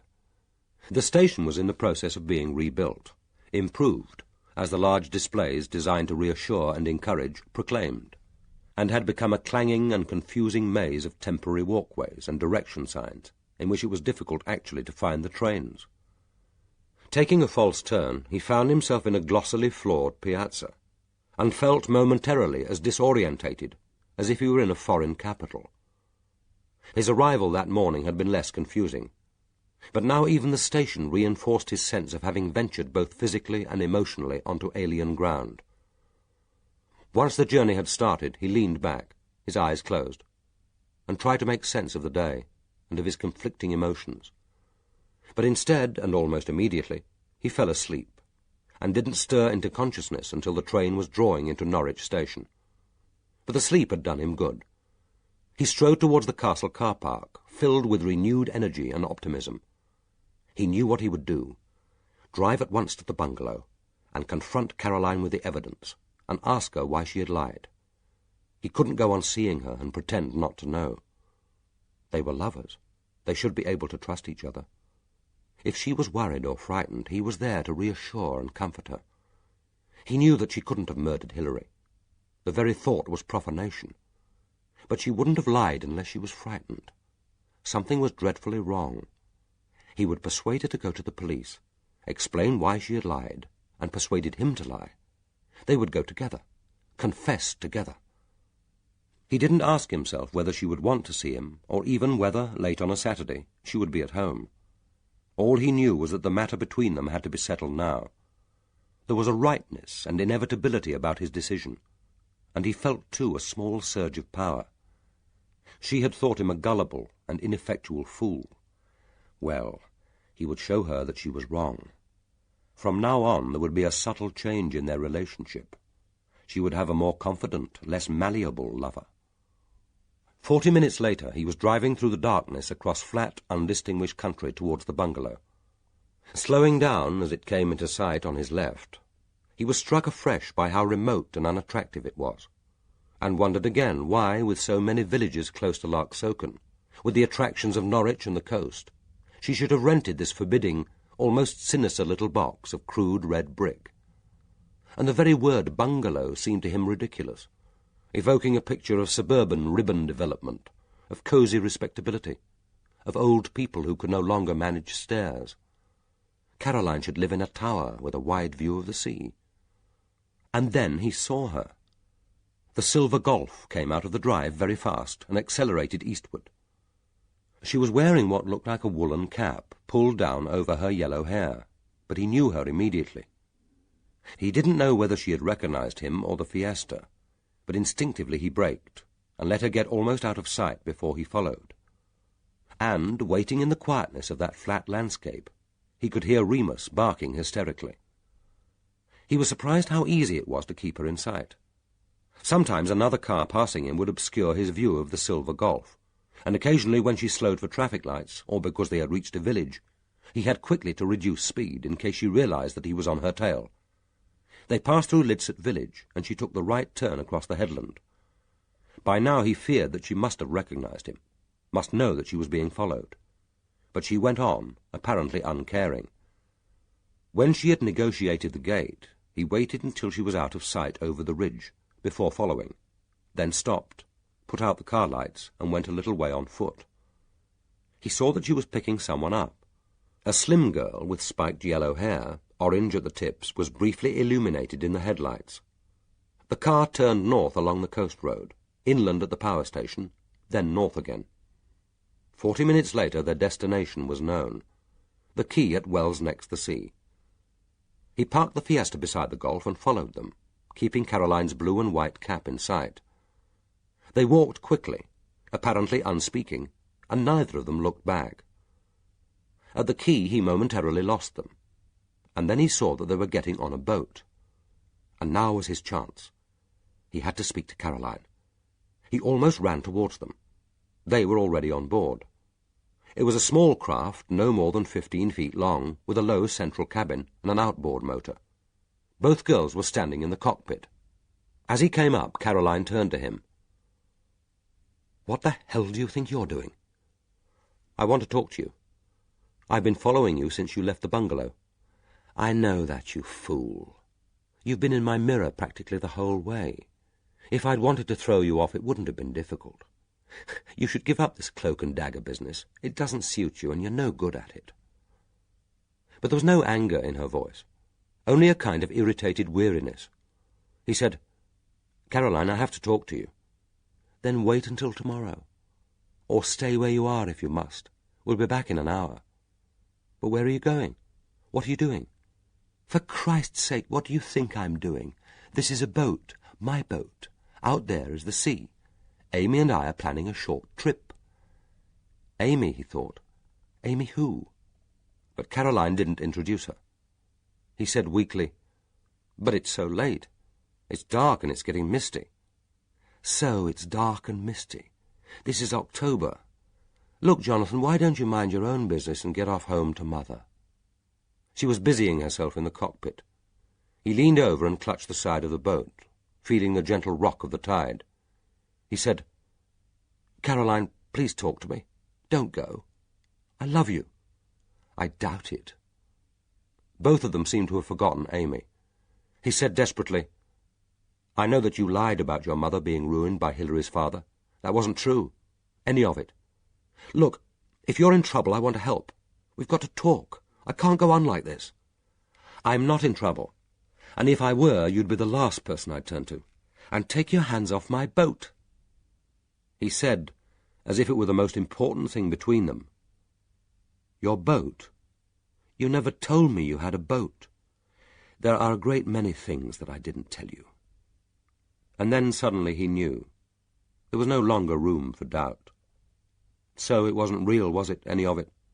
You don't love me. You never did love me." "Love, love, love. Stop bleating the word, Jonathan. Look, go home. Stand in front of your glass and take a good long look at yourself. How could you have ever supposed that it was real? This is real. Amy and me. She is why I stay at Larksoken, and I am why she stays. Now you know." "You used me." He knew that he sounded like a querulous child. "Yes, I used you. We used each other. When we went to bed, I was using you, and you were using me. That's what sex is. And if you want to know, it was bloody hard work, and it made me sick." Even in the throes of his misery and humiliation, he could sense an urgency in her that had nothing to do with him. The cruelty was deliberate, but it had no passion in it. It would have been more bearable if it had. His presence was merely an irritating but minor intrusion into more important preoccupations. Now the end of the rope had whipped clear of the bollard. She had started the engine, and the boat was edging away from the quay. And for the first time he really noticed the other girl. She hadn't spoken since he arrived. She stood silently beside Caroline in the cockpit, unsmiling, shivering slightly, and somehow vulnerable, and he thought he saw on her childish face a look of puzzled compassion, before his tears began to sting, and the boat and its occupants became an amorphous blur. He waited until they were almost out of sight, moving on the dark water, and then he made another decision. He would find a pub, have a beer and some food, and be there when they returned. They couldn't be away long, or they would miss the tide. And he had to know the truth. He couldn't spend another night in this uncertainty. He stood on the quay, staring out to sea, as if the little boat with its 2 occupants was still in sight, then turned away and dragged his feet towards the nearest pub. End of Disc 11. Disc 12.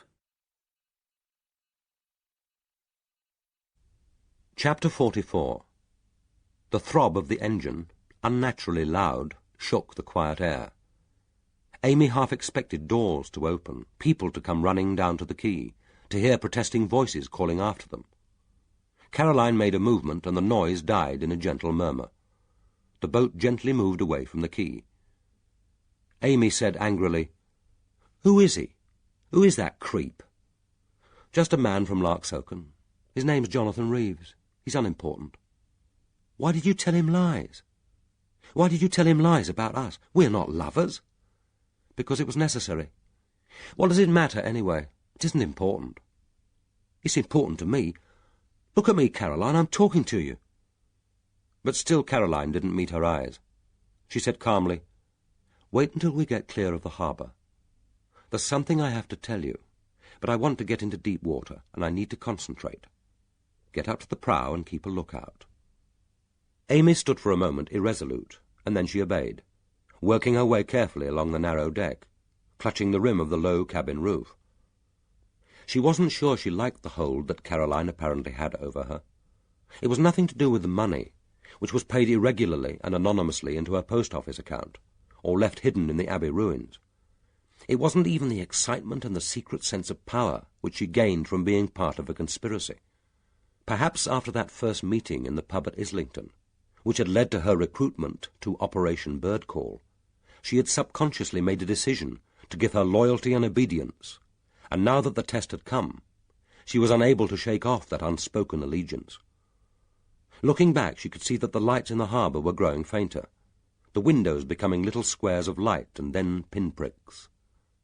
The engine stuttered into greater life, and standing on the prow, she could feel the great power of the North Sea beneath her, the hiss of the parting water, see the unbroken waves, smooth and black as oil, emerging out of the mist, could feel the boat lifting, shuddering, and then settling. After 10 minutes of watching, she left her post and made her way back to the cockpit.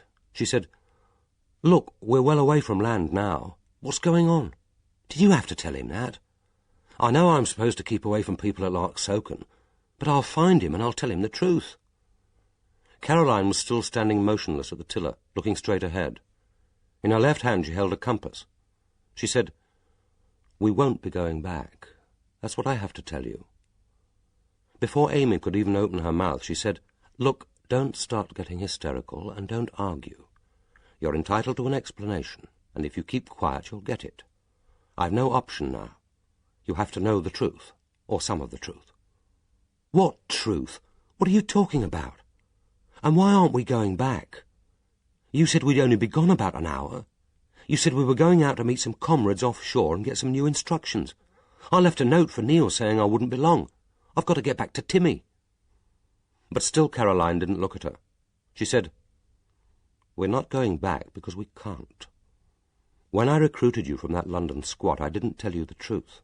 It wasn't in your interest, and I didn't know how far I could trust you. And I didn't know the whole truth myself, only as much as I needed to know. That's the way the operation works.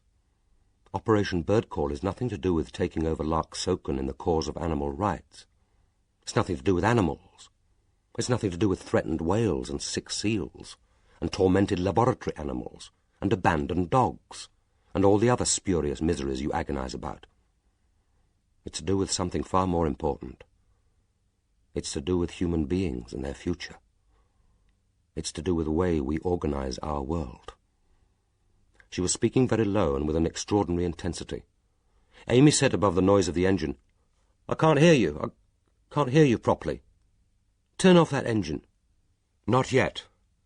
We've still got a long way to go. We're meeting them at a precise spot.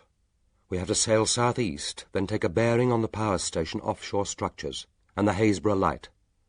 I hope this mist doesn't thicken. Who? Who are we meeting? I don't know their names, and I don't know their place in the organization. As I said, we are all of us told only as much as we actually need to know. My instructions were that if Operation Bird Call was blown, I was to ring a number and activate the emergency procedure for getting me out. That's why I bought this boat and made sure it was always ready. I was told precisely where they'll pick us up.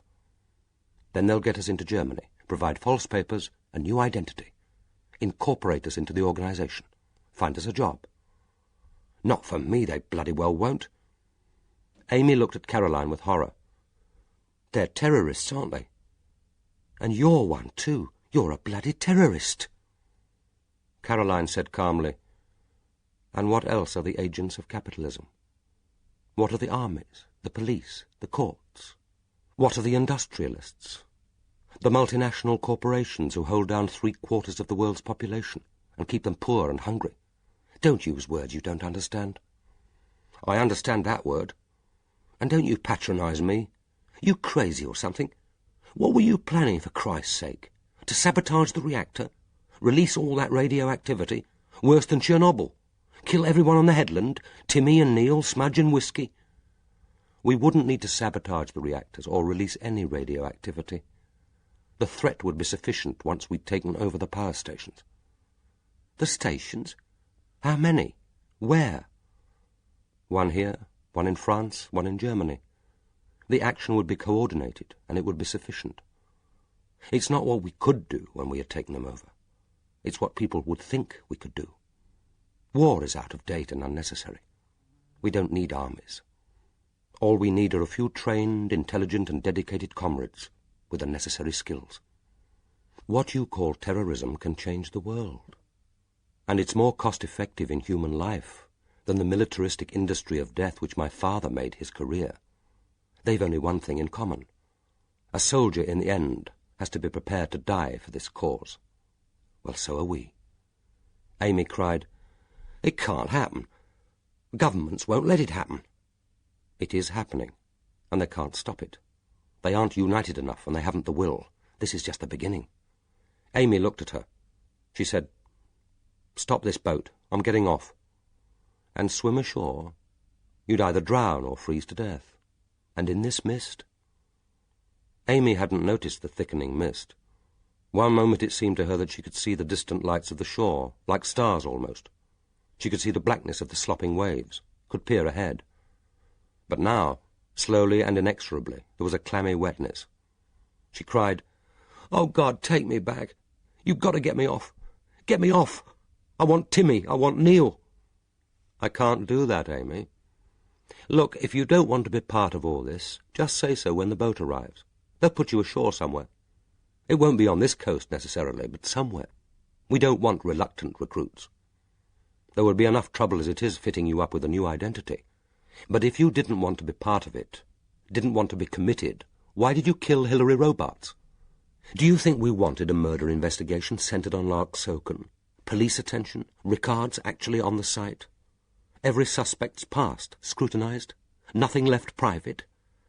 And if Rickards had arrested you, how sure could I be that you wouldn't crack? Tell him about Operation Bird Call? Turn Queen's evidence? Amy cried, Are you crazy? I'm on this boat with a bloody crazy woman. I didn't kill her. Then who did? Pascoe? That's almost as dangerous. How could he? He was on his way back from Norwich. We lied to Rickards about the time, but he was back at the caravan by 9:15, and we were there together all the evening with Timmy. And all that business about the Whistler cutting her forehead, the hair, we never knew any of it. I thought you killed her. Why should I? Because she discovered Operation Bird Call. Isn't that why you're running? Because you've got no option? You're right that I've got no option, but it's not because of Robarts. She didn't find out. How could she? But someone did. It isn't only the Hilary Robarts murder. They've started checking up on me, the security services. Somehow they've got a lead. Probably from one of the German cells, or from a mole in the IRA. How do you know? You could be running away for nothing. There are too many coincidences. That last postcard you hid in the Abbey ruins, I told you it was put back the wrong way. Someone had read it. Anyone could have found it. And the message wouldn't have meant anything. It never meant anything to me. Found it in late September when the picnic season's well over. Found it and carefully put it back. And that wasn't all. They've checked on my mother's flat. She has a housekeeper who used to be my nanny. She rang to let me know earlier today. I didn't wait after that. I sent the signal to say I was getting out. On their starboard side, the occasional lights of the shore were blurred by the mist, but still visible. And the throb of the engine sounded less intrusive now. Almost a gentle, companionable hum. Or perhaps, thought Amy, she had got used to it. But it seemed extraordinary to be moving so quietly and steadily through the darkness, hearing Caroline's voice saying unbelievable things, talking about terrorism and flight and betrayal, as calmly as if she were discussing the details of a picnic. And Amy needed to hear, needed to know. She found herself saying, "Where did you meet them? These people you're working for?" "In Germany when I was 17. My nanny was ill and I had to spend the summer holiday with my parents. My father was stationed there. He didn't take much notice of me, but someone else did. But that was years ago. They know how to wait, and so do I. And this nanny housekeeper, is she a member of Bird Call too? She knows nothing. Absolutely nothing. She's the last person I'd choose. She's a silly old fool who's hardly worth her bed and board. But my mother finds a use for her, and so do I. She hates my mother, and I've told her that Mummy is checking on my life, and to let me know at once if there are any telephone calls for me or any visitors. It helps make her life with Mummy tolerable. It makes her feel important, helps her to believe that I care about her, that I love her. Do you? Do you love her? I did once. A child has to love someone. I grew out of it, and I grew out of her. Well, there was a call, and there was a visitor. On Tuesday, a Scot, or someone pretending to be a Scot, rang, and today a visitor came. What sort of visitor? A young man who said he'd met me in France. It was a lie. He was an imposter. He was from MI5. Who else could have sent him? But you can't be sure. Not sure enough to send that signal, leave everything, put yourself in their mercy. I can. Look, who else could it have been? There were 3 separate incidents. The postcard, the telephone call, the visitor. What else should I wait for? The security services kicking down my door?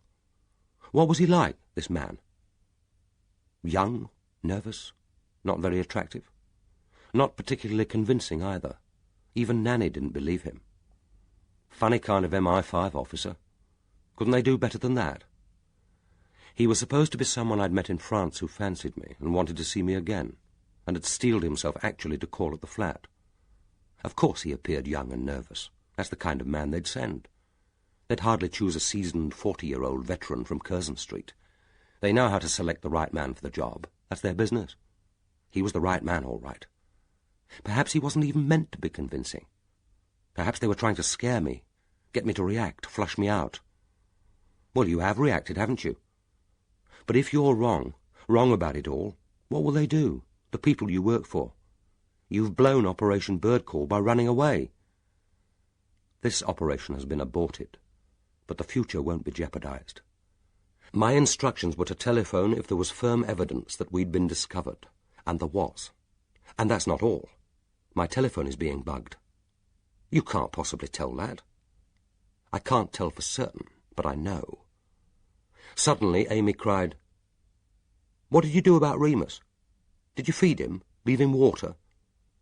Of course not. This has to look like an accident. They've got to believe that we're lesbian lovers who went for an evening boat trip and were drowned.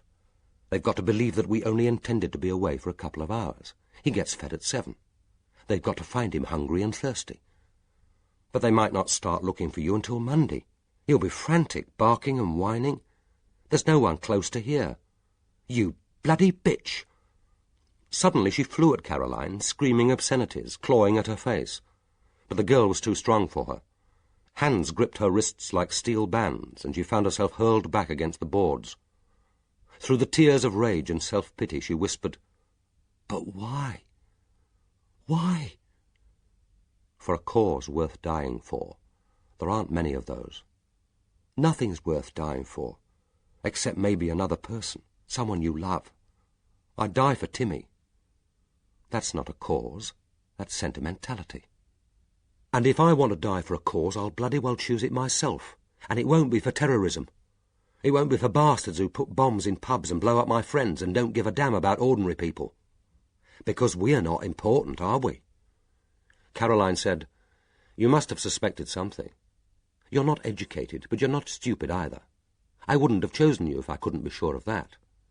You never questioned me, and you wouldn't have got an answer if you had. But you couldn't have thought that we were going to all that trouble for frightened kittens, or butchered seal pups." Had she thought that? Amy wondered. Perhaps the truth was that she had believed in the intention, but never that it would actually be carried out. She hadn't doubted their will, only their ability. And in the meantime it had been fun to be part of the conspiracy. She had enjoyed the excitement, the knowledge that she had a secret from Neil, the half-simulated frisson of fear as she left the caravan after dark to plant the postcards in the ruins of the abbey. She had hidden behind a broken breakwater, almost laughing aloud that night when she had nearly been caught by Mrs. Denison and Mr. Dalgliesh. And the money had been useful too, generous payment for so small a task. And there had been the dream, the picture of a flag whose design was as yet unknown, but which they would raise over the power station, and which would command respect, obedience, instant response. They would be saying to the whole world, "Stop it. Stop it now."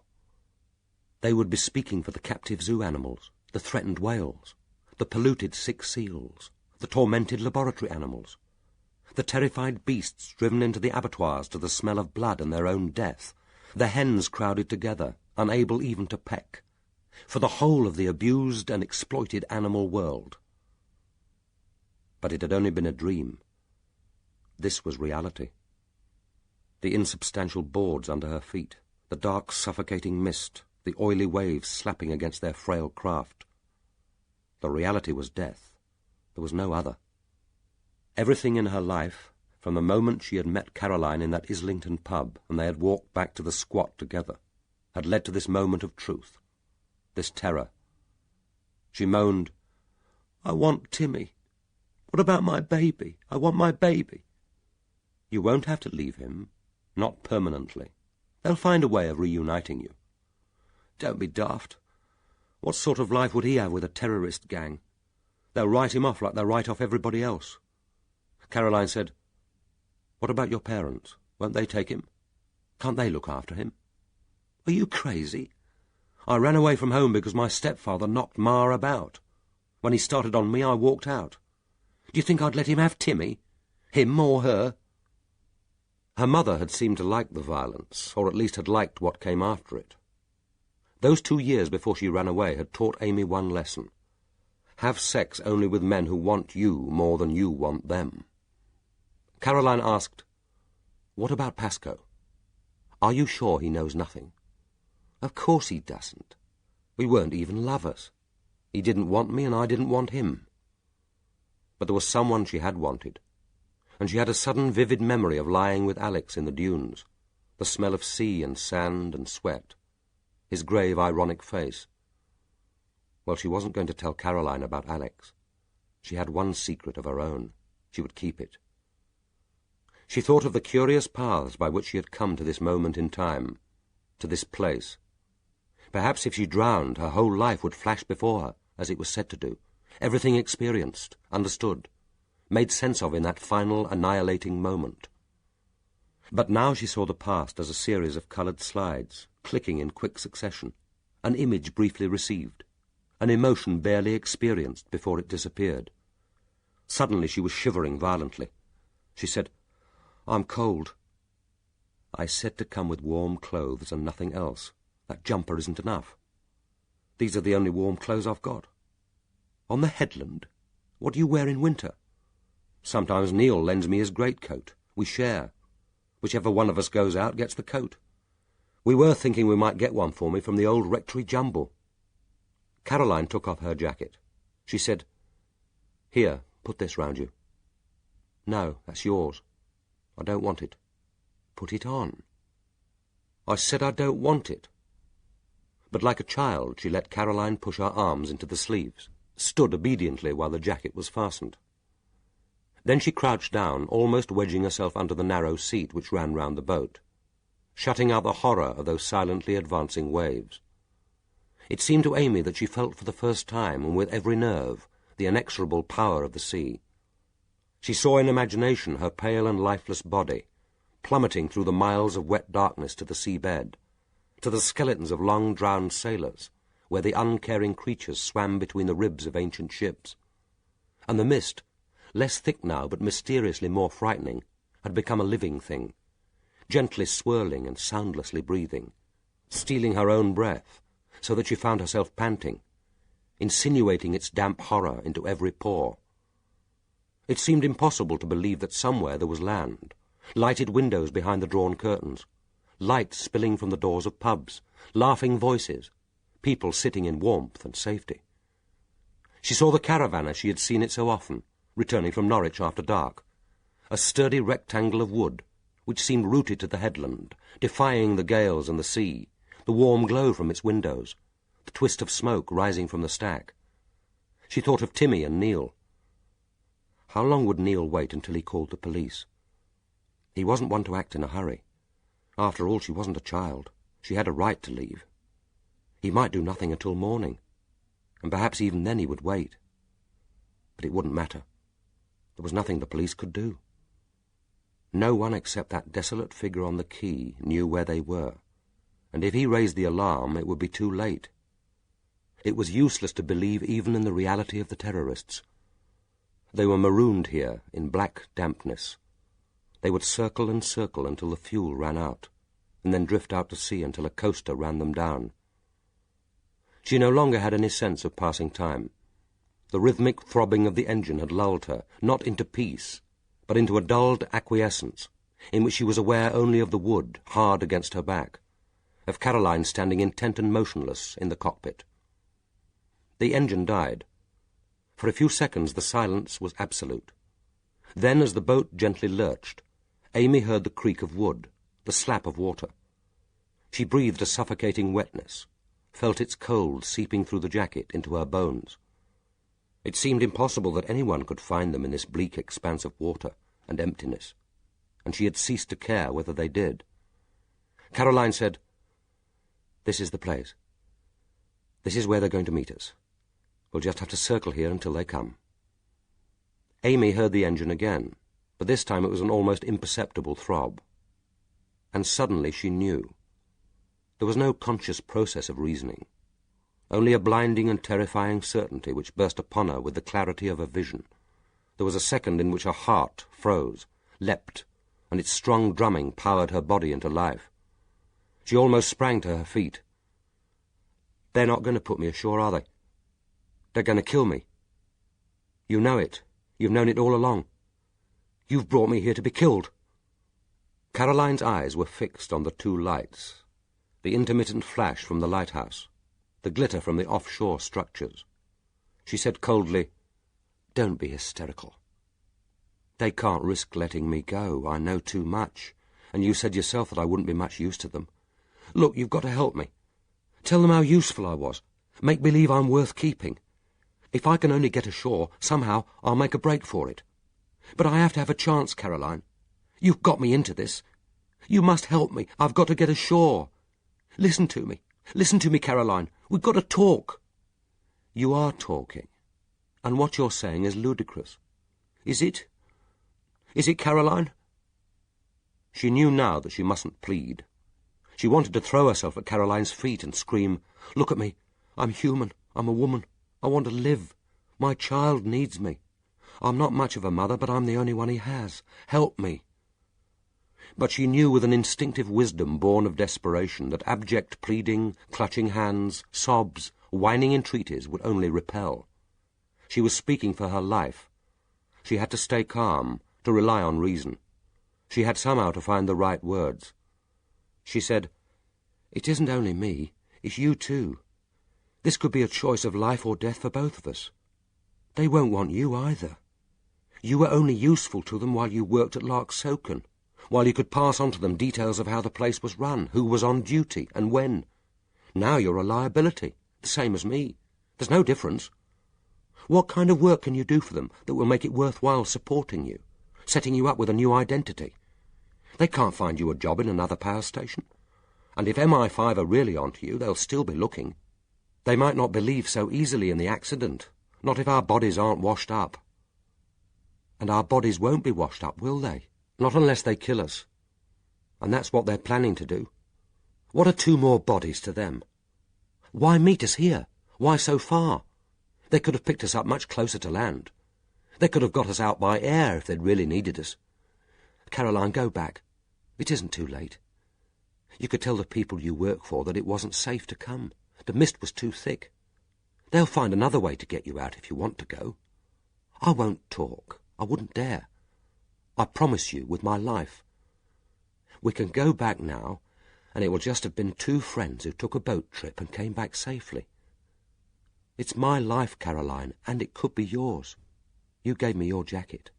I'm asking for my life. She didn't touch Caroline. She knew that the wrong gesture, perhaps any gesture, could be fatal. But she knew too that the silent figure staring rigidly ahead was at the moment of decision. And gazing at that carved, intent face, Amy realized for the first time in her life that she was utterly alone. Even her lovers, seen now as a passing procession of strained, beseeching faces, and grasping, exploring hands, had been only casual strangers, giving her the fleeting illusion that a life could be shared. And she had never known Caroline, could never know her, never begin to understand what in her past, perhaps in her childhood, had led to this dangerous conspiracy, this moment of decision. They were physically so close that each could hear, could almost smell the other's breath. But each was alone, as much alone as if this wide sea held no other craft, no other living soul. They might be fated to die together, but each could suffer only her own death, as each had lived only her own life. And there was nothing left to say. She had pleaded her cause, and the words were all spent. Now she waited in the darkness and the silence to know whether she would live or die. It seemed to her that even time had stopped. Caroline put out her hand and switched off the engine. In the eerie silence, Amy could hear, like a low, insistent pounding, the beating of her heart. And then Caroline spoke. Her voice was calm, reflective, as if Amy had posed her a difficult problem which needed thought to solve. We have to get away from the meeting place.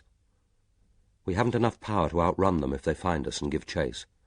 Our only hope is to put out all the lights, get away from this place and lie silent, hoping they won't find us in the mist. Can't we get back to the harbour? There isn't time. It's over 10 miles, and they'll have a powerful engine. If they find us, they'll be on to us in seconds. The mist is our only chance. And then they heard, blunted by the fog, but clearly, the sound of an approaching boat. Instinctively they moved closer together in the cockpit and waited, not daring even to whisper. Each knew that their only chance now lay in silence, the mist, the hope that their small craft would be undetected. But the engine noise increased and became a regular, directionless, vibrating throb.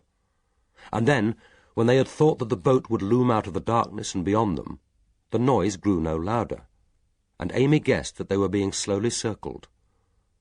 Then suddenly she screamed. The searchlight cut through the mist and shone full on their faces. The light dazzled, so that she could see nothing but its own giant cone in which the particles of mist swam like motes of silver light. A rough foreign voice called, "Is that the Lark, out of Wells Harbour?" There was a moment's silence, and then Amy heard Caroline's voice. It was clear and loud, but to Amy's ears it signalled a high note of fear. "No, we're a party of 4 friends from Yarmouth, but we'll probably put in at Wells. We're all right. No help needed, thank you." But the searchlight didn't move. The boat was held as if suspended between sea and sky in a blaze of light. The seconds passed. Nothing more was said. Then the light was switched off, and they heard again the sound of the retreating engines. For a minute, still waiting, still frightened to speak, they shared a common desperate hope that the ruse had worked. And then they knew. The light held them again. And now the engines were roaring, and the boat came straight at them out of the mist, with only time for Caroline to place an icy cheek against Amy's. She said, "I'm sorry. I'm sorry." And then the great hull towered above them. Amy heard the crack as the wood splintered, and the boat leapt out of the water. She felt herself hurled through an eternity of wet darkness, and then falling, endlessly falling, spread-eagled in space and time. Then there was the smack of the sea, and the coldness so icy that for a few seconds she felt nothing. She came back to consciousness as she surfaced, gasping and fighting for breath, no more aware of the cold, feeling only the agony of a metal band crushing her chest, terror, and the desperate fight to keep her head above water, to survive. Something hard scraped against her face, then floated free. She thrashed out with flailing arms and fastened on a plank of wood from the boat. It offered at least a chance. She rested her arms on it and felt the blessed release of strain. And now she was capable of rational thought. The plank might support her until morning light, and the fog lifted. But she would be dead of cold and exhaustion long before then. Somehow to swim ashore was her only hope. But which way lay the shore? If the mist lifted, she would be able to see the lights, perhaps even the light of the caravan. Neil would be there waving to her. But that was silly. The caravan was miles away. Neil would be desperately worried by now. And she had never finished those envelopes. Timmy might be crying for her. She had to get back to Timmy. But in the end, the sea was merciful. The cold that numbed her arms so that she could no longer hold on to the plank numbed also her mind.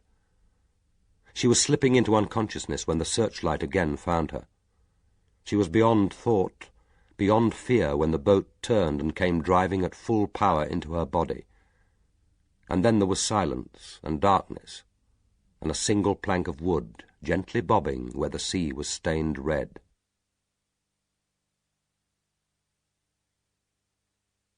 Chapter 45. It was after 8 before Rickards got home on Saturday night, but this was still earlier than usual, and for the first time in weeks he was able to feel that an evening stretched ahead with its choices: a leisurely meal, television, radio, a gentle, undemanding catching up with household chores, telephoning Susie, an early bed. But he was restless. Faced with a few hours of leisure, he was uncertain what to do with them. For a moment he wondered whether to go out for a solitary restaurant meal, but the effort of choosing, the expense, even the bother of booking seemed disproportionate to any possible pleasure. He showered and changed as if the steaming water were a ritual cleansing away of his job, of murder and failure, which might give the evening before him some meaning, some pleasure. Then he opened a tin of baked beans, grilled 4 sausages and a couple of tomatoes, and carried his tray into the sitting-room to eat while watching television. At 9:20 he switched off the set, and for a few minutes sat immobile with the tray still on his lap. He thought that he must look like one of those modern paintings, man with a tray, a stiff figure, immobilized in an ordinary setting, made unordinary, even sinister. As he sat, trying to summon the energy even to wash up, the familiar depression settled on him, the sense that he was a stranger in his own house. He had felt more at home in that fire-lit, stone-walled room at Larksoken Mill, drinking Dalglish's whisky, than he did here in his own sitting-room, in his familiar, tightly upholstered chair, eating his own food. And it wasn't only the absence of Susie, the heavily pregnant ghost in the opposite chair. He found himself comparing the 2 rooms, seeking a clue to his different responses to a deepening dejection, of which the sitting-room seemed partly a symbol, partly a cause. It wasn't only that the mill had a real wood fire, hissing and spitting real sparks and smelling of autumn, while his was synthetic, nor that Dalglish's furniture was old, polished by centuries of use, arranged purely for convenience, not for show, not even that the paintings were real oils, genuine watercolours, or that the whole room had been put together with no apparent sense that anything in it, was particularly highly regarded for its own sake. Above all, he decided, the difference surely lay in the books. The 2 walls covered with shelves holding books of every age and description, books for use, for pleasure in the reading and the handling. His own small collection and Susy's was in the bedroom. Susy had decreed that the books were too diverse, too tattered to be worthy of a place in what she called the lounge, and there weren't many of them.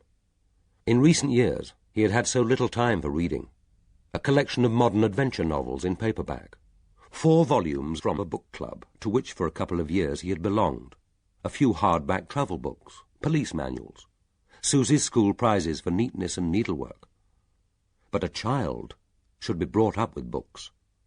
He had read somewhere that it was the best possible beginning to life, to be surrounded with books, to have parents who encouraged reading. Perhaps they could fit shelves each side of the fireplace and make a start. Dickens. He had enjoyed Dickens at school. Shakespeare, of course, and the major English poets. His daughter, neither he nor Susy doubted that the baby would be a girl, would learn to love poetry. But all that would have to wait. He could at least make a start with the housework. The room's air of dull pretentiousness was partly due, he realized, to dirt. It looked like an uncleaned hotel room, in which no one took pride, because no guest was expected, and those few who came wouldn't care. He realized now that he should have kept on Mrs. Adcock, who came in to clean for 3 hours every Wednesday. But she had only worked for them in the last 2 months of Susy's pregnancy. He had hardly met her, and he disliked the thought of handing over house keys to a comparative stranger, more from his love of privacy than from any lack of trust. So, despite Susy's misgivings, he had paid Mrs. Adcock a retainer, and had said that he would cope. Now he added his supper things to a load of crockery in the dishwasher, and took a duster from those neatly folded in the drawer. Dust lay heavy on every surface. In the sitting-room he drew the duster along the window-sill, and saw with wonder the black line of grimed dirt. He moved next to the hall. The cyclamen on the table beside the telephone had unaccountably wilted, despite his hurried daily watering, perhaps because of it. He was standing, duster in hand, wondering whether to throw it out or whether rescue was possible, when his ears caught the crunch of wheels on the gravel. He opened the door, then flung it wide with such force that it swung back and the latch clicked. Then he was at the taxi door, gently receiving the swollen figure into his arms. "My darling, my darling, why didn't you ring?" She leaned against him. He saw with compassion the white, transparent skin, the smudges under her eyes. He seemed to feel, even beneath the thick tweed of her coat, the stirring of his child. "I didn't wait. Mummy had only gone up the road to see Mrs. Blenkinsop. I just had time to ring for a taxi and leave her a note. I had to come. You're not cross?" "Oh, my love, my darling. Are you all right?" "Only tired." She laughed. "Darling, you've let the door close. You'll have to use my key." He took her handbag from her, rummaged for the key in her purse, paid the driver who had placed her one case by the door. His hands were shaking so that he could hardly fit the key in the lock. He half lifted her over the threshold and lowered her onto the hall chair. "Sit there a moment, darling, while I see to the case." "Terry, the cyclamen is dead. You've overwatered it." "No, I haven't. It died missing you." She laughed. The sound was strong, a happy, contented peal. He wanted to lift her up into his arms and shout aloud. Suddenly serious, she said, "Has Mummy phoned?" "Not yet, but she will." And then, as if on cue, the telephone rang. He snatched it up. This time, awaiting the sound of his mother-in-law's voice, he was totally without fear, without anxiety. By that one magnificent, affirming action, Susy had placed them both forever beyond her mother's destructive reach. He felt that he had been lifted out of misery as if by a huge wave, and set forever with his feet firmly on a rock.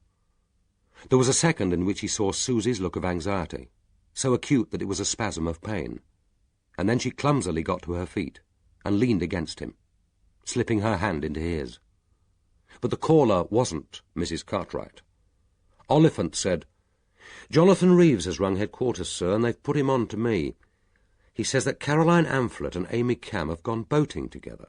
They've been gone 3 hours now, and the mist is getting thicker. Then why did he ring the police? He should have got on to the Coast Guard. I've already done that, sir. That wasn't really why he phoned. He and Amphlett didn't spend last Sunday evening together. She was on the headland. He wanted to tell us that Amphlett lied. So did he. I don't suppose they're the only ones. We'll pull them in first thing tomorrow morning and hear their explanations. I've no doubt she'll come up with one. Oliphant said stolidly, "But why should she lie if she's got nothing to hide? And it isn't just the false alibi. Reeves says that their love affair was only pretence, that she only pretended to care for him to cover up her lesbian affair with Cam. I reckon the two women were in it together, sir. Amphlett must have known that Robarts swam at night. All the staff at Larksoken knew that. And she worked closely with Mayor, none closer. She's his PA. He could have told her all the details of that dinner party, how the Whistler operated. There'd be no problem in getting hold of the Bumbles. Cam knew about the jumble box, even if Amphlett didn't. Her kid had clothes from it. Rickard said, "There'd be no trouble in getting hold of the shoes. There might be trouble in wearing them. Neither woman is tall." Oliphant dismissed what he probably felt was a puerile objection. He said, "But they would have had no time to try them on. Better to grab a pair too large than too small. A soft shoe rather than unyielding leather. And Cam's got a motive, sir, a double motive. She threatened Robarts after her kid was pushed over. We've got Mrs. Jago's evidence of their quarrel. And if Cam wanted to stay on in the caravan, close to her lover, it was important to put a stop to Robarts' libel action against Pascoe. And Cam almost certainly knew exactly where Robarts took her nightly swim. If Amphlett didn't tell her, Pascoe probably did. He admitted to us that he used to sneak out occasionally to spy on her. Dirty-minded little devil. And there's another thing. Cam has a dog lead, remember? So has Amphlett, come to that. Reeves said that she was exercising her dog on the headland Sunday night. There were no paw marks at the scene, Sergeant. Don't let's get too excited. She might have been at the scene, but the dog wasn't. Kept in the car, sir. Maybe she didn't have him with her, but I reckon she used the lead. There's another thing. Those 2 wine glasses in Time Cottage. I reckon Caroline Amphlett was with Robarts before she went for that last swim. She's Mayor's PA. Robarts would have let her in without question. It all adds up, sir. It's a watertight case, sir. Rickards thought that it was as watertight as a sieve. But Oliphant was right. There was a case, even if there wasn't as yet a scintilla of proof. He mustn't let his feelings about the man cloud his judgment. And one fact was depressingly obvious. If he arrested another suspect, this theory, for all the lack of firm evidence, would be a gift to any defence counsel. He said, "Ingenious, but it's totally circumstantial. Anyway, it can wait until tomorrow. There's nothing we can do tonight. We ought to see Reeves, sir. He may change his story before morning. You see him. And let me know when Cam and Amphlett get back. I'll see you at Hoveton at 8. We'll pull them in then. And I don't want them questioned, either of them, until I see them tomorrow. Is that understood?" "Yes, sir. Good night, sir." When he replaced the receiver, Susie said, "If you think you ought to go, darling, don't worry about me. I'll be all right now I'm home." "It's not urgent. Oliphant can cope. He likes being in charge. Let's make him a happy jumbo."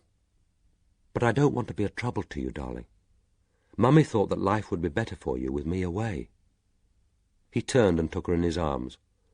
He felt his own tears warm on her face.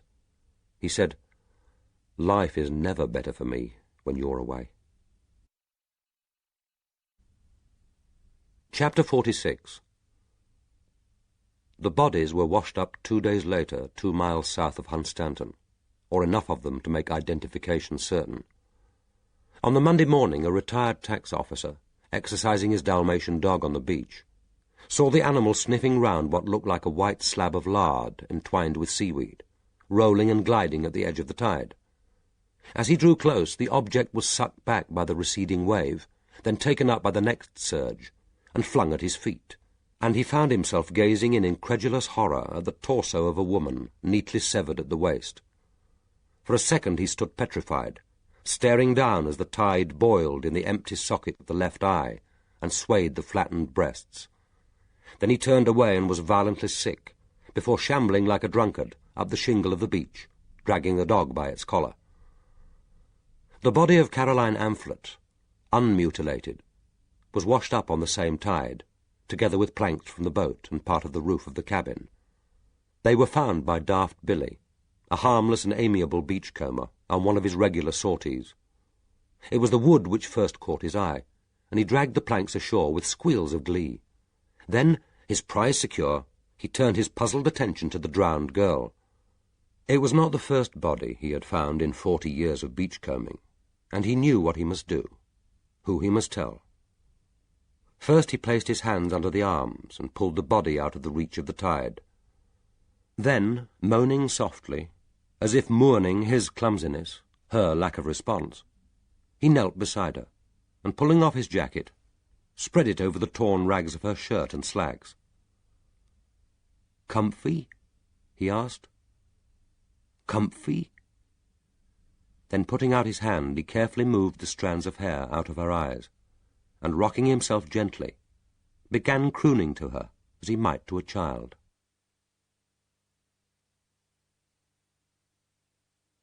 Chapter 47. Dalgliesh made 3 visits on foot to the caravan after lunch on Thursday, but on no occasion was Neil Pascoe at home. He was unwilling to telephone to check whether the man had returned. He could think of no valid excuse for wanting to see him, and it seemed best to make the visit part of a walk, as if the decision to call at the caravan were merely an impulse. In one sense, he supposed, it could be a visit of condolence, but he had only known Amy Cam by sight, and that excuse seemed to him dishonest as well as unconvincing. Shortly after 5 o'clock, when the light was beginning to fade, he tried again. This time the door of the caravan was wide open, but there was no sign of Pascoe. While he stood hesitating, a billow of smoke rose from above the edge of the cliff, followed by a brief flash of flame, and the air was suddenly filled with the acrid smell of bonfire. From the edge of the cliff he looked down on an extraordinary scene. Pascoe had built a fireplace of large stones and chunks of concrete, and had lit a fire of brushwood, onto which he was emptying papers, box files, cartons, bottles, and what looked like an assortment of clothes. The pile awaiting burning was caged down against the strengthening wind by the bars of Timmy's cot, that too, no doubt, destined for the flames. A soiled mattress lay curled to one side like a makeshift and ineffectual windbreak. Pascoe, wearing only a pair of grubby shorts, was working like a demented demon, his eyes white saucers in his blackened face, his arms and naked chest glistening with sweat. As Dalgliesh slithered down the sandy slope of the cliff and moved up to the fire, he nodded a brief acknowledgment of his presence, then began dragging a small, scuffed suitcase from under the cot bars with desperate haste. Then he sprang up and balanced himself on the wide rim of the fireplace, his legs wide apart. In the ruddy glow of the flames his whole body gleamed, seeming for a moment transparent, as if it were lit from within, and the great dollops of sweat ran from his shoulders like blood. With a shout he swung the case high over the fire and wrenched it open. The baby clothes fell in a brightly coloured shower, and the flames leapt like living tongues to snatch at the woolen garments in mid-air, spinning them into briefly burning torches before they fell blackened into the heart of the fire. Pascoe stood for a moment breathing heavily, then sprang down with a cry, half exultant, half despairing. Dalgliesh could understand and partly shared his exultation in this tumultuous juxtaposition of wind, fire, and water. With each gust the tongues of flame roared and hissed, so that he saw through a shimmering haze of heat the veins of the tumbling waves, stained as if with blood. As Pascoe emptied into the fire yet another box file of papers, the charred fragments rose and danced like frantic birds, blew gently against Dalglish's face, and settled over the dry stones of the upper shingle like a black contagion. He could feel his eyes prickling with the smoke. He called out, "Aren't you polluting the beach?" Pascoe turned to him, and spoke for the first time, shouting above the roar of the fire, What does it matter? We're polluting the whole bloody planet. Dalgliesh shouted back. Shove some shingle on it and leave it until tomorrow. It's too windy for a bonfire this evening. He had expected Pascoe to ignore him, but to his surprise the words seemed to recall his companion to reality. The exultation and vigour seemed to drain out of him. He looked at the fire and said dully, "I suppose you're right." There was a spade and a rusty shovel thrown down by the pile of rubbish. Together the two men scooped up a mixture of shingle and sand and flung it onto the flames. When the last red tongue had died with an angry hiss, Pascoe turned and began scrunching his way up the beach towards the cliff. Dalgliesh followed. The question he had half feared, "Are you here on purpose? Why do you want to see me?" was unspoken and apparently unthought. In the caravan, Pascoe kicked the door shut and slumped down at the table. He said, "Want a beer?" "Oh, there's tea. I'm out of coffee." "Nothing, thanks." Dalgliesh sat and watched as Pascoe groped his way over to the refrigerator. Returning to the table, he wrenched open the seal, threw back his head, and poured the beer down his throat in an almost continuous stream. Then he slumped forward, silent, still clutching the tin. Neither spoke, and it seemed to Dalgliesh that his companion hardly knew that he was still there. It was dark in the caravan, and Pascoe's face across the 2 feet of wood was an indistinguishable oval, in which the whites of the eyes gleamed unnaturally bright. Then he stumbled to his feet, murmuring something about matches, and a few seconds later there was a scrape and a hiss, and his hand stretched towards the oil lamp on the table. In its strengthening glow, his face, beneath the dirt and smudges of smoke, looked drained and haggard, the eyes dulled with pain. The wind was shaking the caravan, not roughly, but with a regular gentle sway, as if it were being rocked by an unseen hand. The sliding door of the end compartment was open, and Dalgliesh could see on the narrow bed a pile of female clothes, topped with a jumble of tubes, jars, and bottles. Apart from this, the caravan looked tidy, but denuded, less a home than a temporary ill-equipped refuge, but holding still the unmistakable milky and fecal smell of a child.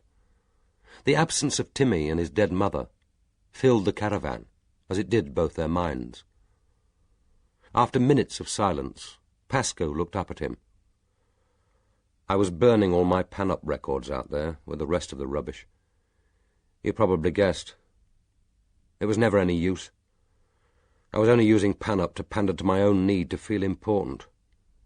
You more or less said so that time I called at the mill." "Did I? I hadn't any right to." "What will you do now?" "Go to London and look for a job. The university won't extend my grant for another year. I don't blame them.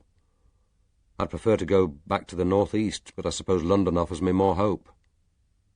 "What sort of job?" "Any job. I don't give a damn what I do as long as it makes money for me and is no possible use to anyone else." Dalgliesh asked, "What happened to Timmy?" "The local authority took him. They got a place of safety order or something of the sort. A couple of social workers came for him yesterday. Decent enough women, but he didn't want to go with them. They had to tear him screaming from my arms." "What sort of a society does that to its children?" Dalgliesh said, "I don't suppose they had any choice. They have to make long-term plans for his future. After all, he couldn't have stayed here indefinitely with you." "Why not?" "I cared for him for over a year. At least I would have had something out of all this mess." Dalgliesh asked, "Have they traced Amy's family?" "They haven't had much time, have they? And when they do, I don't expect they'll tell me. Timmy lived here for over a year, but I'm of less account than the grandparents he never saw, and who probably don't give a damn about him." He was still holding the empty beer can. Twisting it slowly in his hands, he said, "What really gets to me is the deception. I thought she cared. Oh, not about me, but about what I was trying to do. It was all pretense. She was using me, using this place to be near Caroline." Dalgliesh said, "But they can't have seen very much of each other." How do I know? When I wasn't here, she'd probably sneaked out to meet her lover. Timmy must have spent hours alone. She didn't even care for him. The cats were more important than Timmy. Mrs. Jago has taken them now. They'll be all right. Sometimes on Sunday afternoons she used to go out, blatantly telling me that she was off to meet her lover in the sand dunes. I thought it was a joke. I needed to believe that. And all the time she and Caroline were out there together making love, laughing at me. Dalgliesh said, "You've only got Reeves' evidence to suggest they were lovers. Caroline could have been lying to him." No, she wasn't lying, I know that. They used us both, Reeves and me. Amy wasn't... well, she wasn't undersexed. We lived here together for over a year. On the second night she did offer to come to my bed, but it was just her way of paying for board and lodging. It wouldn't have been right then for either of us. But after a time I suppose I began to hope. I mean, living here together, I suppose I grew fond of her. But she never really wanted me to be near her. And when she came in from those Sunday walks, I knew. I pretended to myself that I didn't, but I knew. She looked exultant. She was shining with happiness. Dalgliesh said, "Look, is it really so important to you, the affair with Caroline, even if it is true? What you had here together, the affection, friendship, comradeship, caring for Timmy, does all that go for nothing because she found her sexual life outside the walls of this caravan?" Pascoe said bitterly, "Forget and forgive. You make it sound so easy." I don't suppose you can forget, or perhaps even want to. But I can't see why you have to use the word forgive. She never promised more than she gave. You despise me, don't you? Dalgliesh thought how unattractive it was, the self-absorption of the deeply unhappy. But there were questions he still had to ask. He said, "And she left nothing? No papers, no records, no diary? Nothing to say what she was doing on the headland?" "Nothing. And I know what she was doing here, why she came. She came to be near Caroline." "Did she have any money? Even if you fed her, she must have had something of her own." "She always had some cash, but I don't know how she got it. She never said, and I didn't like to ask. I know she didn't draw any welfare payments. She said she didn't want the DHSS snooping round here to check whether we were sleeping together. I didn't blame her. Nor did I. And she got no post. She got postcards from time to time. Pretty regularly, really. So she must have had friends in London. I don't know what she did with them. Threw them away, I suppose. There's nothing in the caravan but her clothes and makeup, and I'm going to burn those next. After that there'll be nothing left to show that she was ever here." Dalgliesh asked, "And the murder? Do you think that Caroline Amphlett killed Robarts?" "Perhaps. I don't care. It doesn't matter any more. If she didn't, Rickards will make her a scapegoat, her and Amy together. But you can't really believe that Amy connived at murder." Pascoe looked at Dalgliesh with the frustration and anger of an uncomprehending child. "I don't know. Look, I really never knew her. That's what I'm telling you. I don't know. And now that Timmy's gone, I don't really care. And I'm in such a muddle. Anger at what she did to me, at what she was, and grief that she's dead. I didn't think you could be angry and grieving at the same time. I ought to be mourning her, but all I can feel is this terrible anger." "Oh, yes," said Dalgliesh. "You can feel anger and grief together. That's the commonest reaction to bereavement." Suddenly Pascoe began crying. The empty beer can rattled against the table, and he bent his head low over it, his shoulders shaking. Women, thought Dalgliesh, are better at coping with grief than we are. He had seen them so many times, the women police officers moving unconsciously to take the grieving mother, the lost child, in their arms. Some men were good at it too, of course. Rickards had been in the old days. He himself was good with the words, but then words were his trade.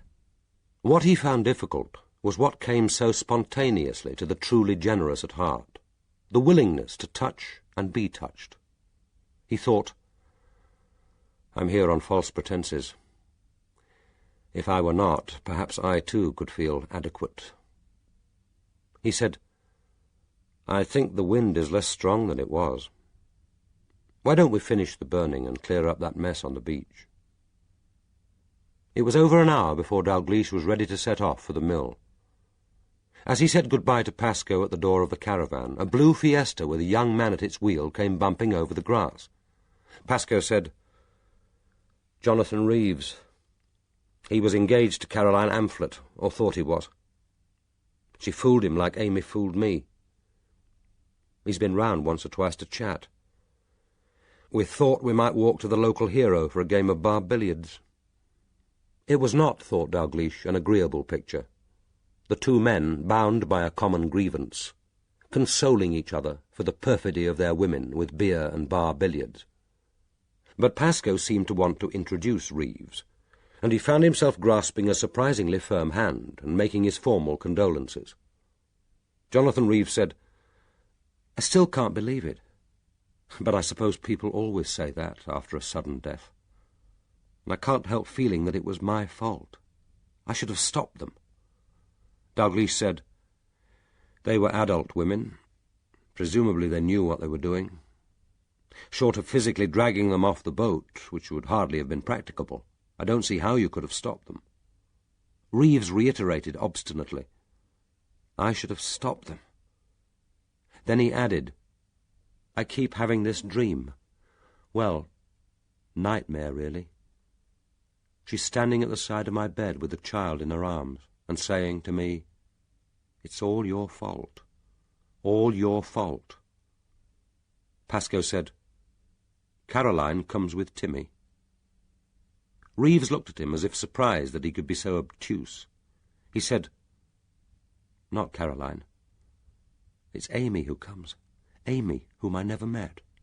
Standing there with water streaming from her hair, holding the child in her arms, and telling me that it's all my fault.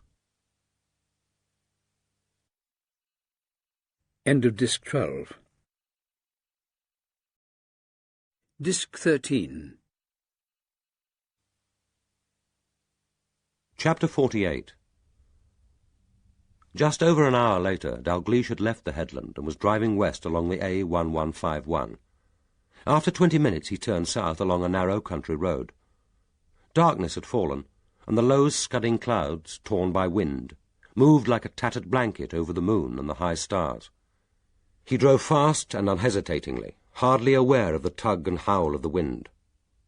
He had taken this route only once before, early that same morning, but he had no need to consult the map. He knew where he was going. On either side of the low hedges stretched the black, unbroken fields.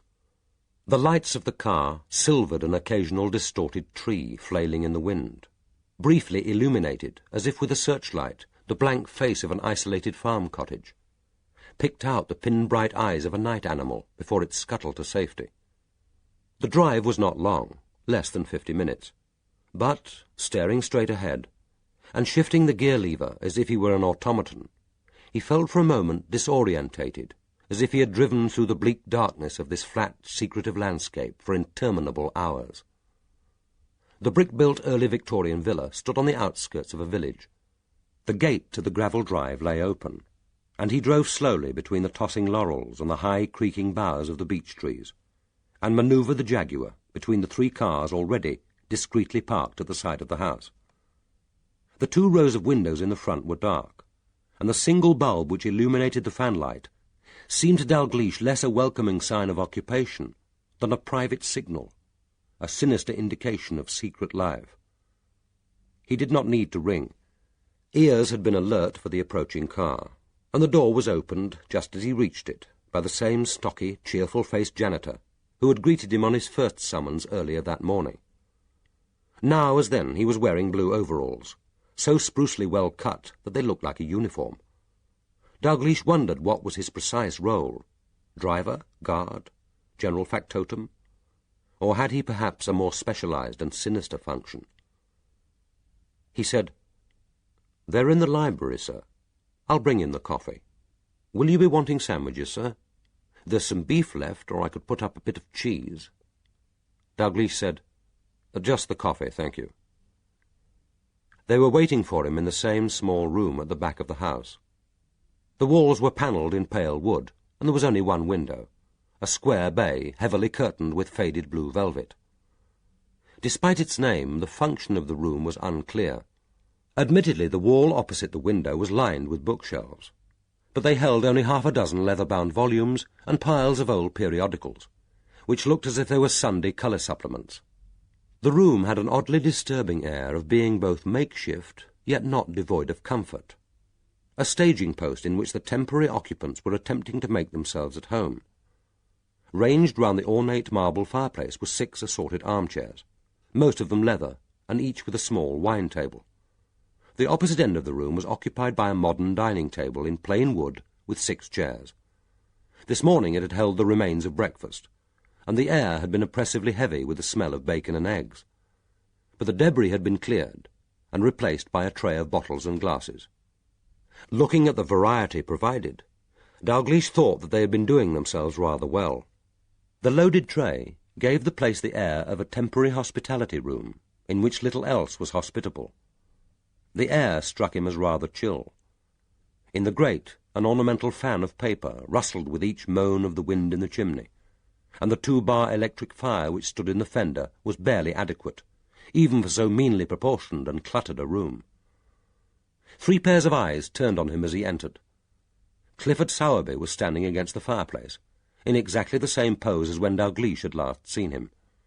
He looked, in his formal suit and immaculate linen, as fresh as he had at 9 o'clock that morning. Now, as then, he dominated the room. He was a solid-fleshed, conventionally handsome man, with the assurance and controlled benevolence of a headmaster or a successful banker. No customer need fear to enter his office, provided his account was well in credit. Meeting him for only the second time, Dalgliesh felt again an instinctive and seemingly irrational unease. The man was both ruthless and dangerous, and yet in their hours apart he had been unable accurately to recall either his face or his voice. The same could not be said for Bill Harding. He stood over 6 foot tall, and with his pale, freckled face and thatch of red hair, had obviously decided that anonymity was impossible, and that he might as well opt for eccentricity. He was wearing a checked suit in heavy tweed with a spotted tie. Raising himself with some difficulty out of the low chair, he ambled over to the drinks, and when Dalgliesh said he'd wait for coffee, stood holding the whisky bottle as if unsure what to do with it. But there was one addition since the morning. Alex Mayer, whisky glass in hand, stood against the bookcase, as if interested in the assortment of leather-bound volumes and piled periodicals. He turned as Dalgliesh entered, and gave him a long, considering look, then nodded briefly. He was easily the most personable and the most intelligent of the 3 waiting men, but something, confidence or energy, seemed to have drained out of him, and he had the diminished, precariously contained look of a man in physical pain. Sowerby said, his heavily lidded eyes amused, "You've singed your hair, Adam. You smell as if you've been raking a bonfire." "I have." Mayer didn't move, but Sowerby and Harding seated themselves each side of the fire. Dalgliesh took a chair between them. They waited until coffee had arrived and he had a cup in hand. Sowerby was leaning back in his chair and looking up at the ceiling, and seemed to be prepared to wait all night. It was Bill Harding who said, "Well, Adam." Putting down his cup, Dalgliesh described what exactly had happened since his arrival at the caravan. He had total verbal recall. He had made no notes, nor was it necessary. At the end of his account he said, "So you can relax. Pascoe believes what will, I imagine, become the official line, that the 2 girls were lovers, went for an unwise boat trip together, and were accidentally run down in the fog. I don't think he'll make any trouble for you, or for anyone else. His capacity for trouble-making seems to be over." Sowerby said, "And Cam left nothing incriminating in the caravan. I doubt very much whether there was anything to leave. Pascoe said that he'd read 1 or 2 postcards when they arrived, but they were mostly the usual meaningless phrases, tourists' chat. Cam apparently destroyed them. And he, with my help, has destroyed the detritus of her life on the headland. I helped him carry the last of her clothes and makeup down to the fire. While he was busy burning it, I had a chance to return and make a fairly thorough search. There was nothing there. Sowerby said formally, "It was good of you to do this for us, Adam. Obviously, as Rickards isn't in the picture, as far as our interest is concerned, we can hardly rely on him. And you, of course, had an advantage he lacked. Pascoe would see you more as a friend than a policeman. That's obvious from his previous visit to Larksoken Mill. For some reason he trusts you." Dalgliesh said, "You explained all that this morning. The request you made then seemed to me to be reasonable in the circumstances. I'm neither naive nor ambivalent about terrorism. You asked me to do something, and I've done it. I still think you should put Rickards in the picture, but that's your business. And you've got your answer. If Cam were involved with Amphlett, she didn't confide in Pascoe, and he has no suspicions of either woman. He believes that Cam only stayed with him to be near her lover. Pascoe, for all his liberal ideas, is as ready as the next man to believe that a woman who doesn't persist in wanting to go to bed with him must be either frigid or a lesbian." Sowerby permitted himself a wry smile. He said, "While you were playing aerial to his Prospero on the beach, I suppose he didn't confess to killing Robards. It's of small importance, but one has a natural curiosity. My brief was to talk to him about Amy Cam, but he did mention the murder. I don't think he really believes that Amy helped to kill Robards, but he doesn't really care whether the two girls did or did not. Are you satisfied yourselves that they did?" Sowerby said, "We don't have to be. It's Rickards who has to be satisfied, and I imagine that he is. Incidentally, have you seen or spoken to him today?" "He telephoned briefly about midday, principally, I think, to tell me that his wife has come home. For some reason he thought I'd be interested. As far as the murder is concerned, he seems to be coming round to the view that Cam and Amphlett were in it together." Harding said, "And he's probably right."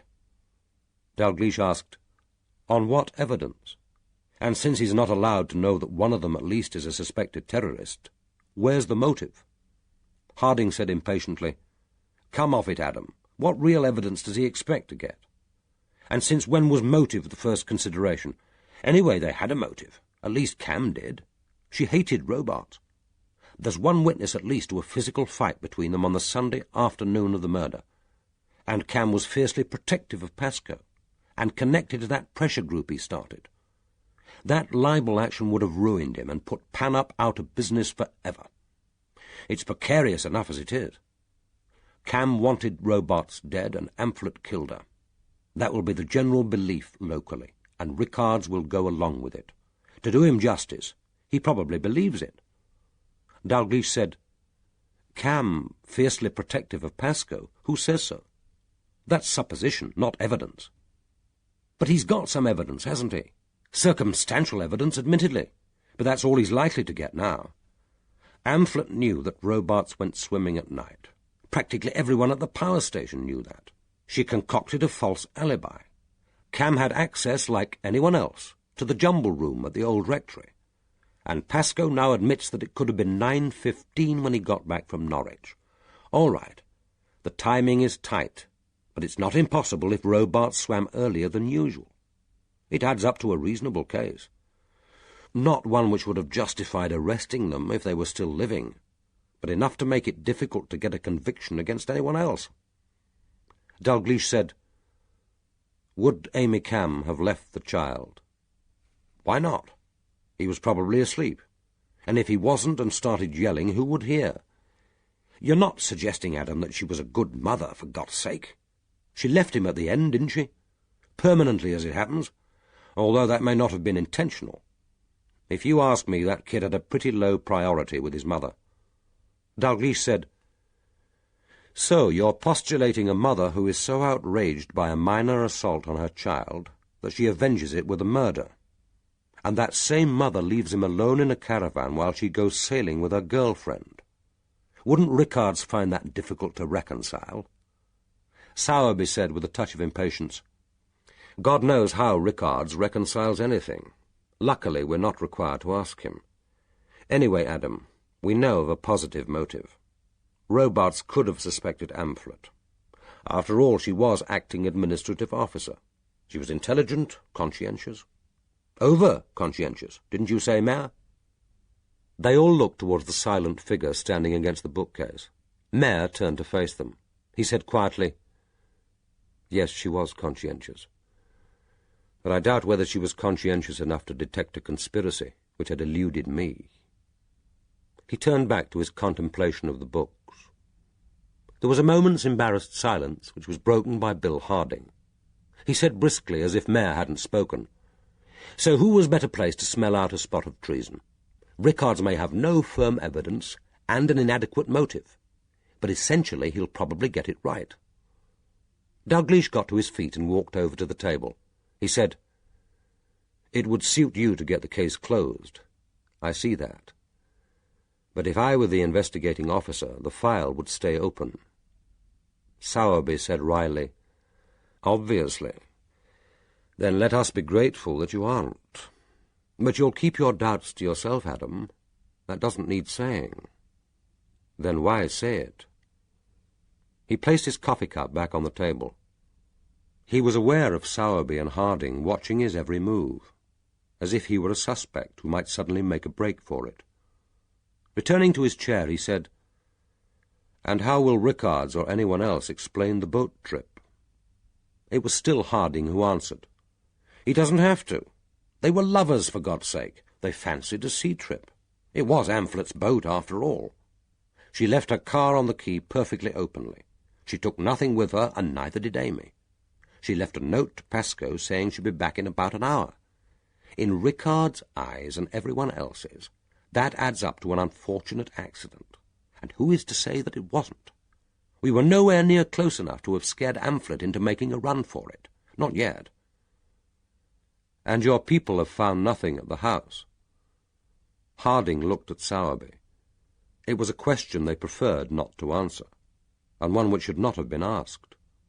After a pause, Sowerby answered, "Clean. No radio, no documents, no evidence of tradecraft. If Amphlett did intend to do a bunk, she cleaned up efficiently before she left." Bill Harding said, "Okay, if she did panic and was getting out, the only mystery is, why so precipitous? If she killed Robarts and thought that the police were getting close, that might have tipped the balance. But they weren't getting close. It could, of course, have been a genuine boat trip, and a genuine accident. Or their own side could have killed them both. Once the Larksoken plan was obsolete, they were expendable. What were the comrades going to do with them, for God's sake? Fit them out with new personalities, new papers? Infiltrate them into a power station in Germany? They were hardly worth the trouble, I should have thought." Dalgliesh said, "Is there any evidence that there was an accident? Has any ship reported bow damage in the fog, a possible collision?" Sowerby said, "None so far. I doubt whether there will be. But if Amphlett really was part of the organization we suspect recruited her, they'd have no compunction in providing a couple of involuntary martyrs for the cause. What sort of people did she think she was dealing with? The fog would have helped them, but they could have run down the boat without the fog, or, for that matter, taken them off and killed them elsewhere. But to fake an accident was the sensible course, particularly given the bonus of the fog. I'd have done it that way myself." And he would, thought Dalgliesh. He would have done it without compunction. Harding turned to Mayor. He said, "You never had the least suspicion of her?" "You asked me that before. None. I was surprised, a little irritated even, that she preferred not to stay as my PA when I got the new job, and even more surprised at the reason. Jonathan Reeves was hardly the man I thought she'd have chosen." Sowerby said, "But it was clever. An ineffectual man, one she could dominate, not too intelligent, already in love with her. She could have chucked him whenever she chose, and he wouldn't have had the wit to know why. And why should you suspect? Sexual attraction is irrational anyway. There was a pause, then he added, "Did you ever see her? The other girl, Amy? I'm told that she did visit the power station on one of those open days, but I don't suppose you'll remember her." Mare's face was like a white mask. He said, "I did see her once, I think. Blonde dyed hair, a chubby, rather pretty face. She was carrying the child. What will happen to him, incidentally? Or is it a she?" Sowerby said, "Taken into care, I suppose, unless they can trace the father or the grandparents. He'll probably end up fostered or adopted. I wonder what the hell his mother thought she was doing."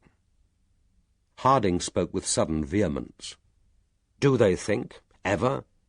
No faith, no stability, no family affection, no loyalty? They're blown like paper with every wind. Then when they do find something to believe in, something to give them the illusion that they're important, what do they choose? Violence, anarchy, hatred, murder." Sowerby looked at him, surprised and a little amused. Then he said, "Ideas some of them think worth dying for. In that, of course, lies the problem. Only because they want to die.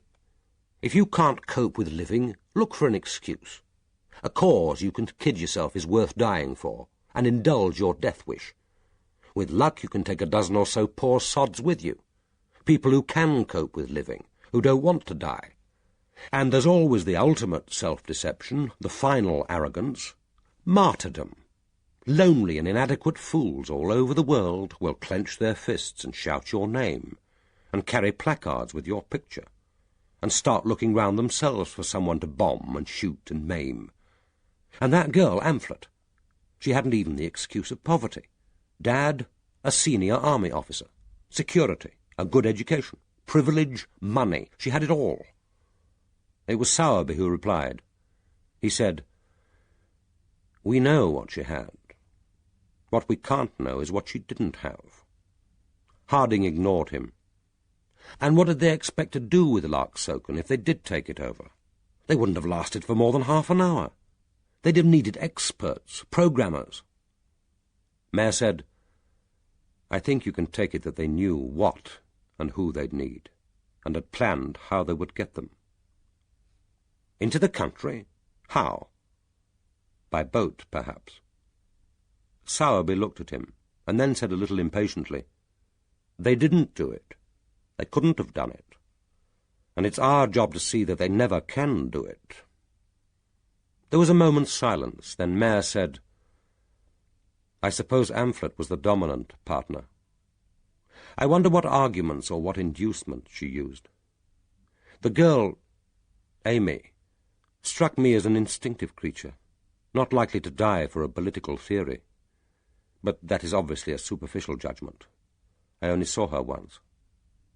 Sowerby said, "Without knowing them, we can't be sure who was the dominant partner. But I'd say it was almost certainly Amphlett. Nothing is known or suspected about Cam. She was probably recruited as a runner. Amphlett must have had a contact in the organization, must have met him occasionally if only to receive instructions. But they'd be careful never to get in touch directly. Cam probably received the coded messages setting out time and place for the next meeting and passed them on. As for her reasons, she found life unsatisfactory, no doubt." Bill Harding lunged over to the table and poured himself a large whisky. His voice was thick as if he were drunk. "Life has always been unsatisfactory for most people, for most of the time. The world isn't designed for our satisfaction. That's no reason for trying to pull it down about our ears." Sowerby smiled, his sly, superior smile. He said easily, "Perhaps they thought that's what we're doing." 15 minutes later, Dalgliesh left with Mare. As they stood unlocking their cars, he looked back and saw that the janitor was still waiting at the open door. Mare said, "Making sure that we actually leave the premises. What extraordinary people they are. I wonder how they got on to Caroline. There seemed no point in asking, as they made it obvious that they had no intention of saying. No, they wouldn't say. Almost certainly they got a tip-off from the security services in Germany. And this house. How on earth do they find these places? Do you suppose that they own it, borrow it, rent it, or just break into it?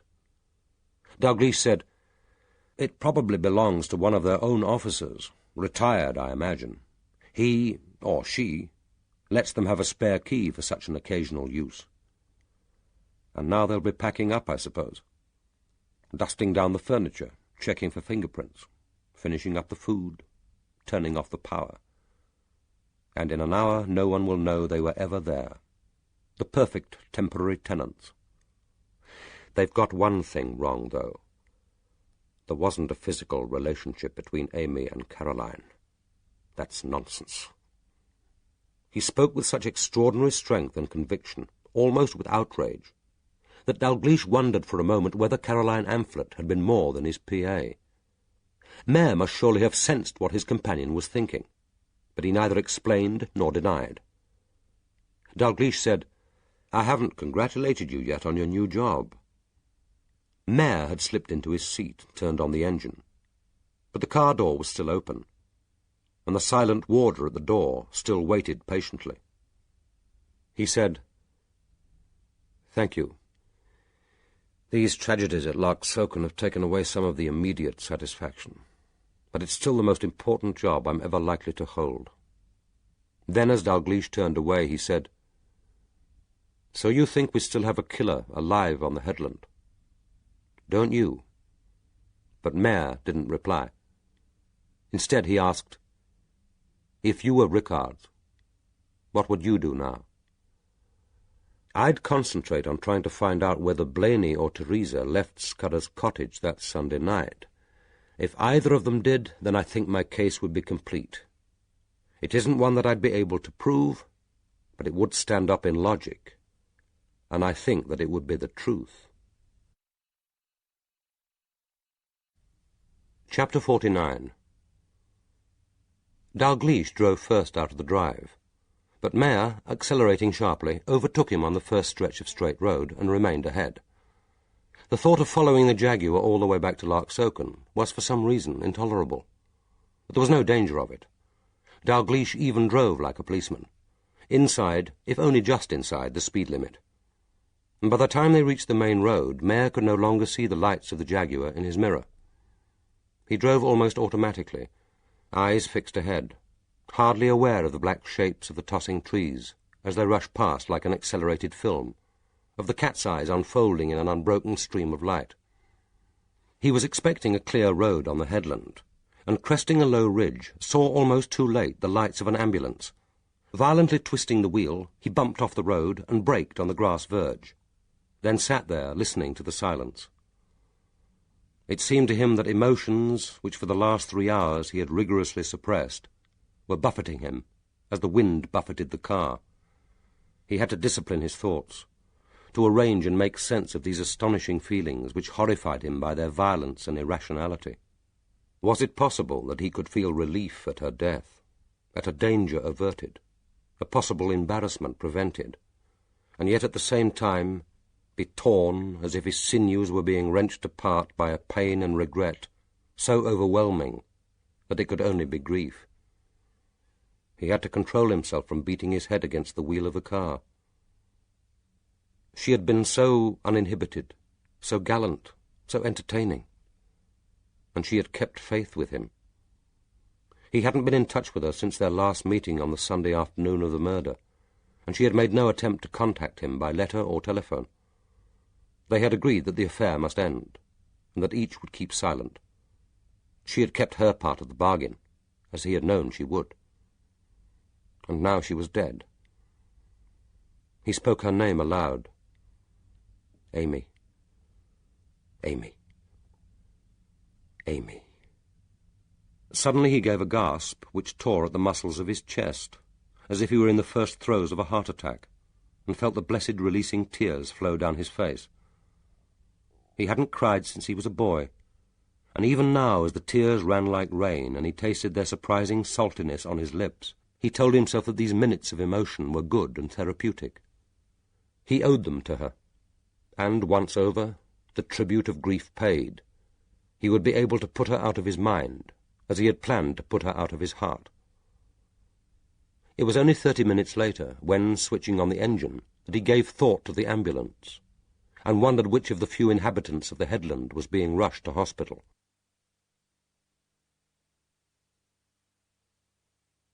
Chapter 50. As the two ambulance men wheeled the stretcher down the garden path, the wind tore at the corner of the red blanket and billowed it into an arc. The straps held it down, but Blaney almost flung himself across Teresa's body, as if desperately shielding her from something more threatening than the wind. He shuffled crab-like down the path beside her, half bent, his hand holding hers under the blanket. It felt hot and moist and very small, and it seemed to him that he was aware of every delicate bone. He wanted to whisper reassurance, but terror had dried his throat, and when he tried to speak his jaw jabbered as if palsied, and he had no comfort to give. There was a too recent memory of another ambulance, another stretcher, another journey. He hardly dared look at Teresa, in case he saw on her face what he had seen on her mother's, that look of pale, remote acceptance, which meant that she was already moving away from him, from all the mundane affairs of life, even from his love, into a shadowland where he could neither follow nor was welcome. He tried to find reassurance in the memory of Dr. Entwistle's robust voice. "She'll be all right. It's appendicitis. We'll get her to hospital straight away. They'll operate tonight, and with luck she'll be back with you in a few days. Not to do the housework, mind. We'll discuss all that later. Now, let's get to the telephone. And stop panicking, man. People don't die of appendicitis." But they did die. They died under the anesthetic. They died because peritonitis intervened. They died because the surgeon made a mistake. He had read of these cases. He was without hope. As the stretcher was gently lifted and slid with easy expertise into the ambulance, he turned and looked back at Scudder's cottage. He hated it now. Hated what it had done to him, what it had made him do. Like him, it was accursed. Mrs. Jago was standing at the door, holding Anthony in her unpractised arms, with the twins standing silently on each side.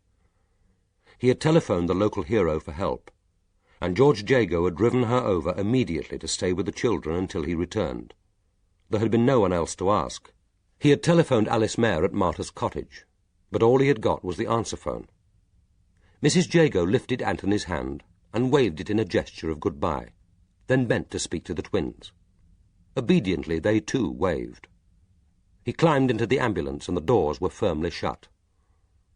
The ambulance bumped and gently swayed up the lane, then accelerated as it reached the narrow headland road to Lidset. Suddenly it swerved and he was almost thrown from his seat. The paramedic sitting opposite him cursed. "Some bloody fool going too fast." But he didn't reply. He sat very close to Teresa, his hand still in hers, and found himself praying, as if he could batten on the ears of the God he hadn't believed in since he was 17. "Don't let her die. Don't punish her because of me. I'll believe. I'll do anything. I can change, be different. Punish me, but not her. Oh, God, let her live." And suddenly he was standing again in that dreadful little churchyard, hearing the drone of Father McKee's voice, with Teresa at his side, her hand still cold in his. The earth was covered with synthetic grass, but there was one mound left bare, and he saw again the newly sliced gold of the soil. He hadn't known that Norfolk earth could be so rich a colour. A white flower had fallen from one of the wreaths, a small, tortured, unrecognized bud with a pin through the wrapped stalk, and he was seized with an almost uncontrollable compulsion to pick it up before it was shovelled with the earth into the grave, to take it home, put it into water, and let it die in peace. He had to hold himself tautly upright to prevent himself bending to retrieve it, but he hadn't dared, and it had been left there to be smothered and obliterated under the first clods. He heard Teresa whisper, and bent so low to listen that he could smell her breath. "Daddy, am I going to die?" "No. No!" He almost shouted the word, a howled defiance of death, and was aware of the paramedic half rising to his feet. He said quietly, You heard what Dr. Entwistle said. It's just appendicitis. I want to see Father McKee. Tomorrow. After the operation, I'll tell him. He'll visit you. I won't forget, I promise. Now lie still. Daddy, I want him now, before the operation. There's something I have to tell him. Tell him tomorrow. Can I tell you? I have to tell someone now. He said almost fiercely, Tomorrow, Teresa. Leave it till tomorrow. And then, appalled by his selfishness, he whispered, Tell me, darling, if you must, and closed his eyes, so that she should not see the horror, the hopelessness. She whispered, That night, Miss Robarts died. I crept out to the Abbey ruins. I saw her running into the sea. Daddy, I was there. He said hoarsely, It doesn't matter. You don't have to tell me any more. But I want to tell. I ought to have told you before. Please, Daddy. He put his other hand over hers. He said, Tell me. There was someone else there, too. I saw her walking over the headland towards the sea. It was Mrs. Dennison. Relief flowed through him, wave after wave, like a warm, cleansing summer sea. After a moment's silence, he heard her voice again. Daddy, are you going to tell anyone? The police? No, he said. I'm glad you've told me, but it isn't important. It doesn't mean anything. She was just taking a walk in the moonlight. I'm not going to tell. Not even about me being on the headland that night. No, he said firmly. Not even that. Not yet, anyway. But we'll talk about it. What we ought to do after the operation. And for the first time he could believe that there would be a time for them after the operation.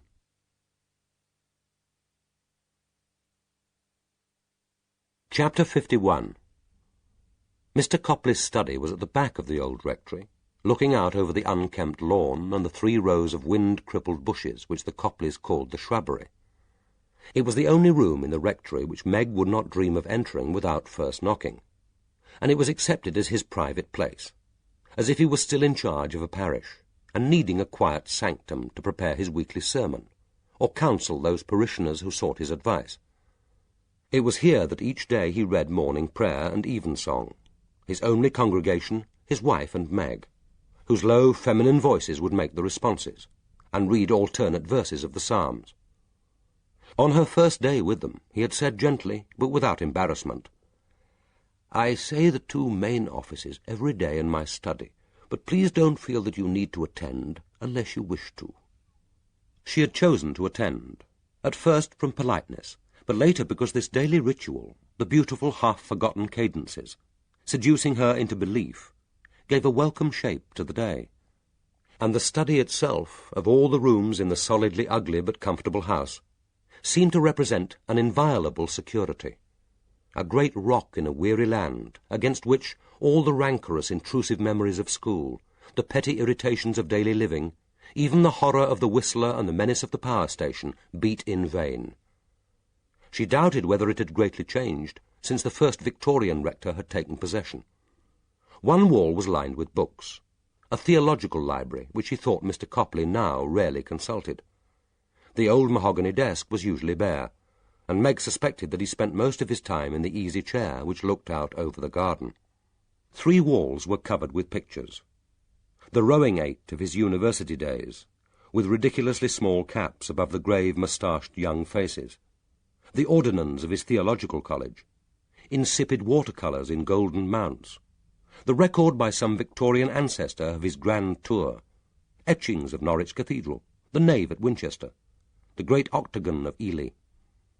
To one side of the ornate Victorian fireplace was a single crucifix. It seemed to Meg to be very old and probably valuable, but she had never liked to ask. The body of Christ was a young man's body, stretched taut in its last agony, the open mouth seeming to shout in triumph or defiance at the God who had deserted him. Nothing else in the study was powerful or disturbing. Furniture, objects, pictures all spoke of order, of certainty, of hope. Now, as she knocked and listened for Mr. Copley's gentle "come in," it occurred to her that she was seeking comfort as much from the room itself as from its occupant. He was sitting in the armchair, a book in his lap, and made to get up with awkward stiffness as she entered. She said, "Please don't get up. I wonder if I could talk to you privately for a few minutes." She saw at once the flare of anxiety in the faded blue eyes and thought, "He's afraid I'm going to give notice." She added quickly but with gentle firmness, "As a priest, I wish to consult you as a priest." He laid down his book. She saw that it was one he and his wife had chosen the previous Friday from the travelling library, the newest H.R.F. Keating. Both he and Dorothy Copley enjoyed detective stories, and she was always slightly irritated that husband and wife took it for granted that he should always have first read. This inopportune reminder of his mild domestic selfishness assumed for a moment a disproportionate importance, and she wondered why she had ever thought he could be of help. Yet was it right to criticize him for the marital priorities which Dorothy Copley had herself laid down and gently enforced over 53 years? She told herself, "I am consulting the priest, not the man. I wouldn't ask a plumber how he treated his wife and children before letting him loose on the leaking tank." He gestured towards a second easy chair, and she drew it up opposite him. He marked his page with his leather bookmark with careful deliberation, and laid down the novel as reverently as if it were a book of devotions, folding both hands over it. It seemed to her that he had drawn himself together and was leaning slightly forward, head to one side, as if he were in the confessional. She had nothing to confess to him, only a question which in its stark simplicity seemed to her to go to the very heart of her orthodox, self-affirming, but not unquestioning Christian faith. She said, "If we are faced with a decision, a dilemma, how do we know what is right?" She thought she detected in his gentle face an easing of tension, as if grateful that the question was less onerous than he had feared. But he took his time before he replied. "Our conscience will tell us if we will listen."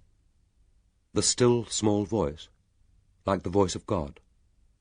Not like Meg. Conscience is the voice of God, of the indwelling Holy Spirit. In the collect for Whitsunday we do indeed pray that we may have a right judgment in all things.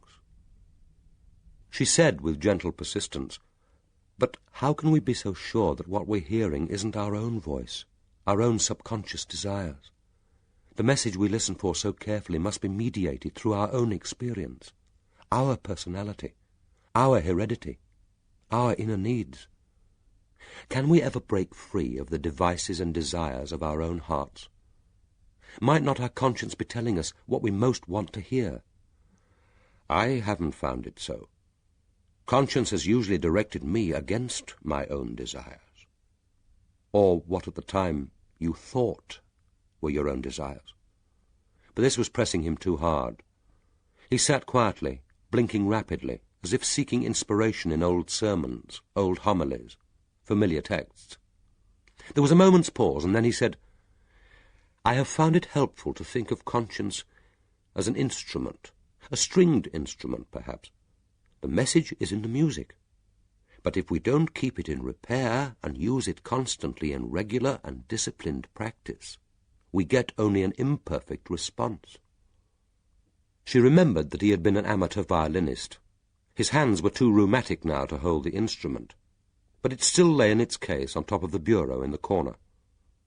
The metaphor might mean something to him, but for her it was meaningless.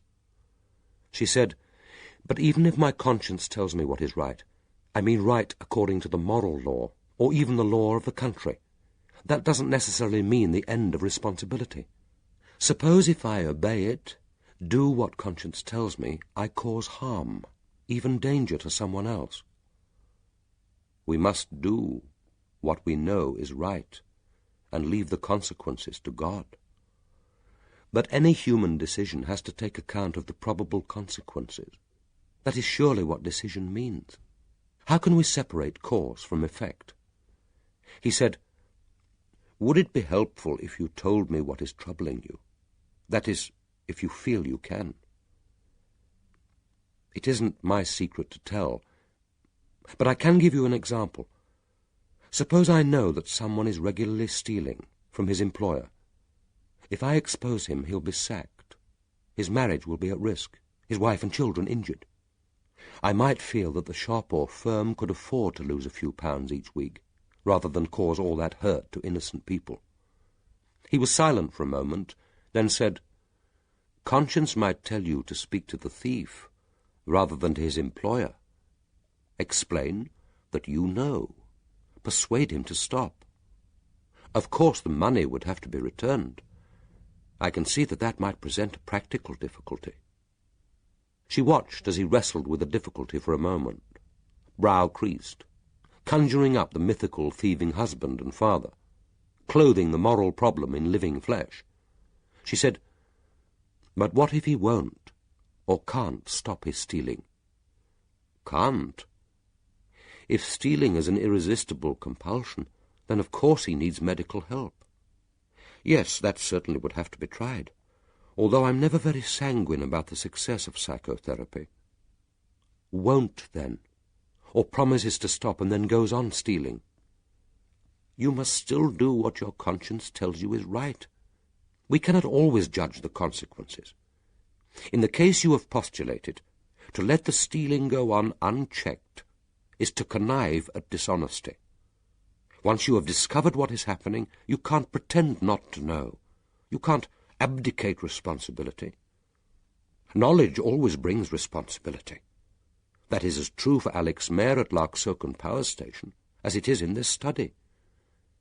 You said that the children would be injured if you told. They are being injured already by their father's dishonesty, and so is the wife who benefits from it. Then there are the other staff to consider. Perhaps they might be wrongly suspected. The dishonesty, if undetected, could well get worse, so that at the end the wife and children would be in deeper trouble than if it was stopped now. That is why it is safer if we concentrate on doing what is right and leave the consequences to God." She wanted to say, "even if we're not sure any longer if he exists, even if that seems only another way of evading the personal responsibility which you have just told me we can't and shouldn't evade." But she saw with compunction that he was suddenly looking tired, and she didn't miss the quick glance down at his book. He wanted to get back to Inspector Gote, Keating's gentle Indian detective, who, despite his uncertainties, would get there in the end, because this was fiction. Problems could be solved, evil overcome, justice vindicated, and death itself only a mystery which would be solved in the final chapter. He was a very old man. It was unfair to bother him.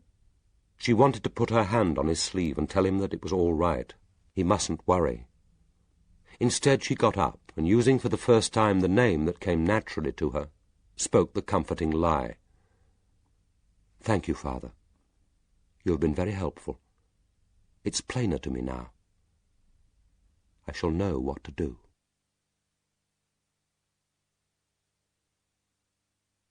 Chapter 52. Every turn and hazard of the overgrown garden path leading to the gate which gave access to the headland was so familiar to Meg that she hardly needed to follow the jerking moon of her torch's beam, and the wind, always capricious at Larksoken, seemed to have abated the worst of its fury. But when she reached a slight ridge and the light at the door of Martha's cottage came in sight, it renewed its strength and came swooping down on her, as if it would pluck her from the earth and send her whirling back to the shelter and peace of the rectory. She didn't give battle, but leaned against it, her head bent, her shoulder-bag bumping at her side, clutching her scarf to her head with both hands until the fury passed, and she could again stand upright. The sky, too, was turbulent, the stars bright but very high, the moon reeling frantically between the shredded clouds like a blown lantern of frail paper. Fighting her way towards Martha's cottage, Meg felt as if the whole headland was whirling in chaos about her, so that she could no longer tell whether the roaring in her ears was the wind, her blood, or the crashing sea. When at last, breathless, she reached the oak door, she thought for the first time about Alex Mayer, and wondered what she would do if he were at home. It struck her as strange that the possibility hadn't previously occurred to her. And she knew that she couldn't face him. Not now, not yet. But it was Alice who answered her ring. Meg asked, "Are you alone?" "Yes, I'm alone. Alex is at Larksoken. Come in, Meg." Meg took off and hung up her coat and headscarf in the hall and followed Alice to the kitchen. She had obviously been occupied in correcting her proofs. Now she reseated herself at her desk, swivelled round and looked gravely at Meg as she took her usual fireside chair. For a few moments neither spoke. Alice was wearing a long brown skirt of fine wool, with a blouse high buttoned to the chin, and over it a sleeveless pleated shift in narrow stripes of brown and fawn which reached almost to the floor. It gave her an hieratic dignity, an almost sacerdotal look of composed authority, which was yet one of total comfort and ease. A small fire of logs was burning in the hearth, filling the room with a pungent autumnal smell, and the wind, muted by thick 16th-century walls, sighed and moaned companionably in the chimney. From time to time it gushed down, and the logs flared into hissing life. The clothes, the firelight, the smell of burning wood overlaying the subtler smell of herbs and warm bread, were familiar to Meg from their many quiet evenings together, and they were dear to her. But tonight was dreadfully different. After tonight, the kitchen might never be home to her again. She asked, "Am I interrupting?" "Obviously, but that doesn't mean that I don't welcome interruption." Meg bent to extract a large brown envelope from her shoulder bag. "I've brought back the first 50 pages of proofs. I've done what you asked, read the text and checked for printing errors only." Alice took the envelope, and without glancing at it, placed it on the desk. She said, "That's what I wanted. I'm so obsessed with the accuracy of the recipes that errors in the text sometimes slip through. I hope it wasn't too much of a chore." "No, I enjoyed it, Alice. It reminded me of Elizabeth David." "Not too much, I hope. She's so marvellous that I'm always afraid of being over-influenced by her." There was a silence. Meg thought, "We are talking as if the dialogue has been scripted for us. Not as strangers exactly, but as people who are careful of their words, because the space between them is loaded with dangerous thoughts. How well do I really know her? What has she ever told me about herself? Just a few details of her life with her father, snatches of information, a few phrases dropped into our conversations like a falling match, briefly illuminating the contours of a vast unexplored terrain. I've confided almost everything about myself, my childhood, the racial trouble at school, Martin's death. But has it ever been an equal friendship? She knows more about me than any other living creature. All I really know about Alice is that she's a good cook." She was aware of her friend's steady, almost quizzical look.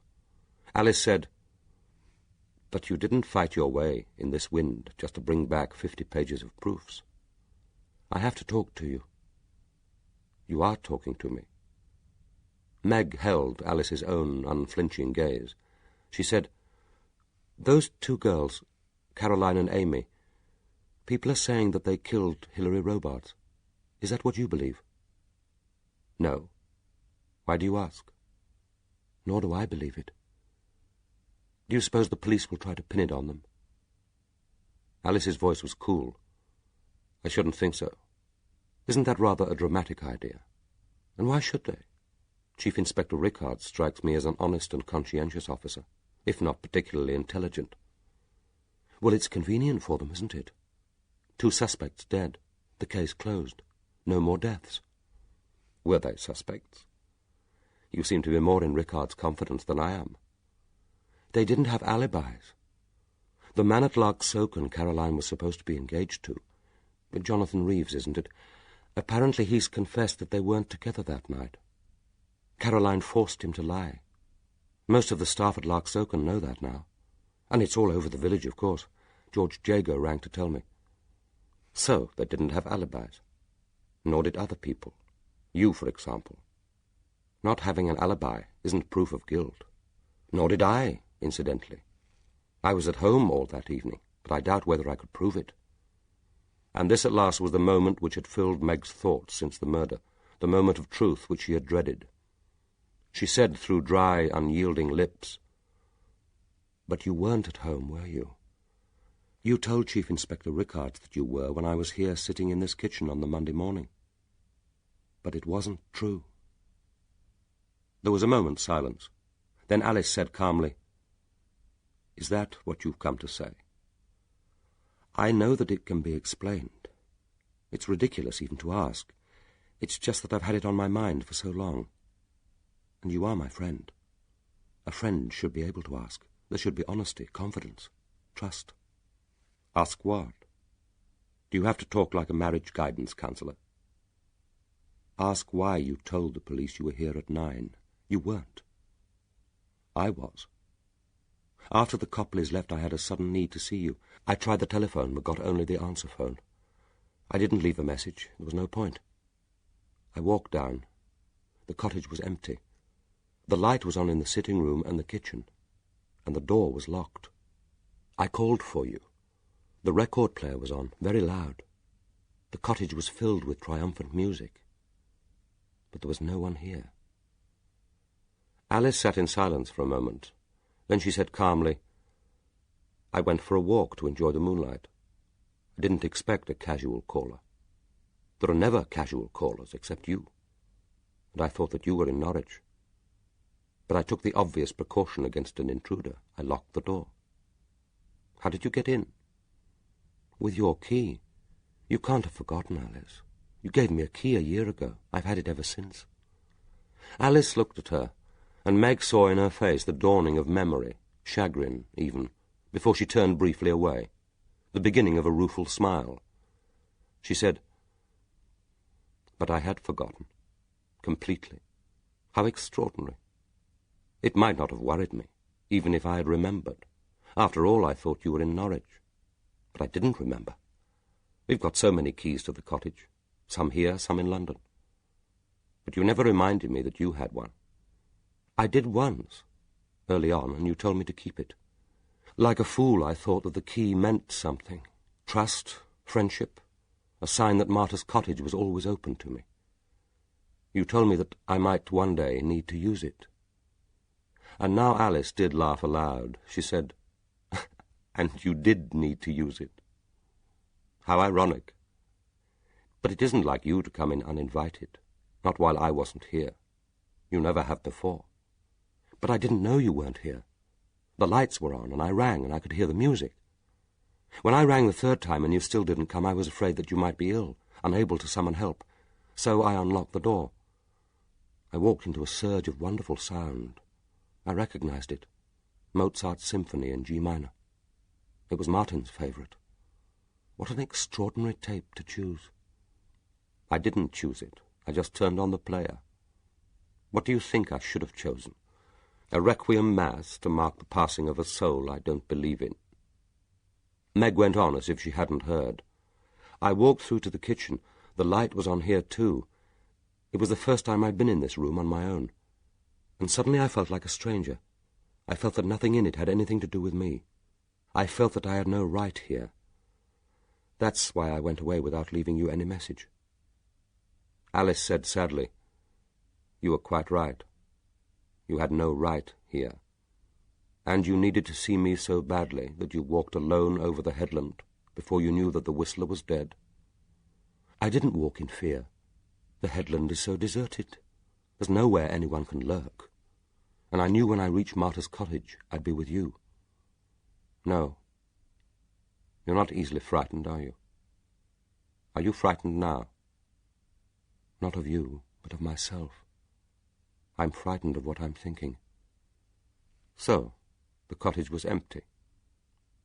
What else is there? Obviously there is something else." Meg said, "That message on your answer phone. If you'd really received it at 8:10, you would have telephoned Norwich Station and left a message for me to ring back. You knew how much the Copleys disliked the thought of going to their daughter. No one else on the headland knew that. The Copleys never spoke of it, and nor did I. Not to anyone except you. You would have rung, Alice. There could have been an announcement over the station loudspeaker, and I could have driven them home. You would have thought of that." Alice said, One lie to Rickards, which could have been a matter of convenience, a wish to avoid trouble, and one instance of insensitive neglect. Is that all? The knife, the middle knife in your block, it wasn't here. It meant nothing at the time, of course, but the block looked odd. I was so used to seeing the 5 carefully graded knives, each in its sheath. It's back now. It was back when I called in on the Monday after the murder. But it wasn't here on the Sunday night. She wanted to cry out, "You can't be going to use it. Alice, don't use it." Instead, she made herself go on, trying to keep her voice calm, trying not to plead for reassurance, understanding. And next morning, when you telephoned to say that Hilary was dead, I didn't say anything about my visit. I didn't know what to believe. It wasn't that I suspected you. That would have been impossible for me. It still is. But I needed time to think. It was late morning before I could bring myself to come to you. And then you found me here with Chief Inspector Rickards and heard me lying, and you saw that the knife was back in the block. But you didn't speak then, and you haven't spoken since. Not even, I presume, to Adam Dalgliesh. It was a shrewd thrust. Meg said, "I've told no one. How could I? Not until we'd spoken. I knew that you must have had what seemed to you a good reason for lying. And then, I suppose, slowly, perhaps unwillingly, you began to realize what that reason might be. I didn't think you'd murdered Hilary. It sounds fantastic, ludicrous even to speak those words, to think of suspecting you. But the knife was missing and you weren't there. You did lie, and I couldn't understand why. I still can't. I wonder who it is you're shielding. And sometimes, forgive me, Alice, sometimes I wonder whether you were there when he killed her, kept guard, stood there watching, might even have helped him by cutting off her hair. Alice sat so still that the long-fingered hands resting in her lap, the folds of her shift, might have been carved in stone. She said, "I didn't help anyone, and no one helped me. There were only 2 people on that beach, Hilary Robarts and I. I planned it alone, and I did it alone." For a moment they sat in silence. Meg felt a great coldness. She heard the words, and she knew that they were true. Had she perhaps always known? She thought, "I shall never be with her in this kitchen again. Never again find the peace and security which I found in this room." And there fell into her mind an incongruous memory, herself sitting quietly in the same chair and watching while Alice made short pastry, sieving the flour onto a marble slab, adding the squares of soft butter, breaking in the egg, her long fingers delicately dabbling the mixture, drawing in the flour, lightly forming the glistening ball of dough. She said, "They were your hands tightening the belt round her throat, your hands cutting off her hair, your hands slicing that L into her forehead. You planned it alone, and you did it alone." Alice said, "It took courage, but perhaps less than you would imagine. And she died very quickly, very easily. We shall be lucky to go with so little pain. She hadn't even time to feel terror. She had an easier death than most of us can look forward to. And as for what followed, that didn't matter. Not to her. Not even much to me. She was dead. It's what you do to the living that takes the strong emotions, courage, hatred, and love." She was silent for a moment, and then she said, "In your eagerness to prove me a murderess, don't confuse suspicion with proof. You can't prove any of this. All right, you say the knife was missing, but that's only your word against mine. And if it was missing, I could say that I went for a short walk on the headland, and the murderer saw his chance, and put it back afterwards. He wouldn't even know that it was there. Of course he would. Everyone knows that I'm a cook, and a cook has sharp knives. And why shouldn't he put it back? But how would he get in? The door was locked. There's only your word for that. I shall say that I left it open. People on the headland usually do." Meg wanted to cry out, "Don't, Alice, don't begin planning more lies. Let there at least be truth between us. She said, "And the portrait, the smashed window, was that you too?" "Of course." "But why? Why all that complication?" "Because it was necessary. While I was waiting for Hilary to come out of the sea, I glimpsed Theresa Blaney. She suddenly appeared on the very edge of the cliff by the Abbey ruins. She was only there for a moment, and then she disappeared. But I saw her. She was unmistakable in the moonlight. But if she didn't see you, if she wasn't there when Hilary died, don't you see? It meant that her father wouldn't have an alibi. She always struck me as a truthful child, and she has had a strict religious upbringing. Once she told the police that she was out on the headland that night, Ryan would be in terrible danger. And even if she had sense enough to lie, for how long could she keep it up? The police would be gentle, questioning her. Rickards isn't a brute, but a truthful child would find it difficult to lie convincingly. When I got back here after the murder, I played back the messages on the answer phone. It occurred to me that Alex might change his plans and telephone. And it was then, too late, that I got George Jago's message. I knew that the murder could no longer be pinned on the Whistler. I had to give Ryan Blaney an alibi. So I tried to ring him to say that I'd collect the picture. When I couldn't get through, I knew that I had to call at Scudder's cottage, and as quickly as possible. You could just have collected the portrait, knocked at the door to say what you've done, seen him then. That would be proof enough that he was at home. But it would have looked too deliberate, too contrived. Ryan had made it plain that he didn't want to be disturbed, that I was merely to collect the portrait. He made that very clear. And Adam Dalgliesh was with me when he said it. Not any casual caller, but Scotland Yard's most intelligent detective. No, I had to have a valid excuse to knock and speak to Ryan. So you put the portrait in the boot of your car and told him that it wasn't in the shed. It seemed to Meg extraordinary that horror could briefly be subsumed by curiosity, by the need to know. They might have been discussing complicated arrangements for a picnic. Alice said, "Exactly." He was hardly likely to think that it was I who had taken it only a minute earlier. It was convenient, of course, that he was half drunk. Not as drunk as I described to Rickards, but obviously incapable of killing robots and getting back to Scudder's cottage by 9:45. Not even in the van or on his bicycle. The van was out of commission, and he couldn't have stayed on the bicycle. Besides, I would have passed him cycling home. My evidence meant that Ryan would be safe, even if Theresa confessed that she'd left the cottage. After I left him, I drove back over a deserted headland. I stopped briefly below the pillbox and threw the shoes inside. I had no way of burning them, except on an open fire where I had burned the paper and string from the wrapped portrait. But I had an idea that burning rubber could leave some trace and a persistent smell. I didn't expect the police to search for them, because I didn't believe they would find a print.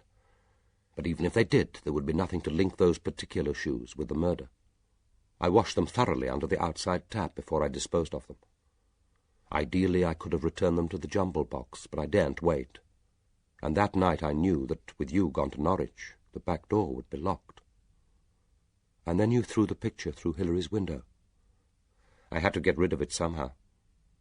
That way it looked like a deliberate act of vandalism and hatred, and there were plenty of possible suspects for that, not all of them on the headland.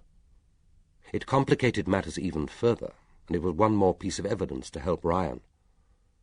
No one would believe that he would deliberately destroy his own work.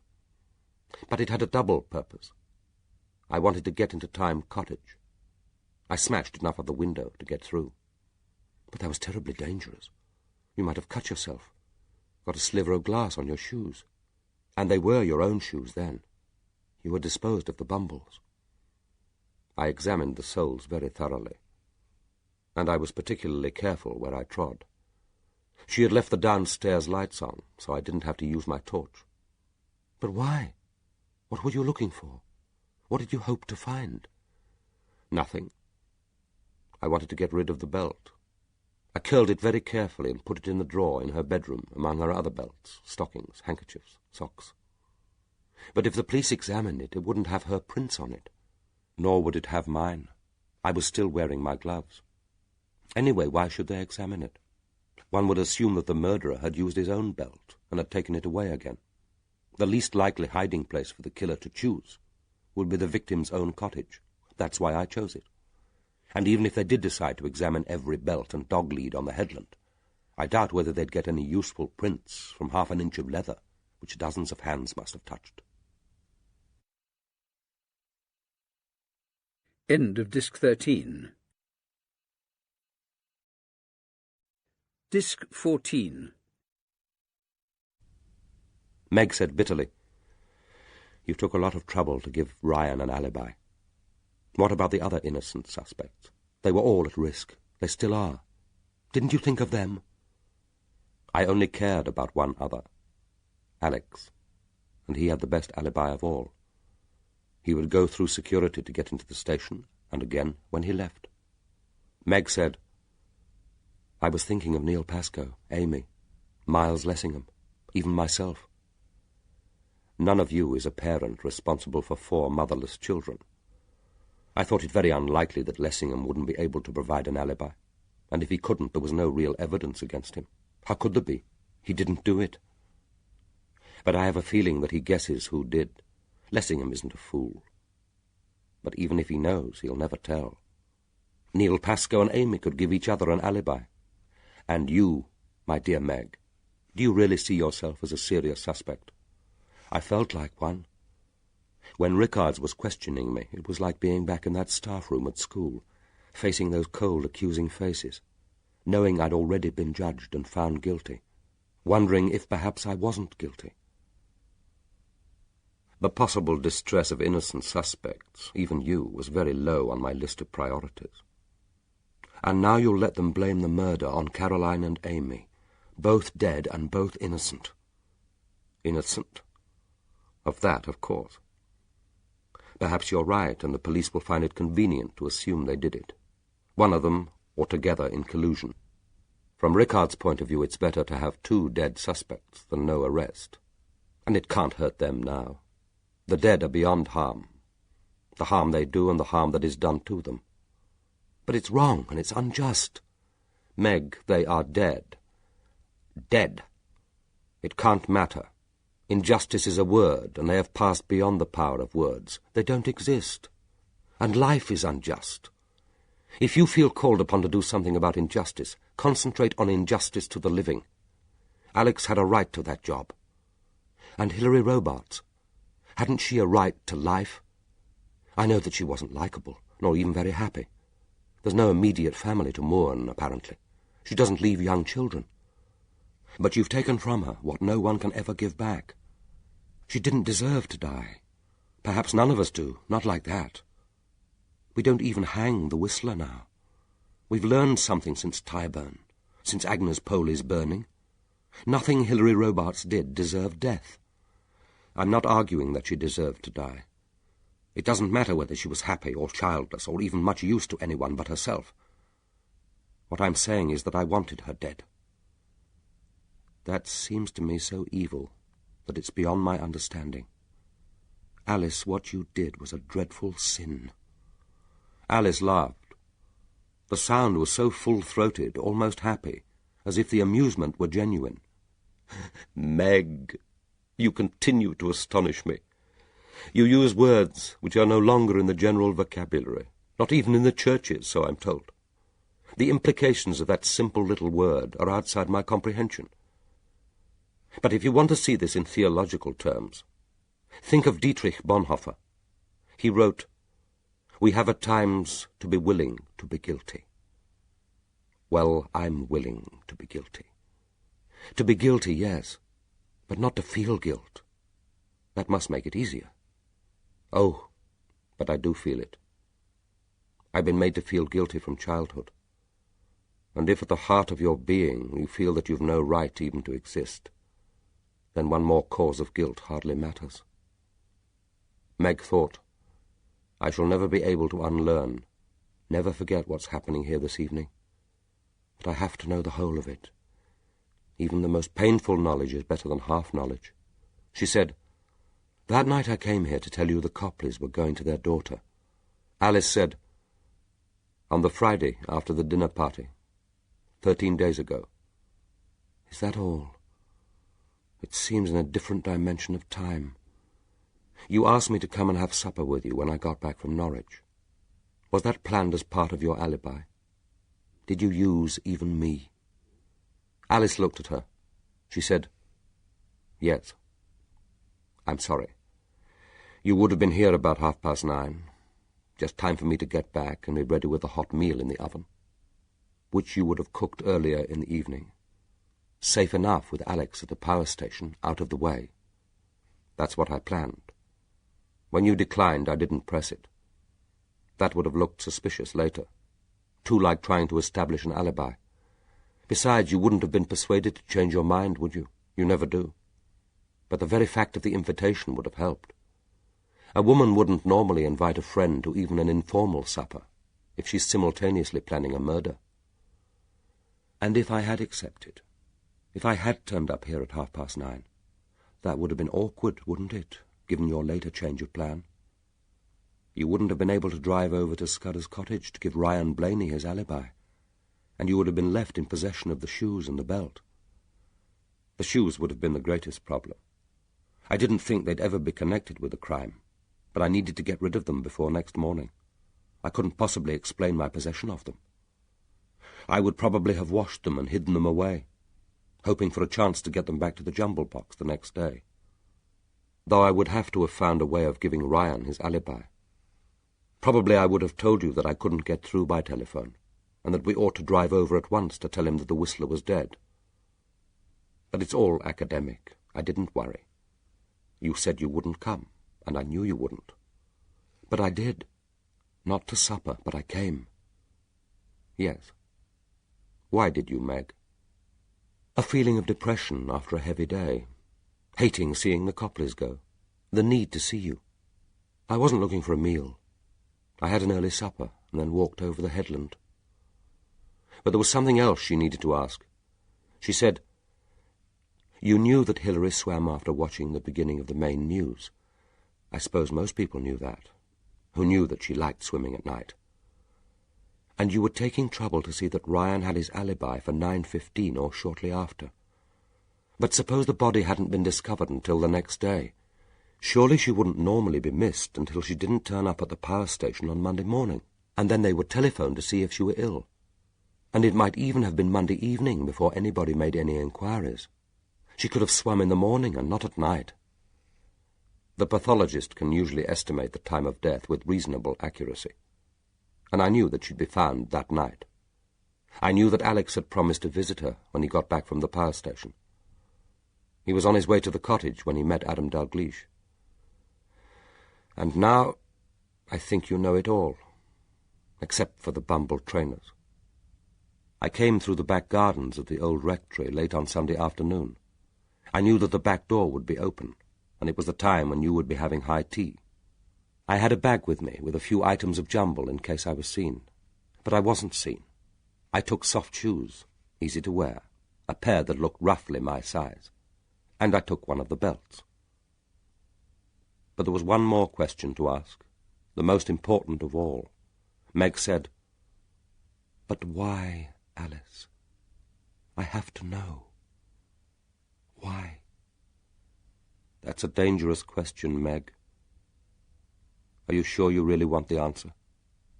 "I need the answer. Need to try to understand." "Isn't it enough that she was determined to marry Alex, and I was determined that she shouldn't?" "That isn't why you killed her. It can't be. There was something more than that. There had to be." "Yes, there was. I suppose you have a right to know. She was blackmailing Alex. She could have stopped him getting that job, or if he had got it, could have made it impossible for him to function successfully. She had the power to destroy his whole career.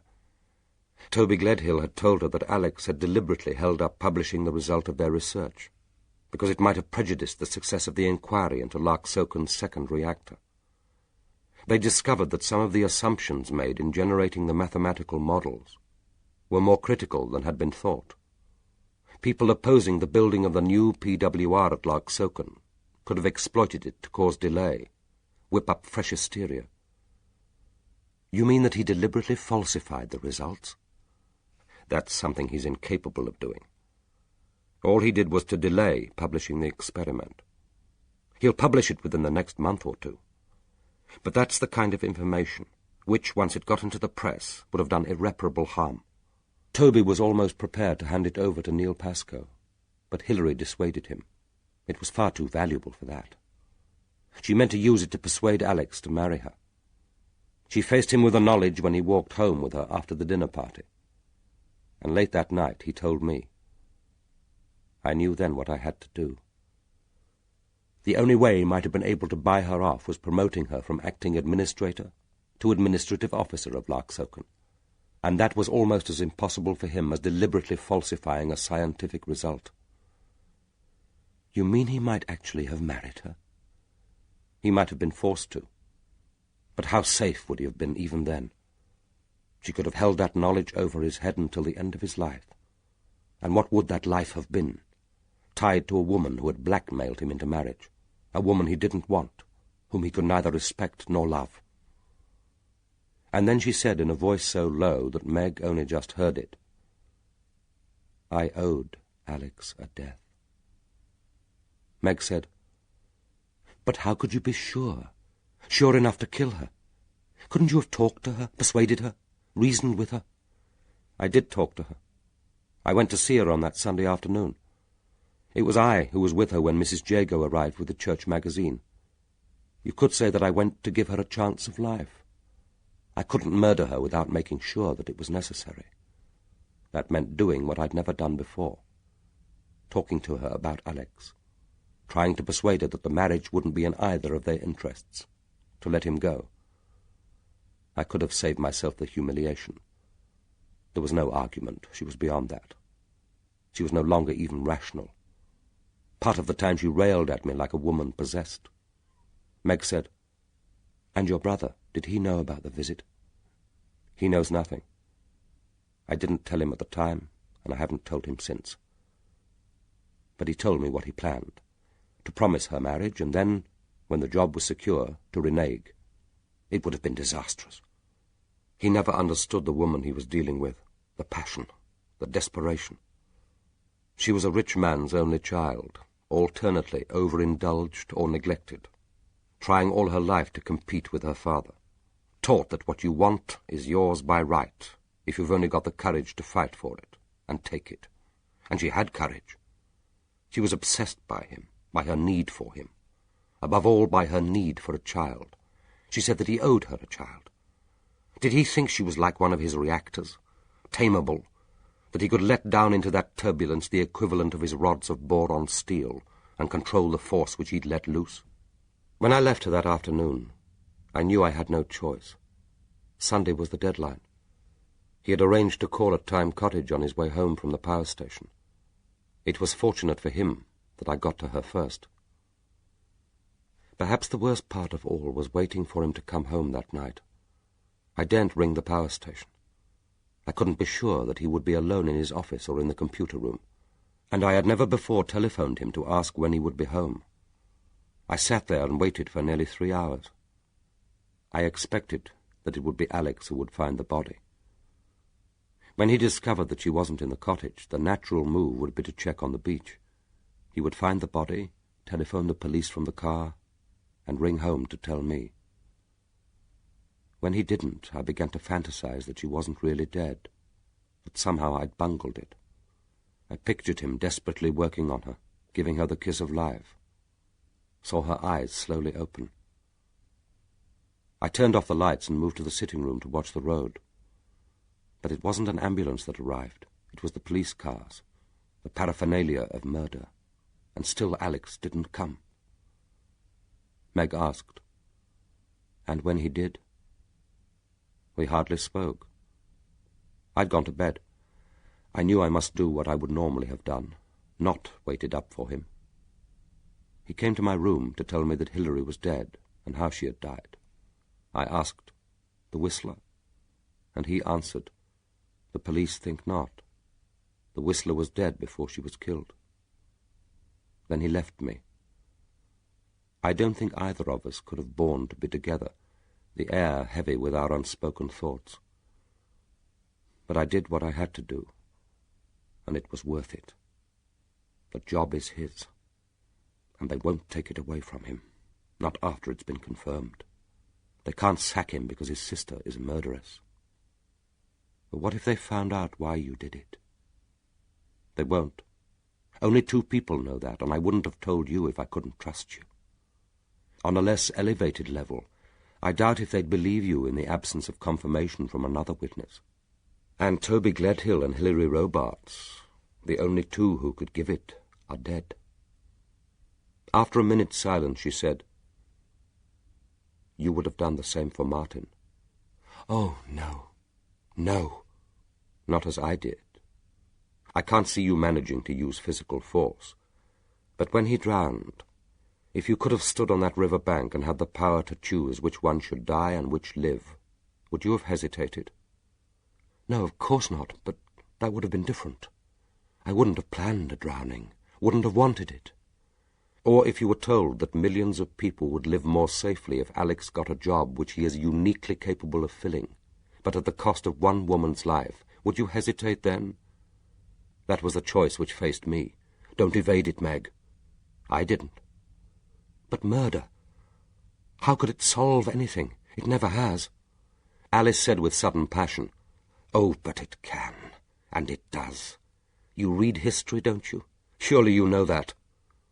Meg felt exhausted with weariness and pain. She wanted the talking to stop, but it couldn't. There was still too much to be said.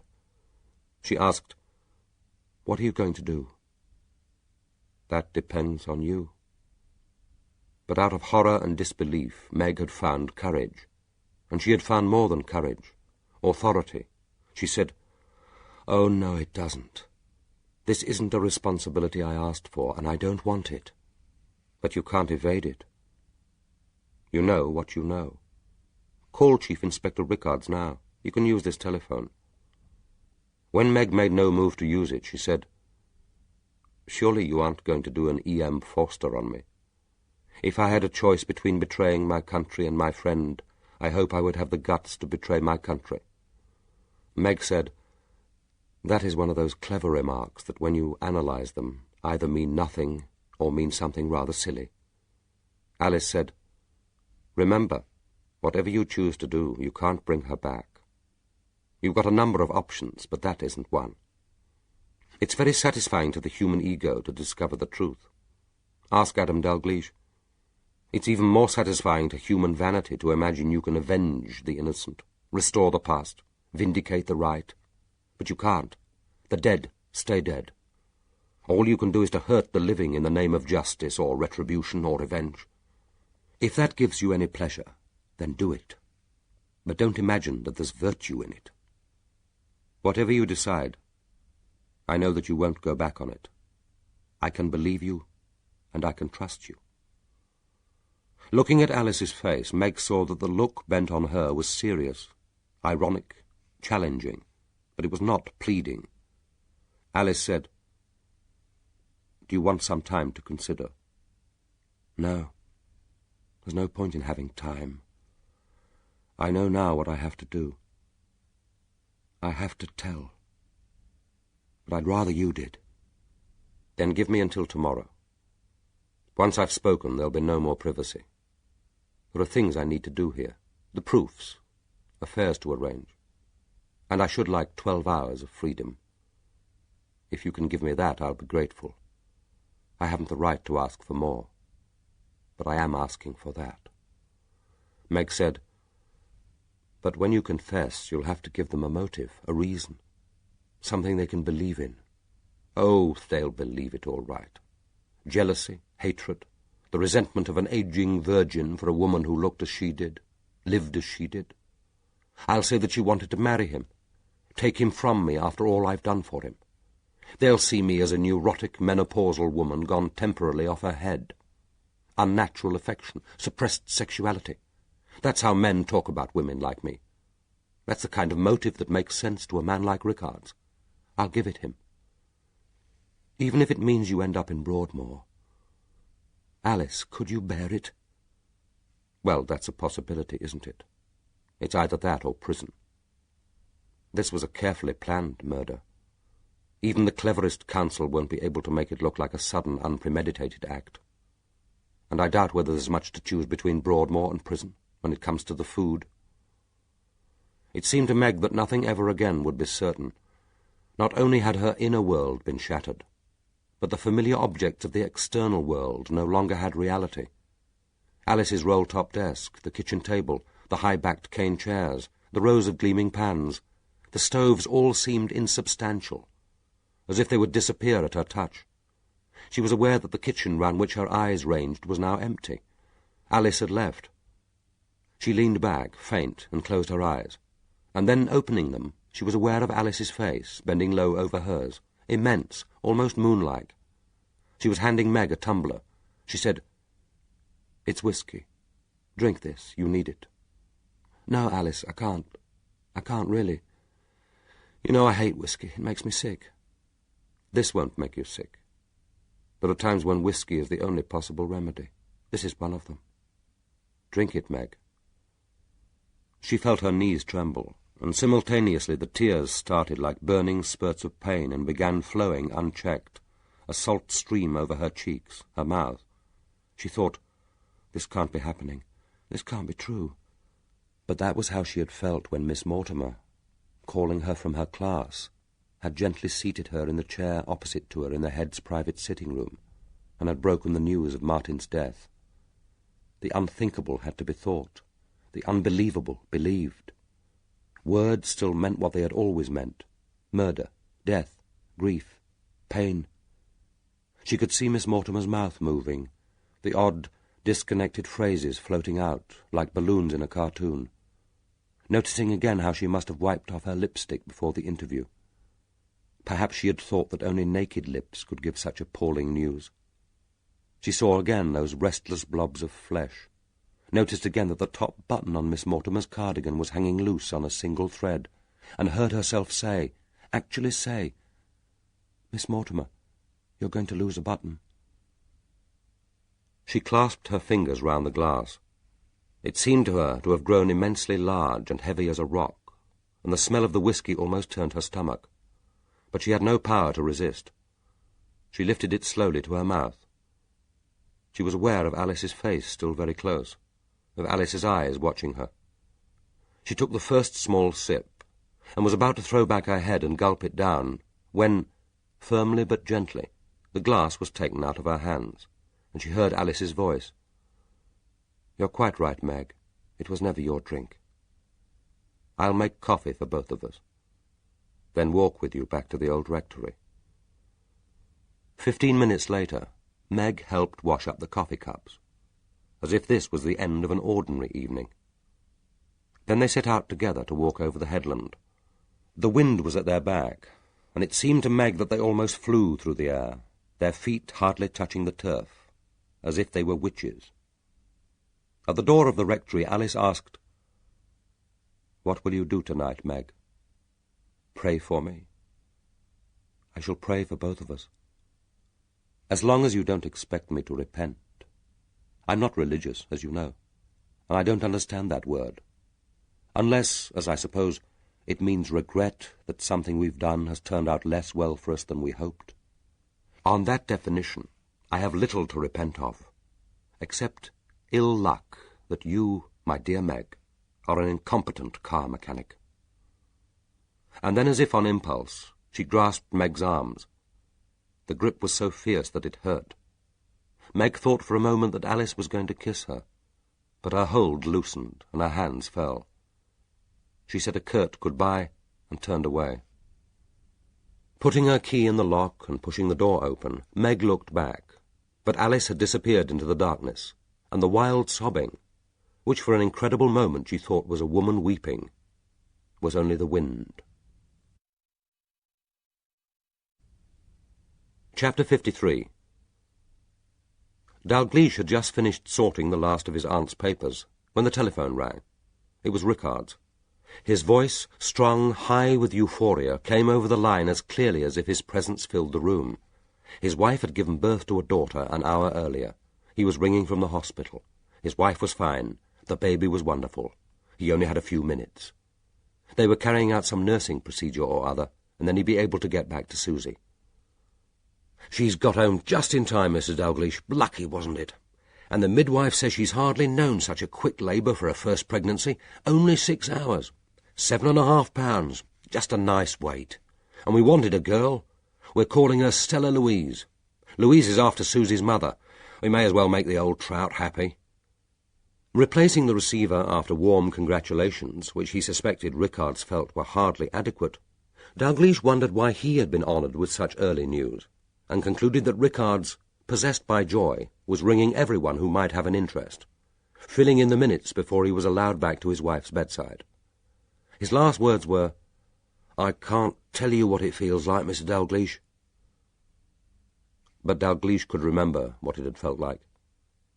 He paused for a moment, the receiver still warm under his hand, and faced reactions which seemed to him overcomplicated for such ordinary and expected news, recognizing with distaste that part of what he was feeling was envy.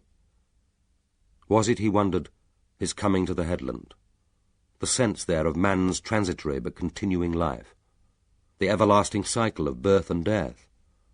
Or was it the death of Jane Dalgliesh, his last living relative, that made him for a moment wish so keenly that he too had a living child?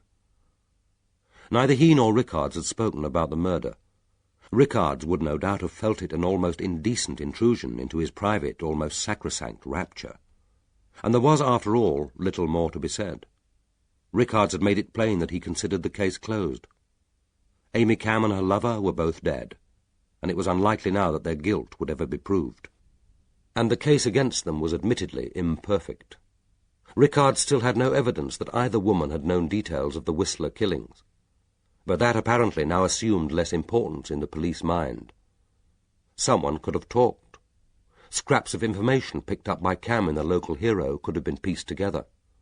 Robarts herself could have told Amphlett, and what they hadn't learned they could have guessed.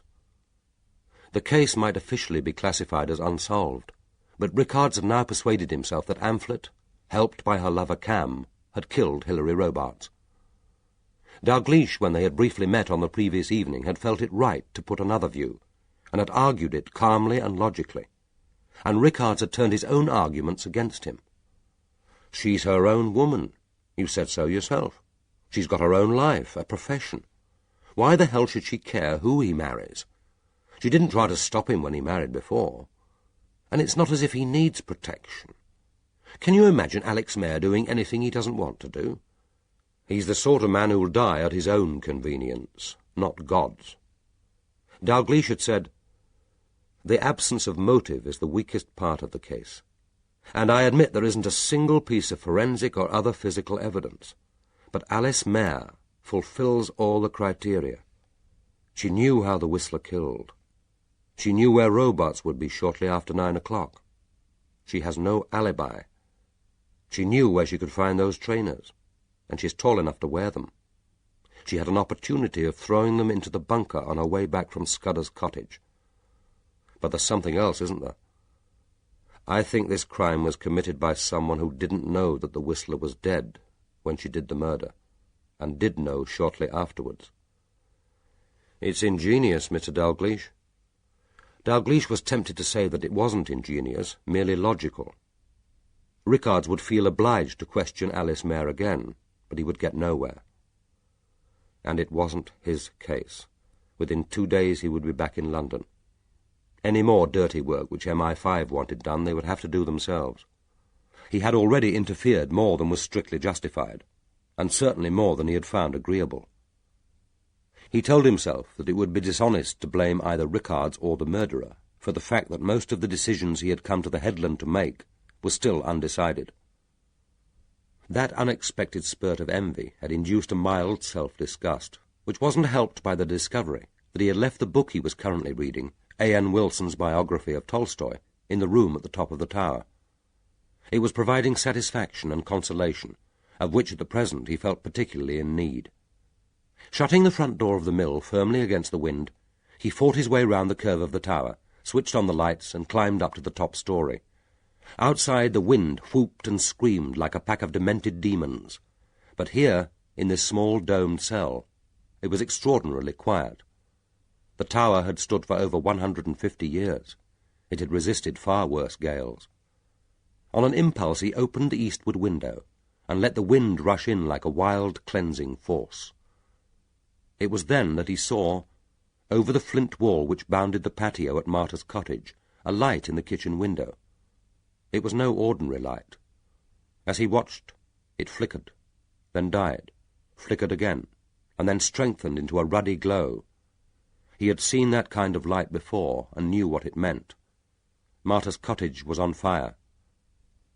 He almost slid down the 2 ladders linking the mill floors, and, dashing into the sitting-room, paused only to telephone for the fire brigade and ambulance, grateful that he hadn't yet garaged the car. Seconds later he was hurtling at top speed across the rough grass of the headland. The Jaguar rocked to a stop and he rushed to the front door. It was locked. For a second he considered battering it open with the Jaguar, but the frame was solid 16th century oak, and valuable seconds could be lost in futile manoeuvring and accelerating. Racing to the side, he sprang at the wall, grasped the top, swung his body over and dropped onto the rear patio. It took only a second to check that the back door, too, was bolted top and bottom. He had no doubt who was inside. He would have to get her out through the window. He tore off his jacket and wrapped it round his right arm, while at the same time turning on full the outside tap and drenching his head and upper body. The icy water dripped from him as he flexed his elbow and crashed it against the glass. But the pane was thick, designed to keep out the winter gales. He had to stand on the sill, supporting himself by the window frame, and kick violently and repeatedly before the glass crashed inwards and the flames leapt at him. Inside the window was a double sink. He rolled over it and, gasping in the smoke, dropped to his knees and began to crawl towards her. She was lying between the stove and the table, the long body rigid as an effigy. Her hair and clothes were alight, and she lay there, staring upwards, bathed in tongues of fire. But her face was as yet untouched, and the open eyes seemed to gaze at him with such an intensity of half-crazed endurance that there flashed into his mind, unbidden, the image of Agnes Poley, so that the blazing tables and chairs were the crackling faggots of her agonizing martyrdom, and he smelled above the acrid smoke the dreadful stink of burning flesh. He tugged at Alice Mare's body, but it was awkwardly wedged, and the edge of the burning table had fallen across her legs. Somehow he had to buy a few seconds of time. He staggered, coughing through the smoke to the sink, turned both taps full on, and seizing a pan, he filled it and threw water over the flames, again and again. A small area of fire hissed and began to die. Kicking away the burning debris, he managed to lift her over his shoulder, then stumbled to the door. But the bolts, almost too hot to touch, were jammed, fast. He would have to get her out through the broken window. Gasping with the effort, he pushed the dead weight forward over the sink. But the rigid body caught on the taps, and it took an eternity of agonizing time before he was able to free her, shove her forward to the window, and at last see her tip forward out of sight. He gasped in the fresh air, and grasping the edge of the sink, tried to raise himself. But suddenly his legs had no strength.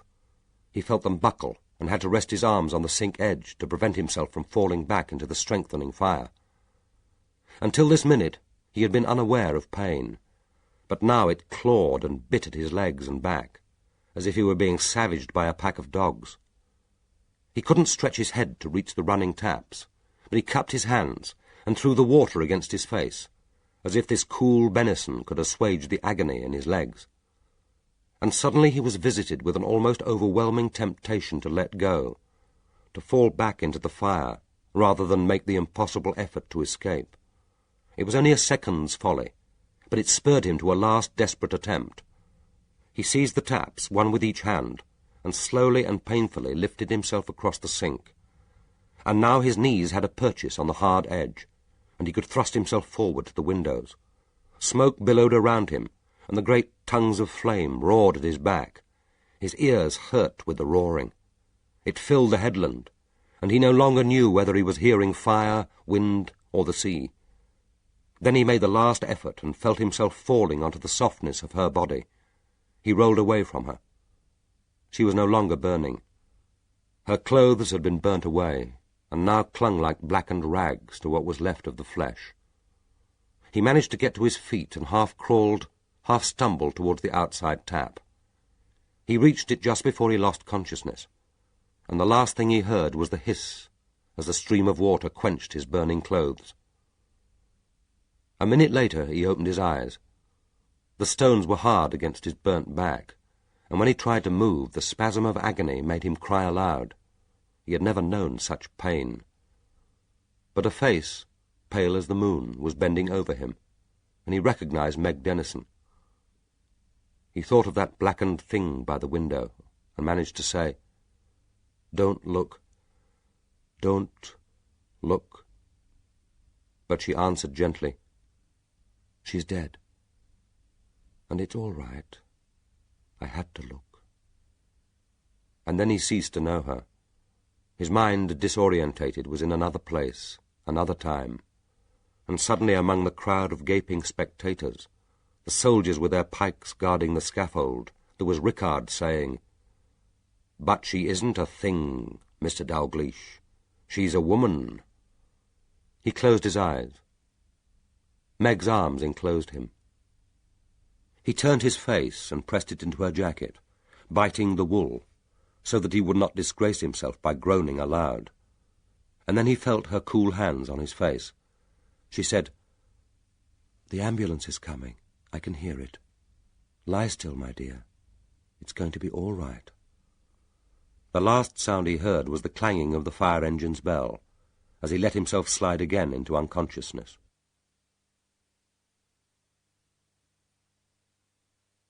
Epilogue. Wednesday, the 18th of January. It was mid-January before Adam Dalgliesh came again to Larksoken Mill. A sunny day of such warmth that the headland lay bathed in the bright translucence of a premature spring. Meg had arranged to meet him at the mill in the afternoon to say goodbye, and passing through the rear garden gate to walk across the headland, she saw that the first snowdrops were already in bloom, and squatted to gaze with pure pleasure at their delicate green and white heads, trembling in the breeze. The turf of the headland was springy to her feet, and in the far distance a flock of seagulls wheeled and swooped like a shower of white petals. The jaguar stood outside the mill, and through the open door a swathe of sunlight lay over the denuded room. Dalgliesh was on his knees packing the last of his aunt's books into tea-chests. The pictures, already wrapped, were propped against the wall. Meg knelt beside him and began to help by passing him the corded volumes. She said, "How are your legs and back?" "A little stiff, and the scars still itch occasionally, but they seem fine." "No more pain?" "No more pain." They worked for a few minutes in companionable silence. Then Meg said, "I know you don't want to be told this, but we're all grateful for what you're doing for the Blaneys. The rent you're charging for the mill is derisory, and Ryan knows it." Dalgliesh said, "I'm doing him no favours. I wanted a local family to live here, and he was the obvious choice. It isn't everyone's house, after all. If he's worried about the size of the rent, he can regard himself as a caretaker. You could argue that I should be paying him. Not many men looking for a caretaker would choose an eccentric artist with 4 children. But this place will be just right for them. 2 bathrooms, a proper kitchen, and the tower for Ryan to paint in. Teresa is transformed.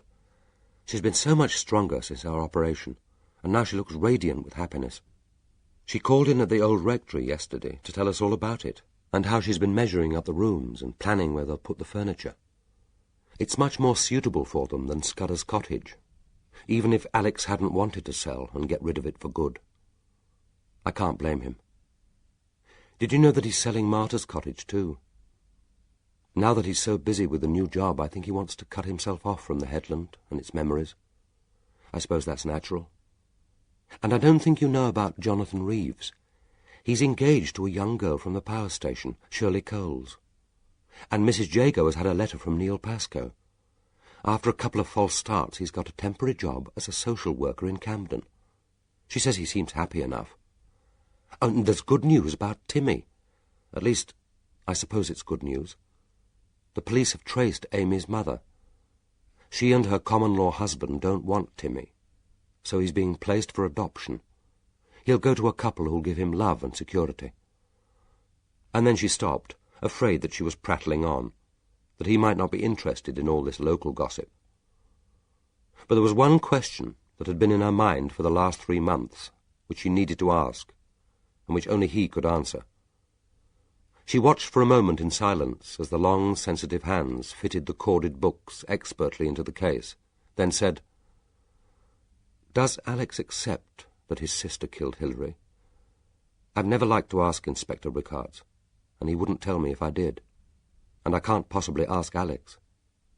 We've never discussed Alice or the murder since her death. At the funeral we hardly spoke." But she knew that Rickards would have confided in Adam Dalgliesh.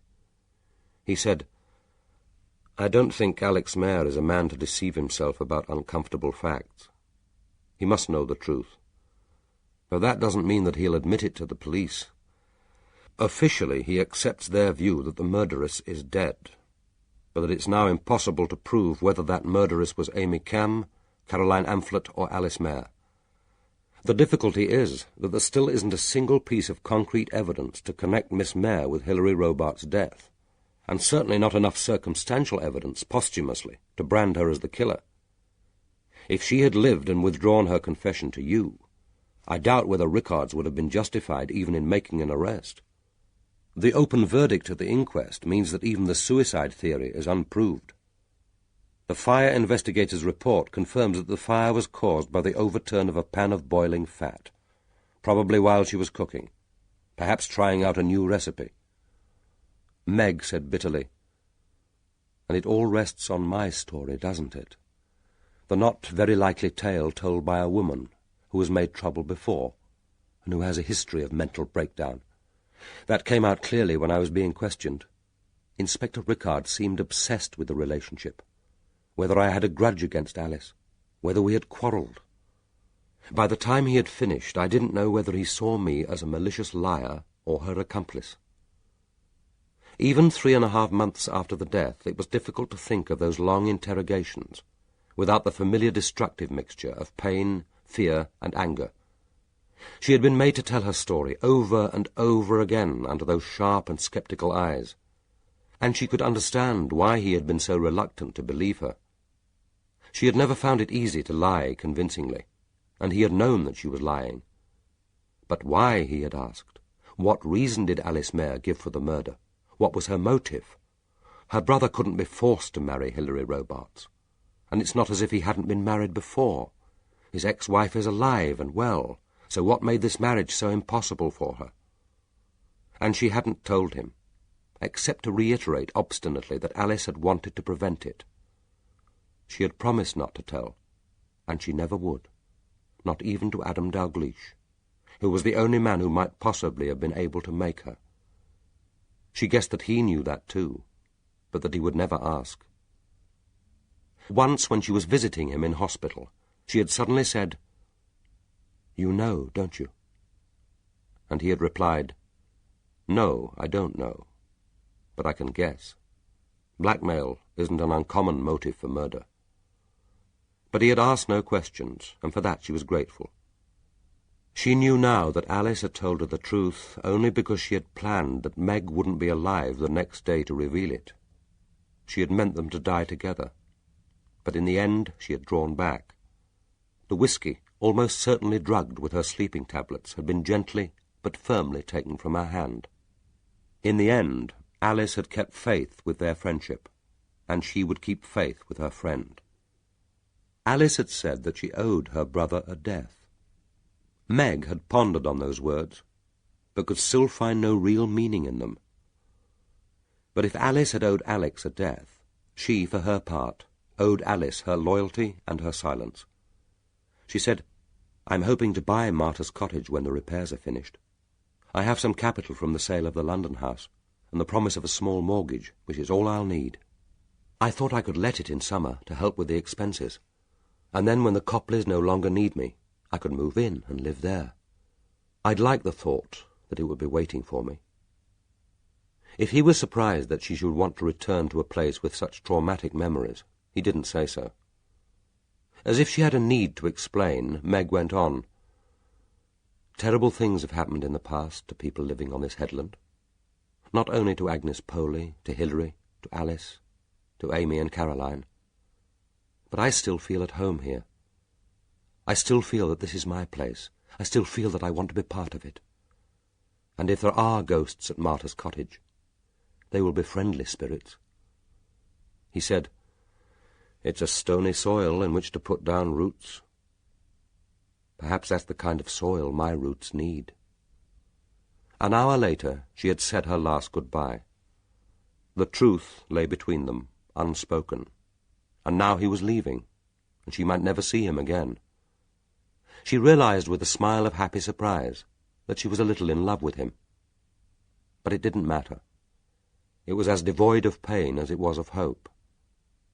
When she reached a low ridge on the headland, she turned and looked north at the power station, the generator and symbol of the potent and mysterious power which she could never separate from the image of that curiously beautiful mushroom cloud. Symbol, too, of the intellectual and spiritual arrogance which had led Alice to murder. And it seemed to her for a second that she heard the echo of the last warning siren, screaming its terrible message over the headland. And evil didn't end with the death of one evil-doer.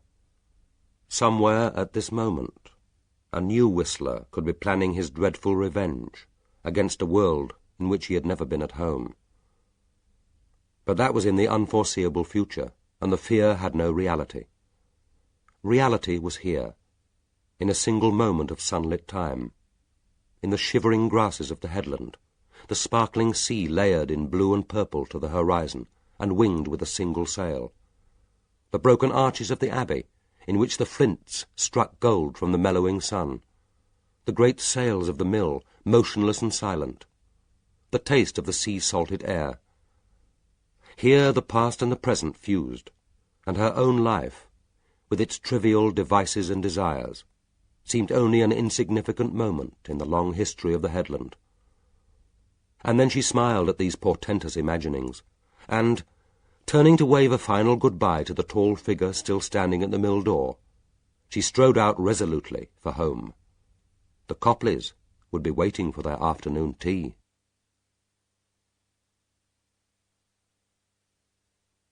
That was Devices and Desires by P.D. James. Read by Michael Jayston.